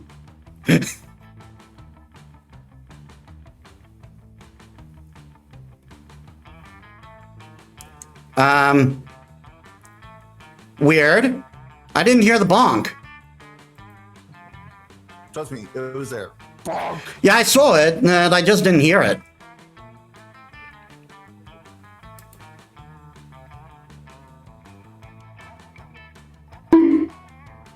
Yeah, it worked for me. So I will bonk myself up in Z's for Z. So thank you guys for joining me in this game. I think it's about time then we call it. I don't think we should go for another game. I think we should move on to the demo section. So thank you for joining me, you two. So is there any? Do you guys want to plug anything while you're here? You what? Do you want to plug while you're here? Plug what? Like, do you want to plug? Do you want to plug someone you watch or something, or maybe you want to plug your own channel or something? Just something like that. Yeah. Plug my own channel.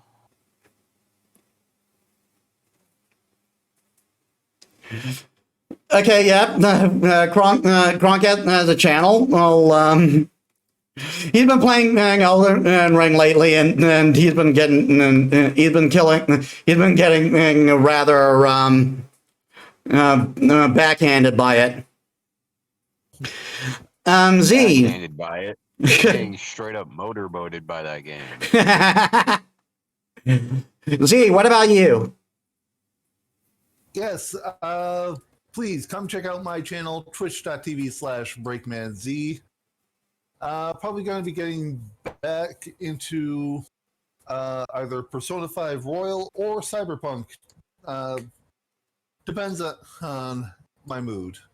And you still haven't resumed. You still haven't resumed. Whatchamacallit? What is it called? That Legend of Zelda game. Which one was it? Was it Legend of Season? Was it?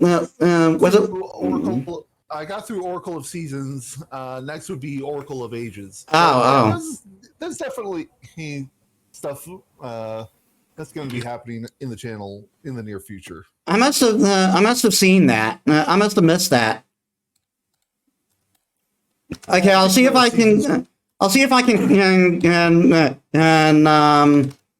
shout you two out in the chat since Kronk tried. Excuse me.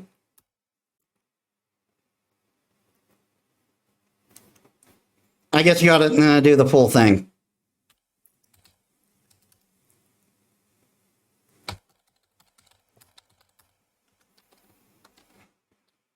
The Kronk 20. There's a shout out for Kronk. Can I give a shout out to Z?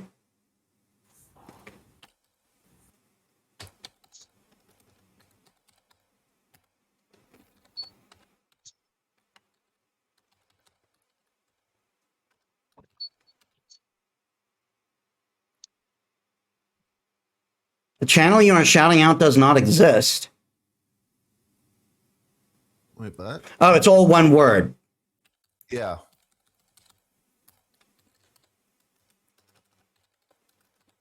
Breakman Z. Yeah, I can still only shout out one person. Sorry about that, Z. Anyway, thank you guys. Thank you guys so much for joining, and thank you guys for so much for joining me. It was fun. It was fun playing the game with you guys. I'm just sorry I messed up some of the choices you were supposed to go for. I really got to pay attention when I play the multiplayer with this game.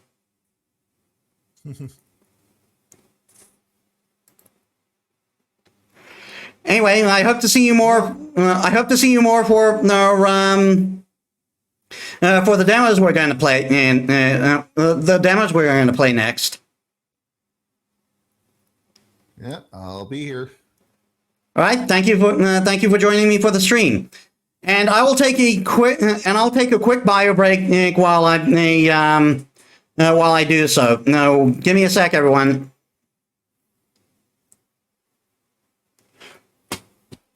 All right, I'm back. And while I'm back, I'm going to see if I can shout out Z again.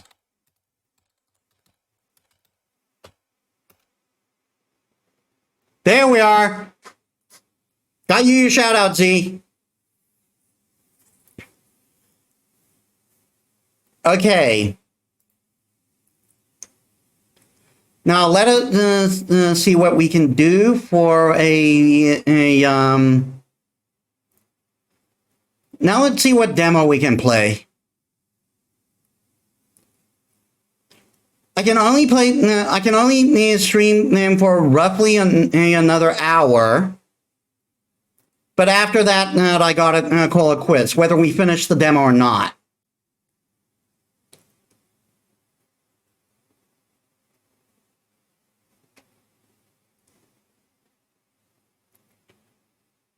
Okay, so depersonalization, Amber City, Glimmer in the Mirror.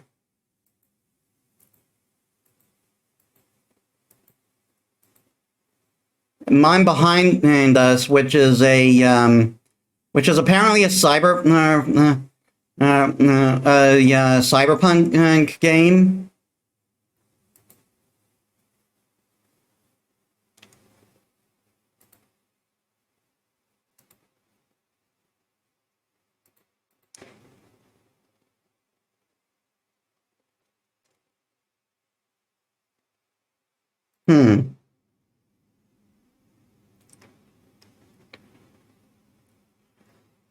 You know what? I'm going to hold my first poll.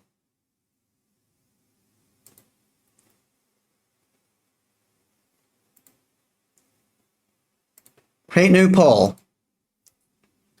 Which demo to play?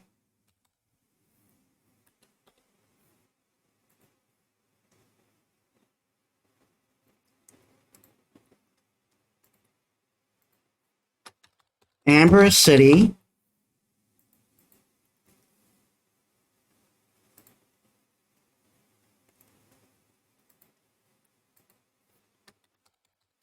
Mine's Beneath Us.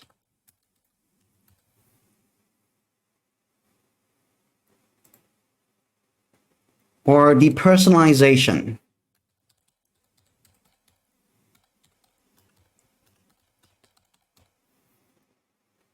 We'll have it for, I guess we can only go 1 more minute.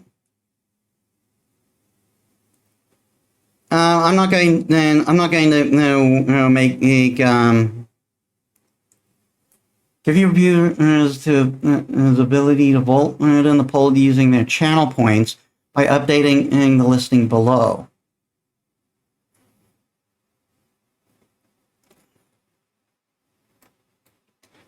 All right. There's the poll.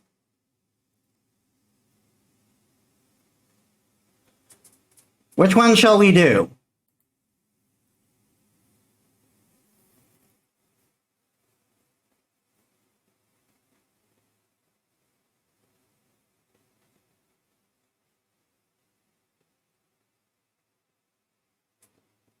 Okay, we got a vote for Amber City.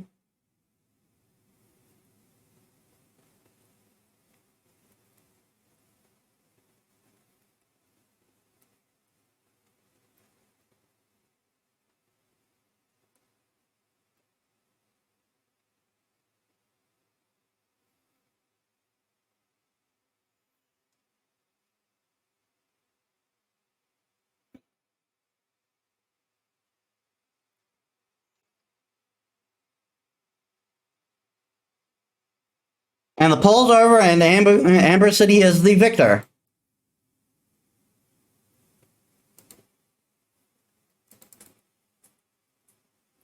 So Amber City it is. And I can play this with a controller.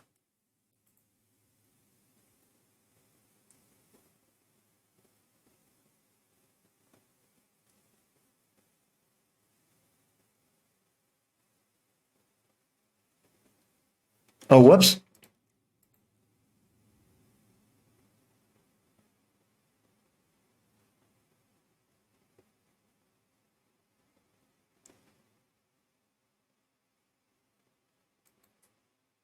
Um,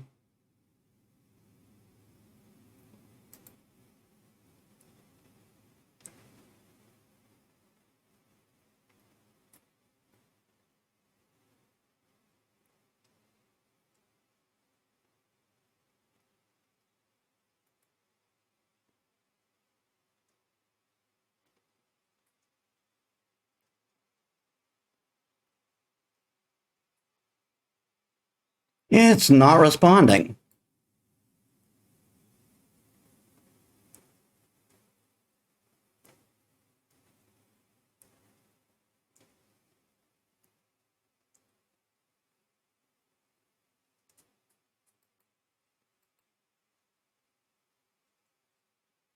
Let's try that again.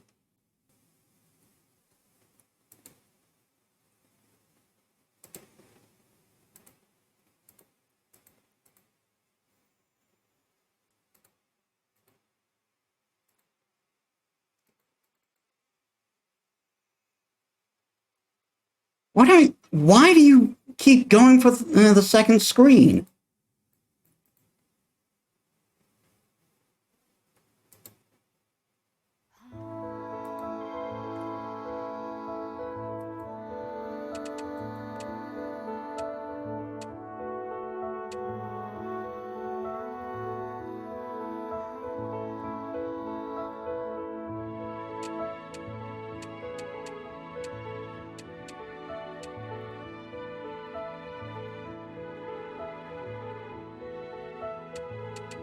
All right, there. That was weird. And that is really loud. That is so loud.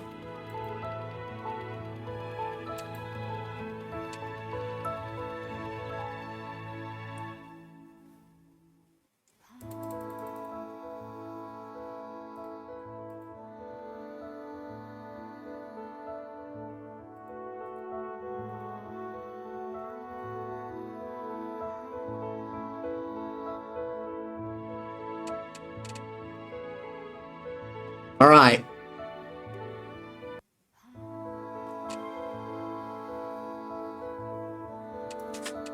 I will try to finish this demo. No, by the end of the stream, but I can't guarantee it.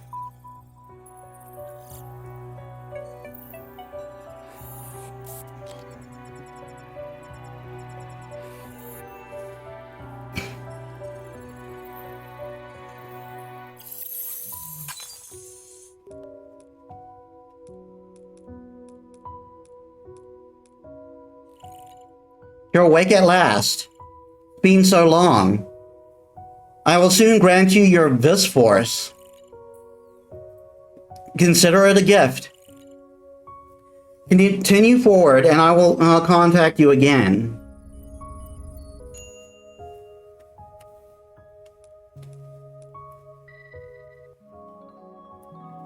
Gleam Affinity. Control the movement of light. Light is at my call. Press button RB.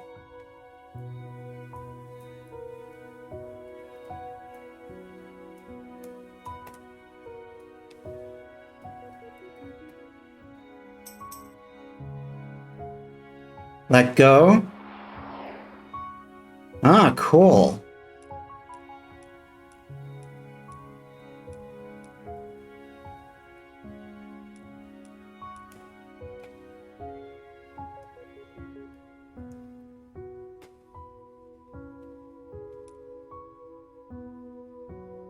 Press and hold the button. Trace the track with the light stick.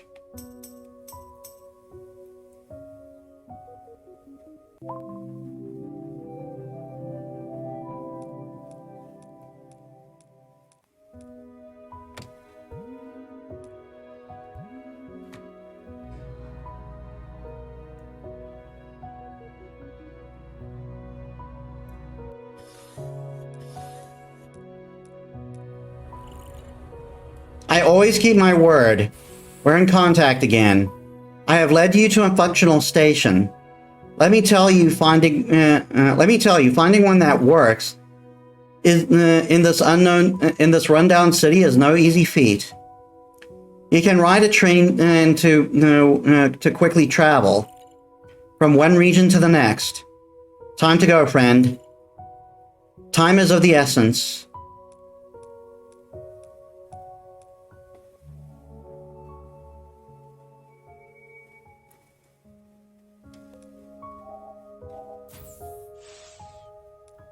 So I take it this is a puzzle game?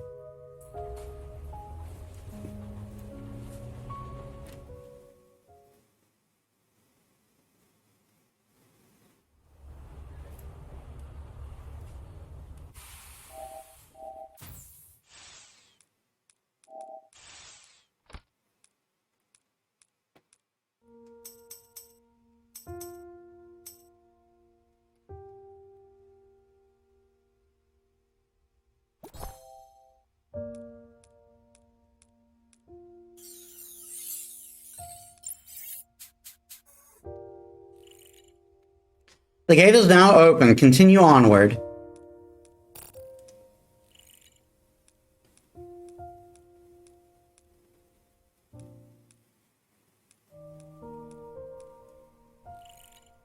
We meet again, friend. I can tell you enjoy the challenge. But what will you gain from restoring a ruined city? Let's start with something concrete.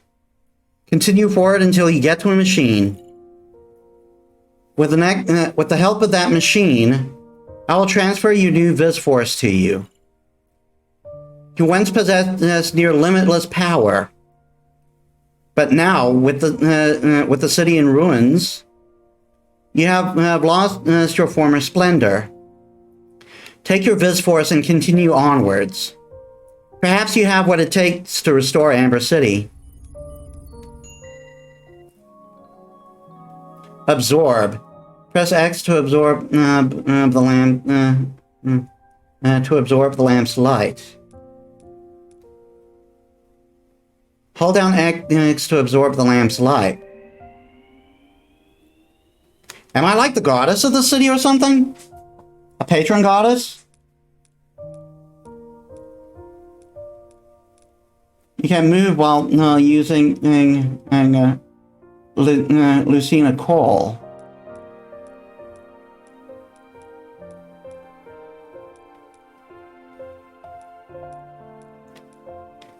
Oh, I gotta absorb all of them?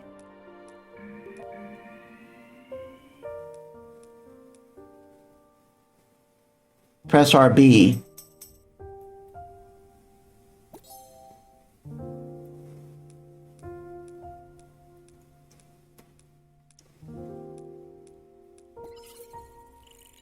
Master, this key just records time, so save point, got it. If you make a mistake, I'm sure you'll want to go back in time, right? Press restart to return to where the disk is. Why not try restart? Light cannot be transmitted once the target lamp has been lit.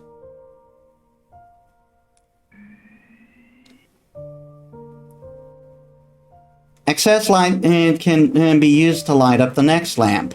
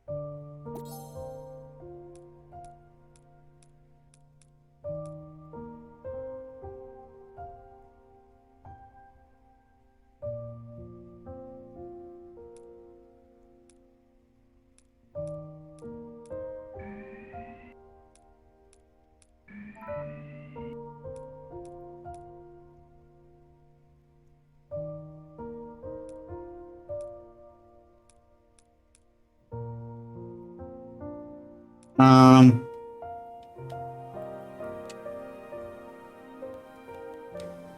I gotta restart that.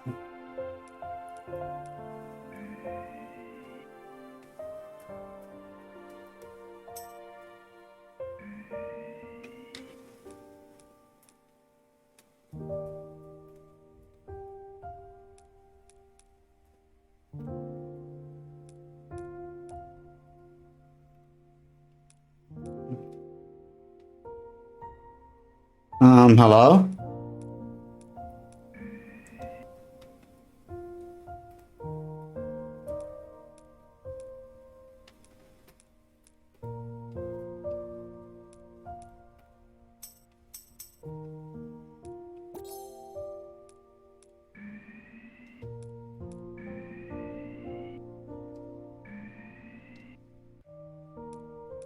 All right, I can then move this over here.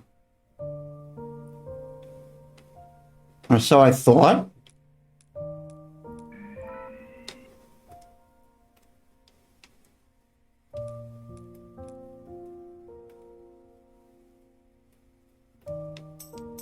Or not.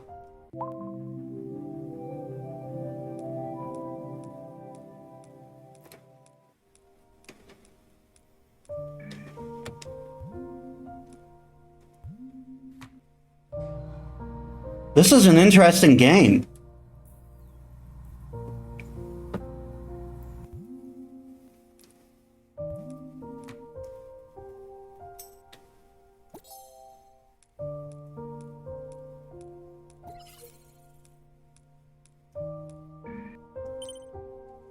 Research report, Birth of Animus. Academics believe that the birth of animus is affected by a variety of factors. Animus are known to be born after natural disasters and in places with an with an abundance of energy. This subject is widely debated among academics. A group of scientists appeared by spearheaded by Dr. S, share their research program by publishing some 20 academic papers each year. Life Energy Institute.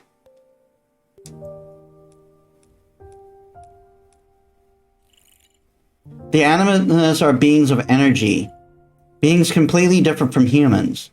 An animus's life only ends when their energy is depleted. Humans are much weaker than the animus. The statue behind you is the former Lord of Amber City, Spiranthes.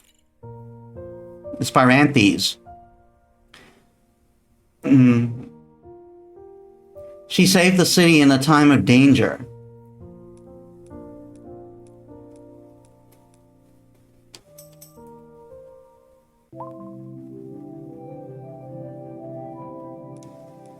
Lighting up special lamps grants you chips.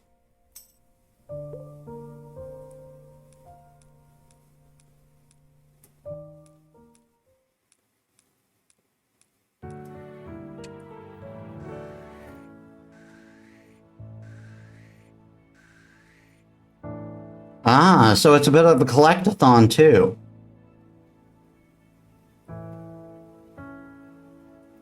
New station unlocked. You can head to Stormy Corridor.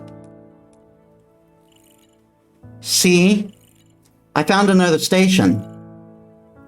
If you connect the stations you found, you can travel between them. This is the end of the line.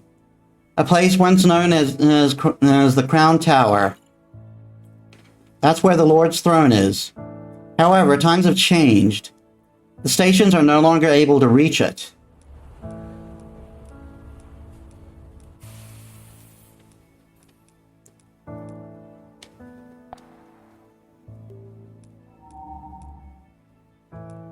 Ah.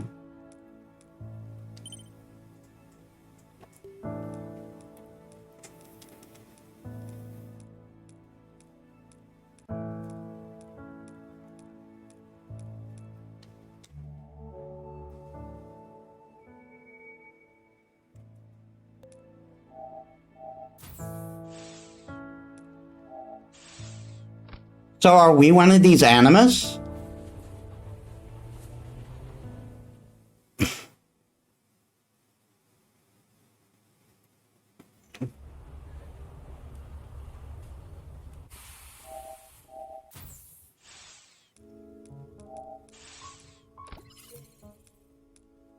What's this blocker? I guess that just stops me from going any further than I should.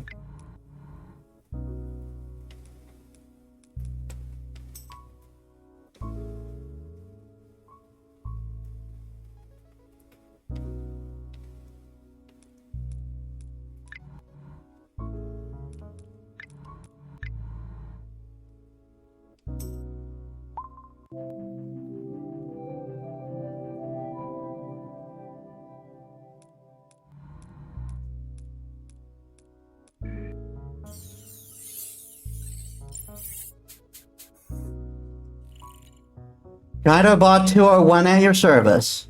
Welcome to the Stormy Corridor. Restoration of the city has begun.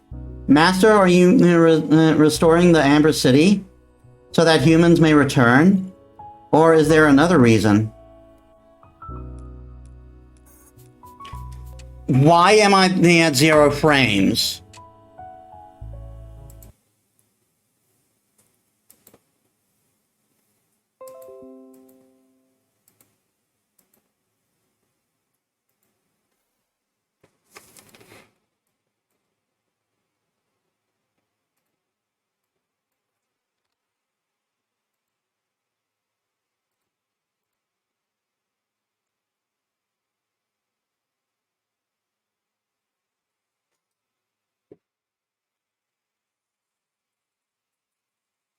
Hello?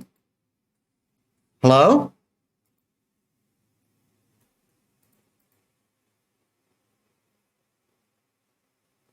All right, am I back?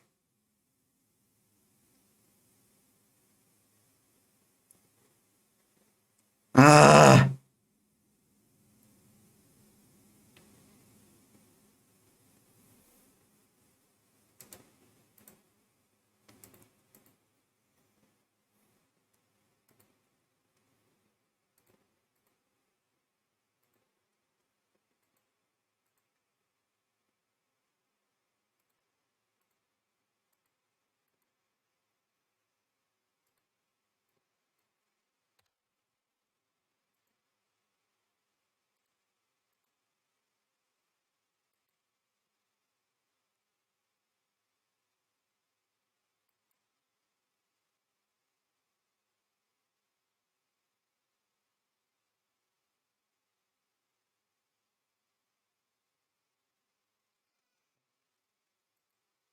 Hello?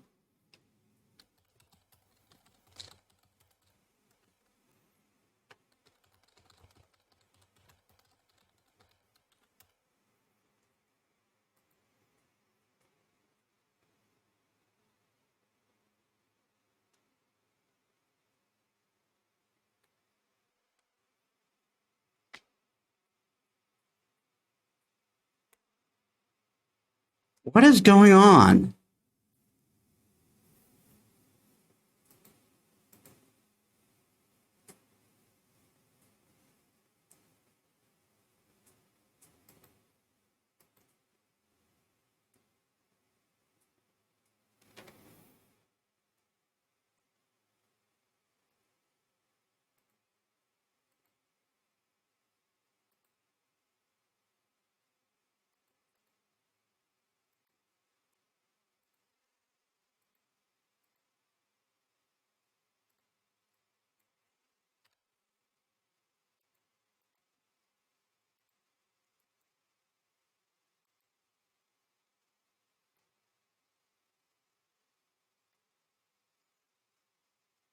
All right, I'm seeing myself now. Is everyone with me? I don't know what's going on with the connection today.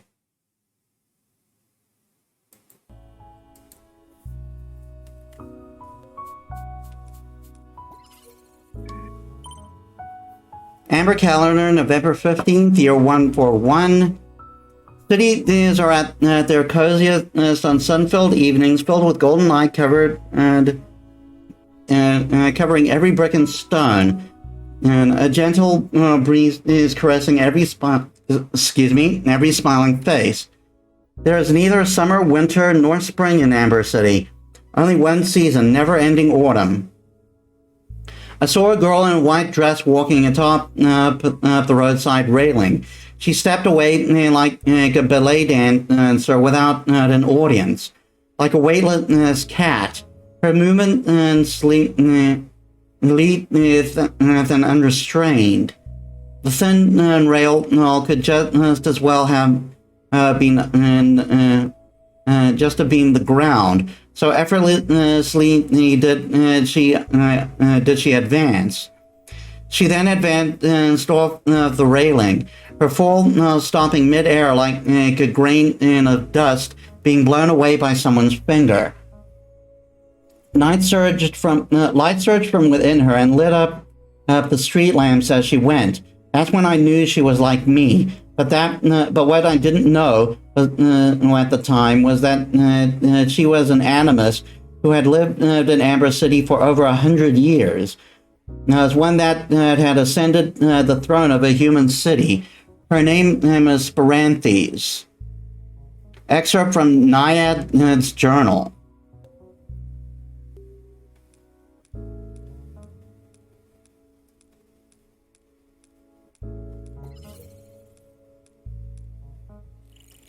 Hi there, friend. It's time I introduce you to your new companions.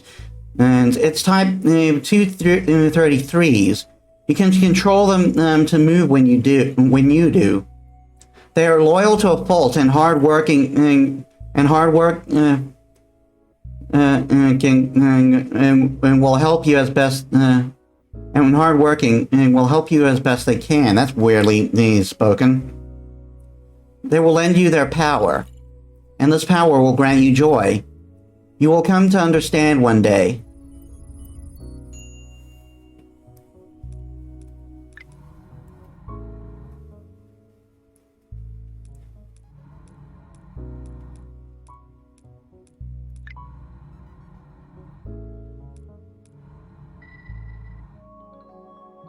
Synchronize. Y to control the robot.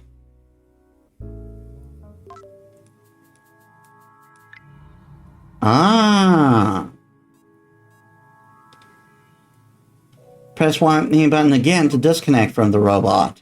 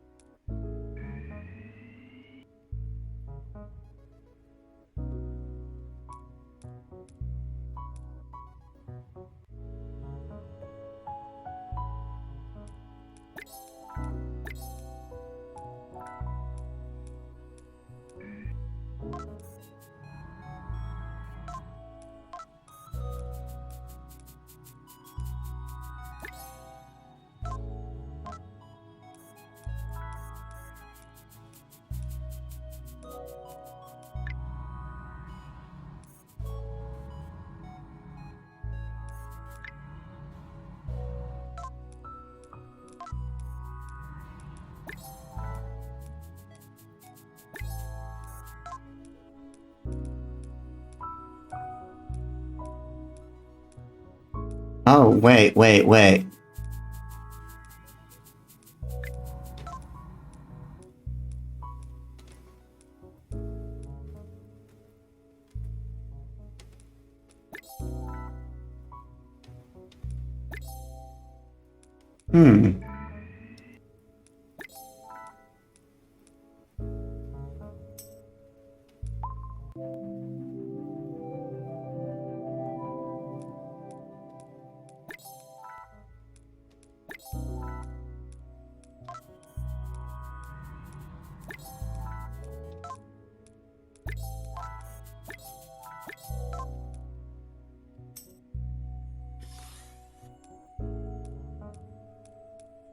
Oh, I have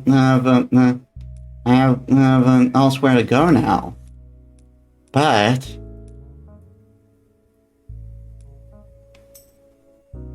there's a chip over there.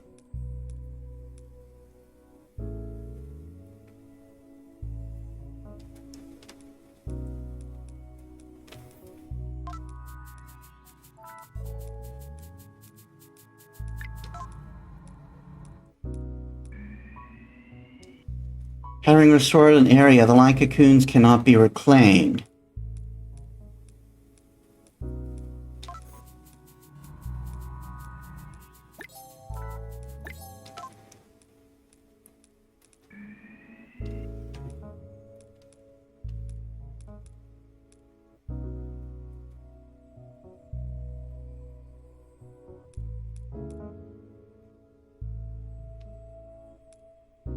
Did I screw up? Did I screw this up?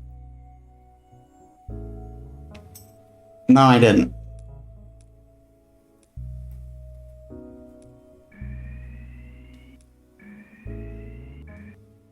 How do I only take one with me?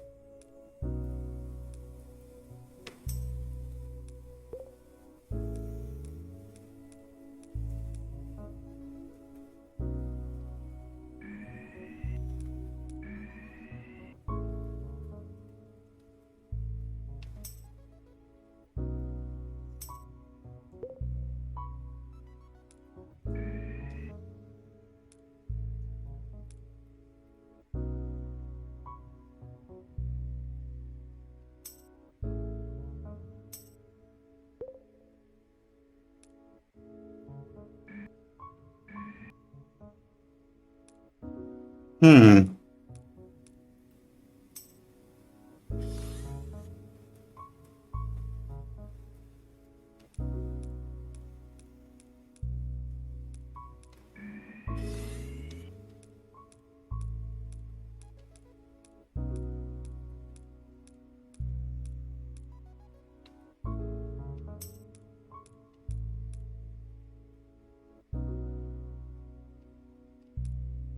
Hmm.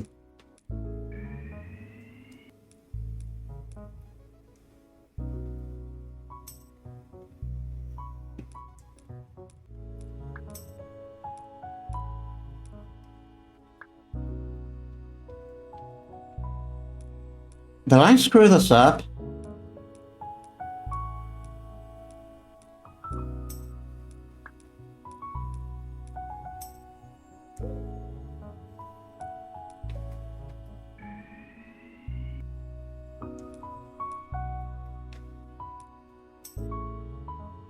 Oh, wait.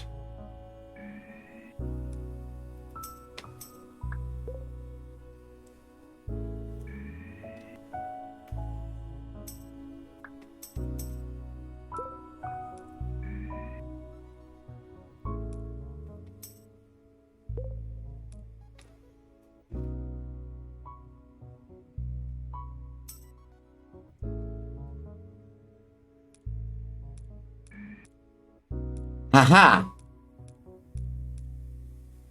Oh, Metis and chat, how's everyone doing today? I can't hear you back right now. I am at a festival with very large music, so I hope everything is doing well. Also, there's no alpha medic, so it looks like great. Thanks, Snow. No, I worked hard to try and get it ready for today. And thanks for the lark. Thanks for the lark. We played some Monster Prom, and now we're playing the demo of Amber City.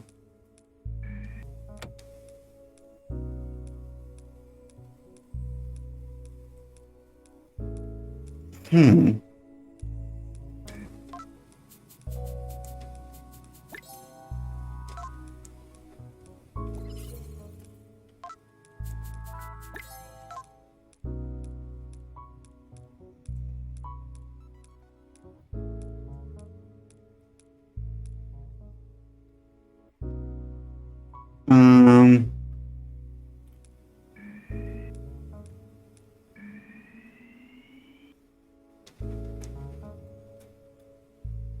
Oh, wait.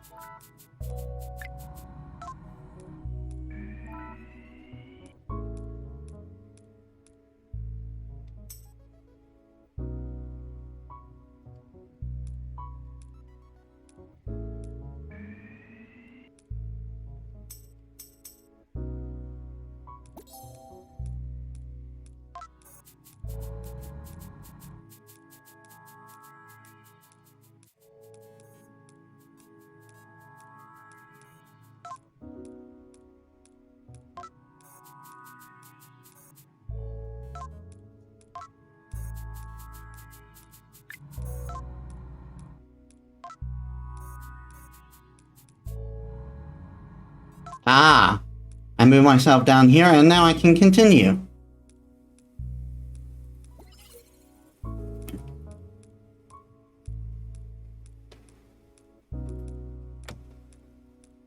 I wasn't expecting this to be a puzzle game, I'm not gonna lie.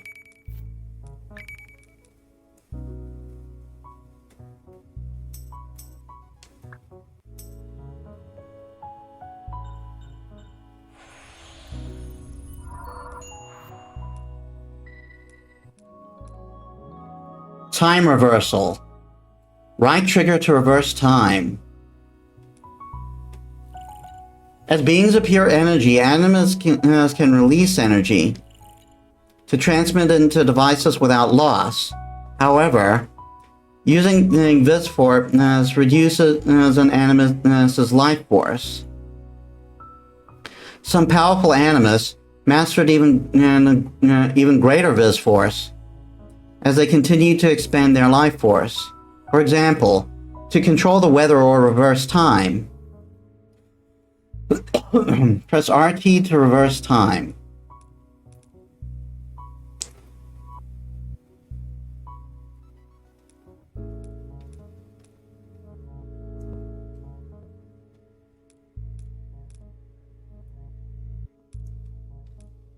Did I already screw this up?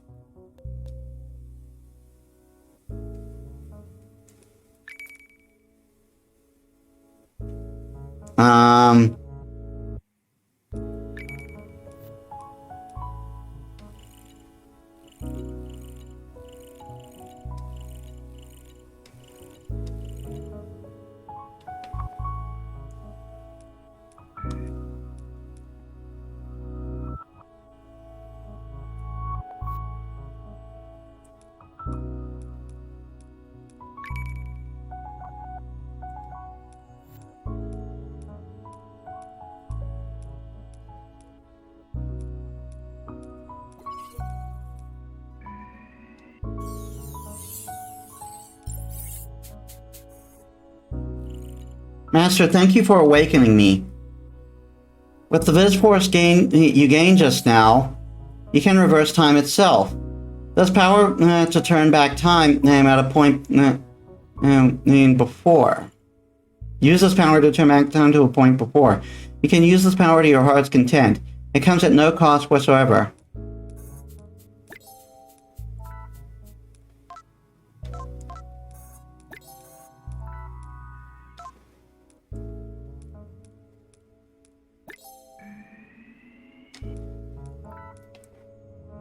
What?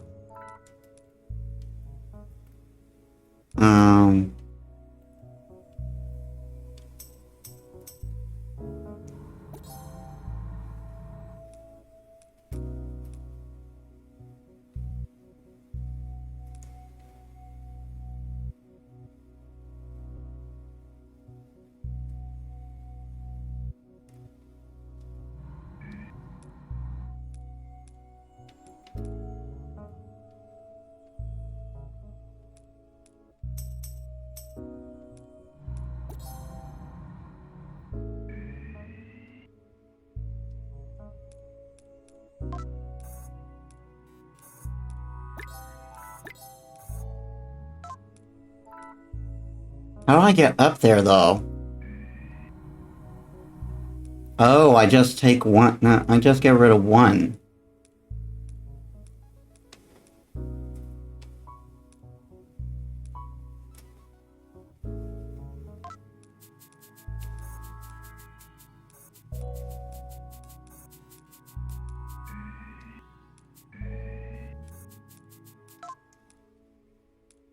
Now, how do I get down there?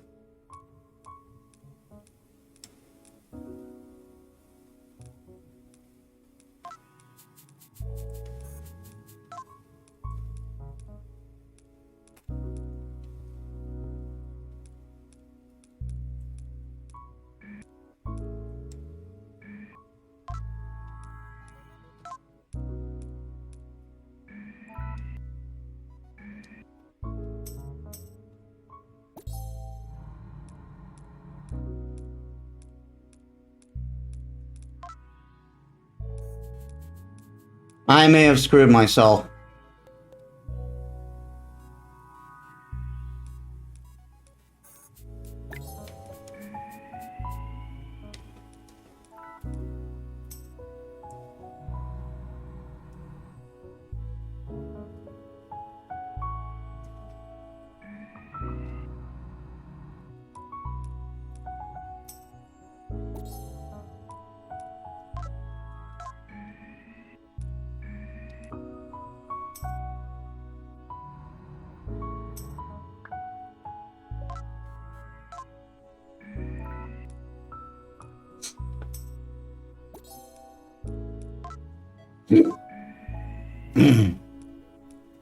I think I screwed myself again.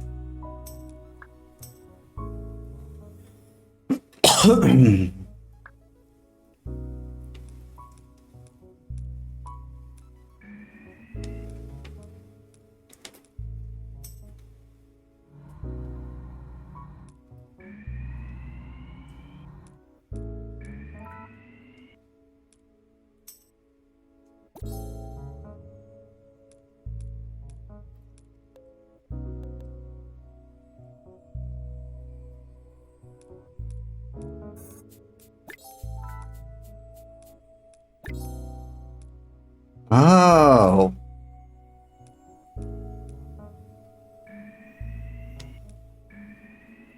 I see. I gotta get him to do it.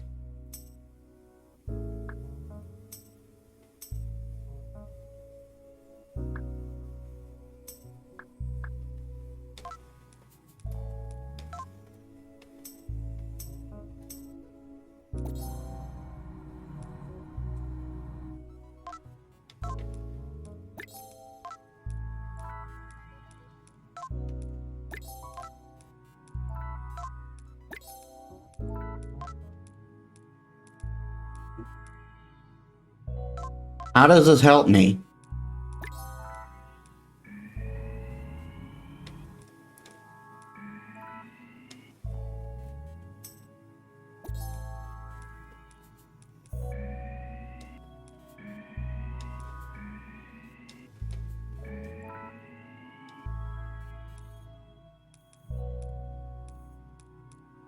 All I did was champ him on the other side.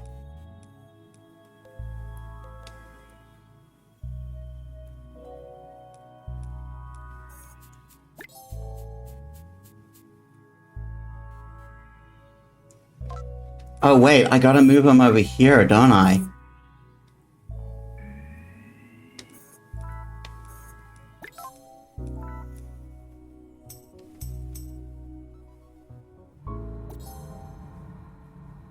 Ah, no.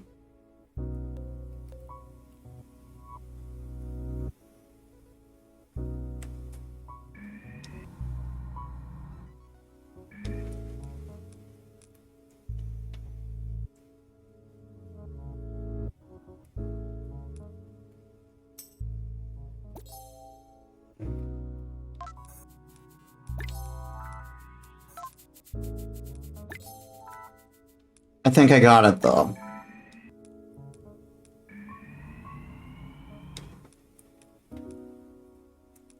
And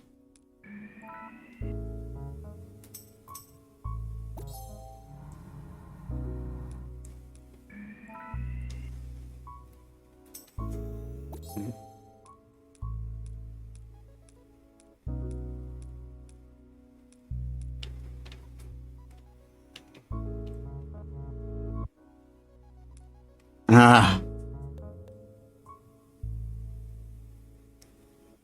I'm on the right track. Oh wait, there was another light right there, damn it.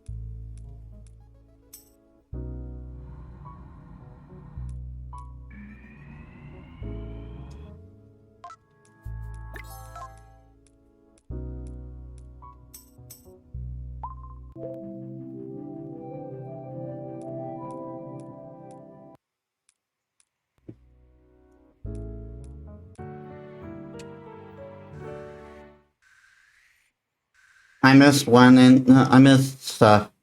And I didn't do the optimal amount of moves. Oriental Wing Park, oi. Unfortunately, we are getting about time, so I can't do any more of this. This seems like a very interesting game.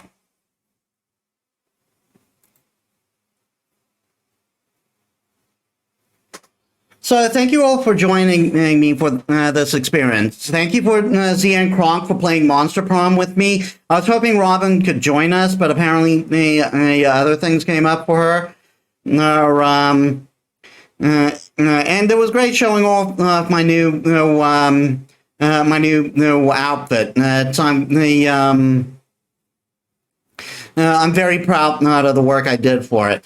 And just as always is the and also, I forgot to mention it before, but I'm also dedicating these streams to a friend of mine who passed away recently, Lulu Bahamut, who I may have spelt her name wrong, but she was a very dear friend of mine, and we were like kindred spirits. So however, I am going to. This is not the last you're going to see of that little thing over there. I am going to dedicate the rest of my. I'm going to dedicate the rest of my stream, the rest of my Final Fantasy VIII streams, to her as well, since she loved Final Fantasy VIII so much. Now, let's see who we can raid. Just get a thing open.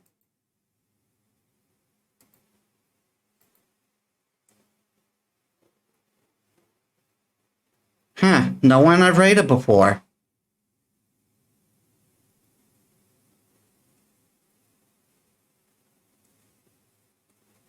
Let's go with Madam J. Okay. Getting ready for the raid. Thank you all so much for watching. I'll see you all on the next time. I'll see you all in the next one. This is Metis Balaska signing out.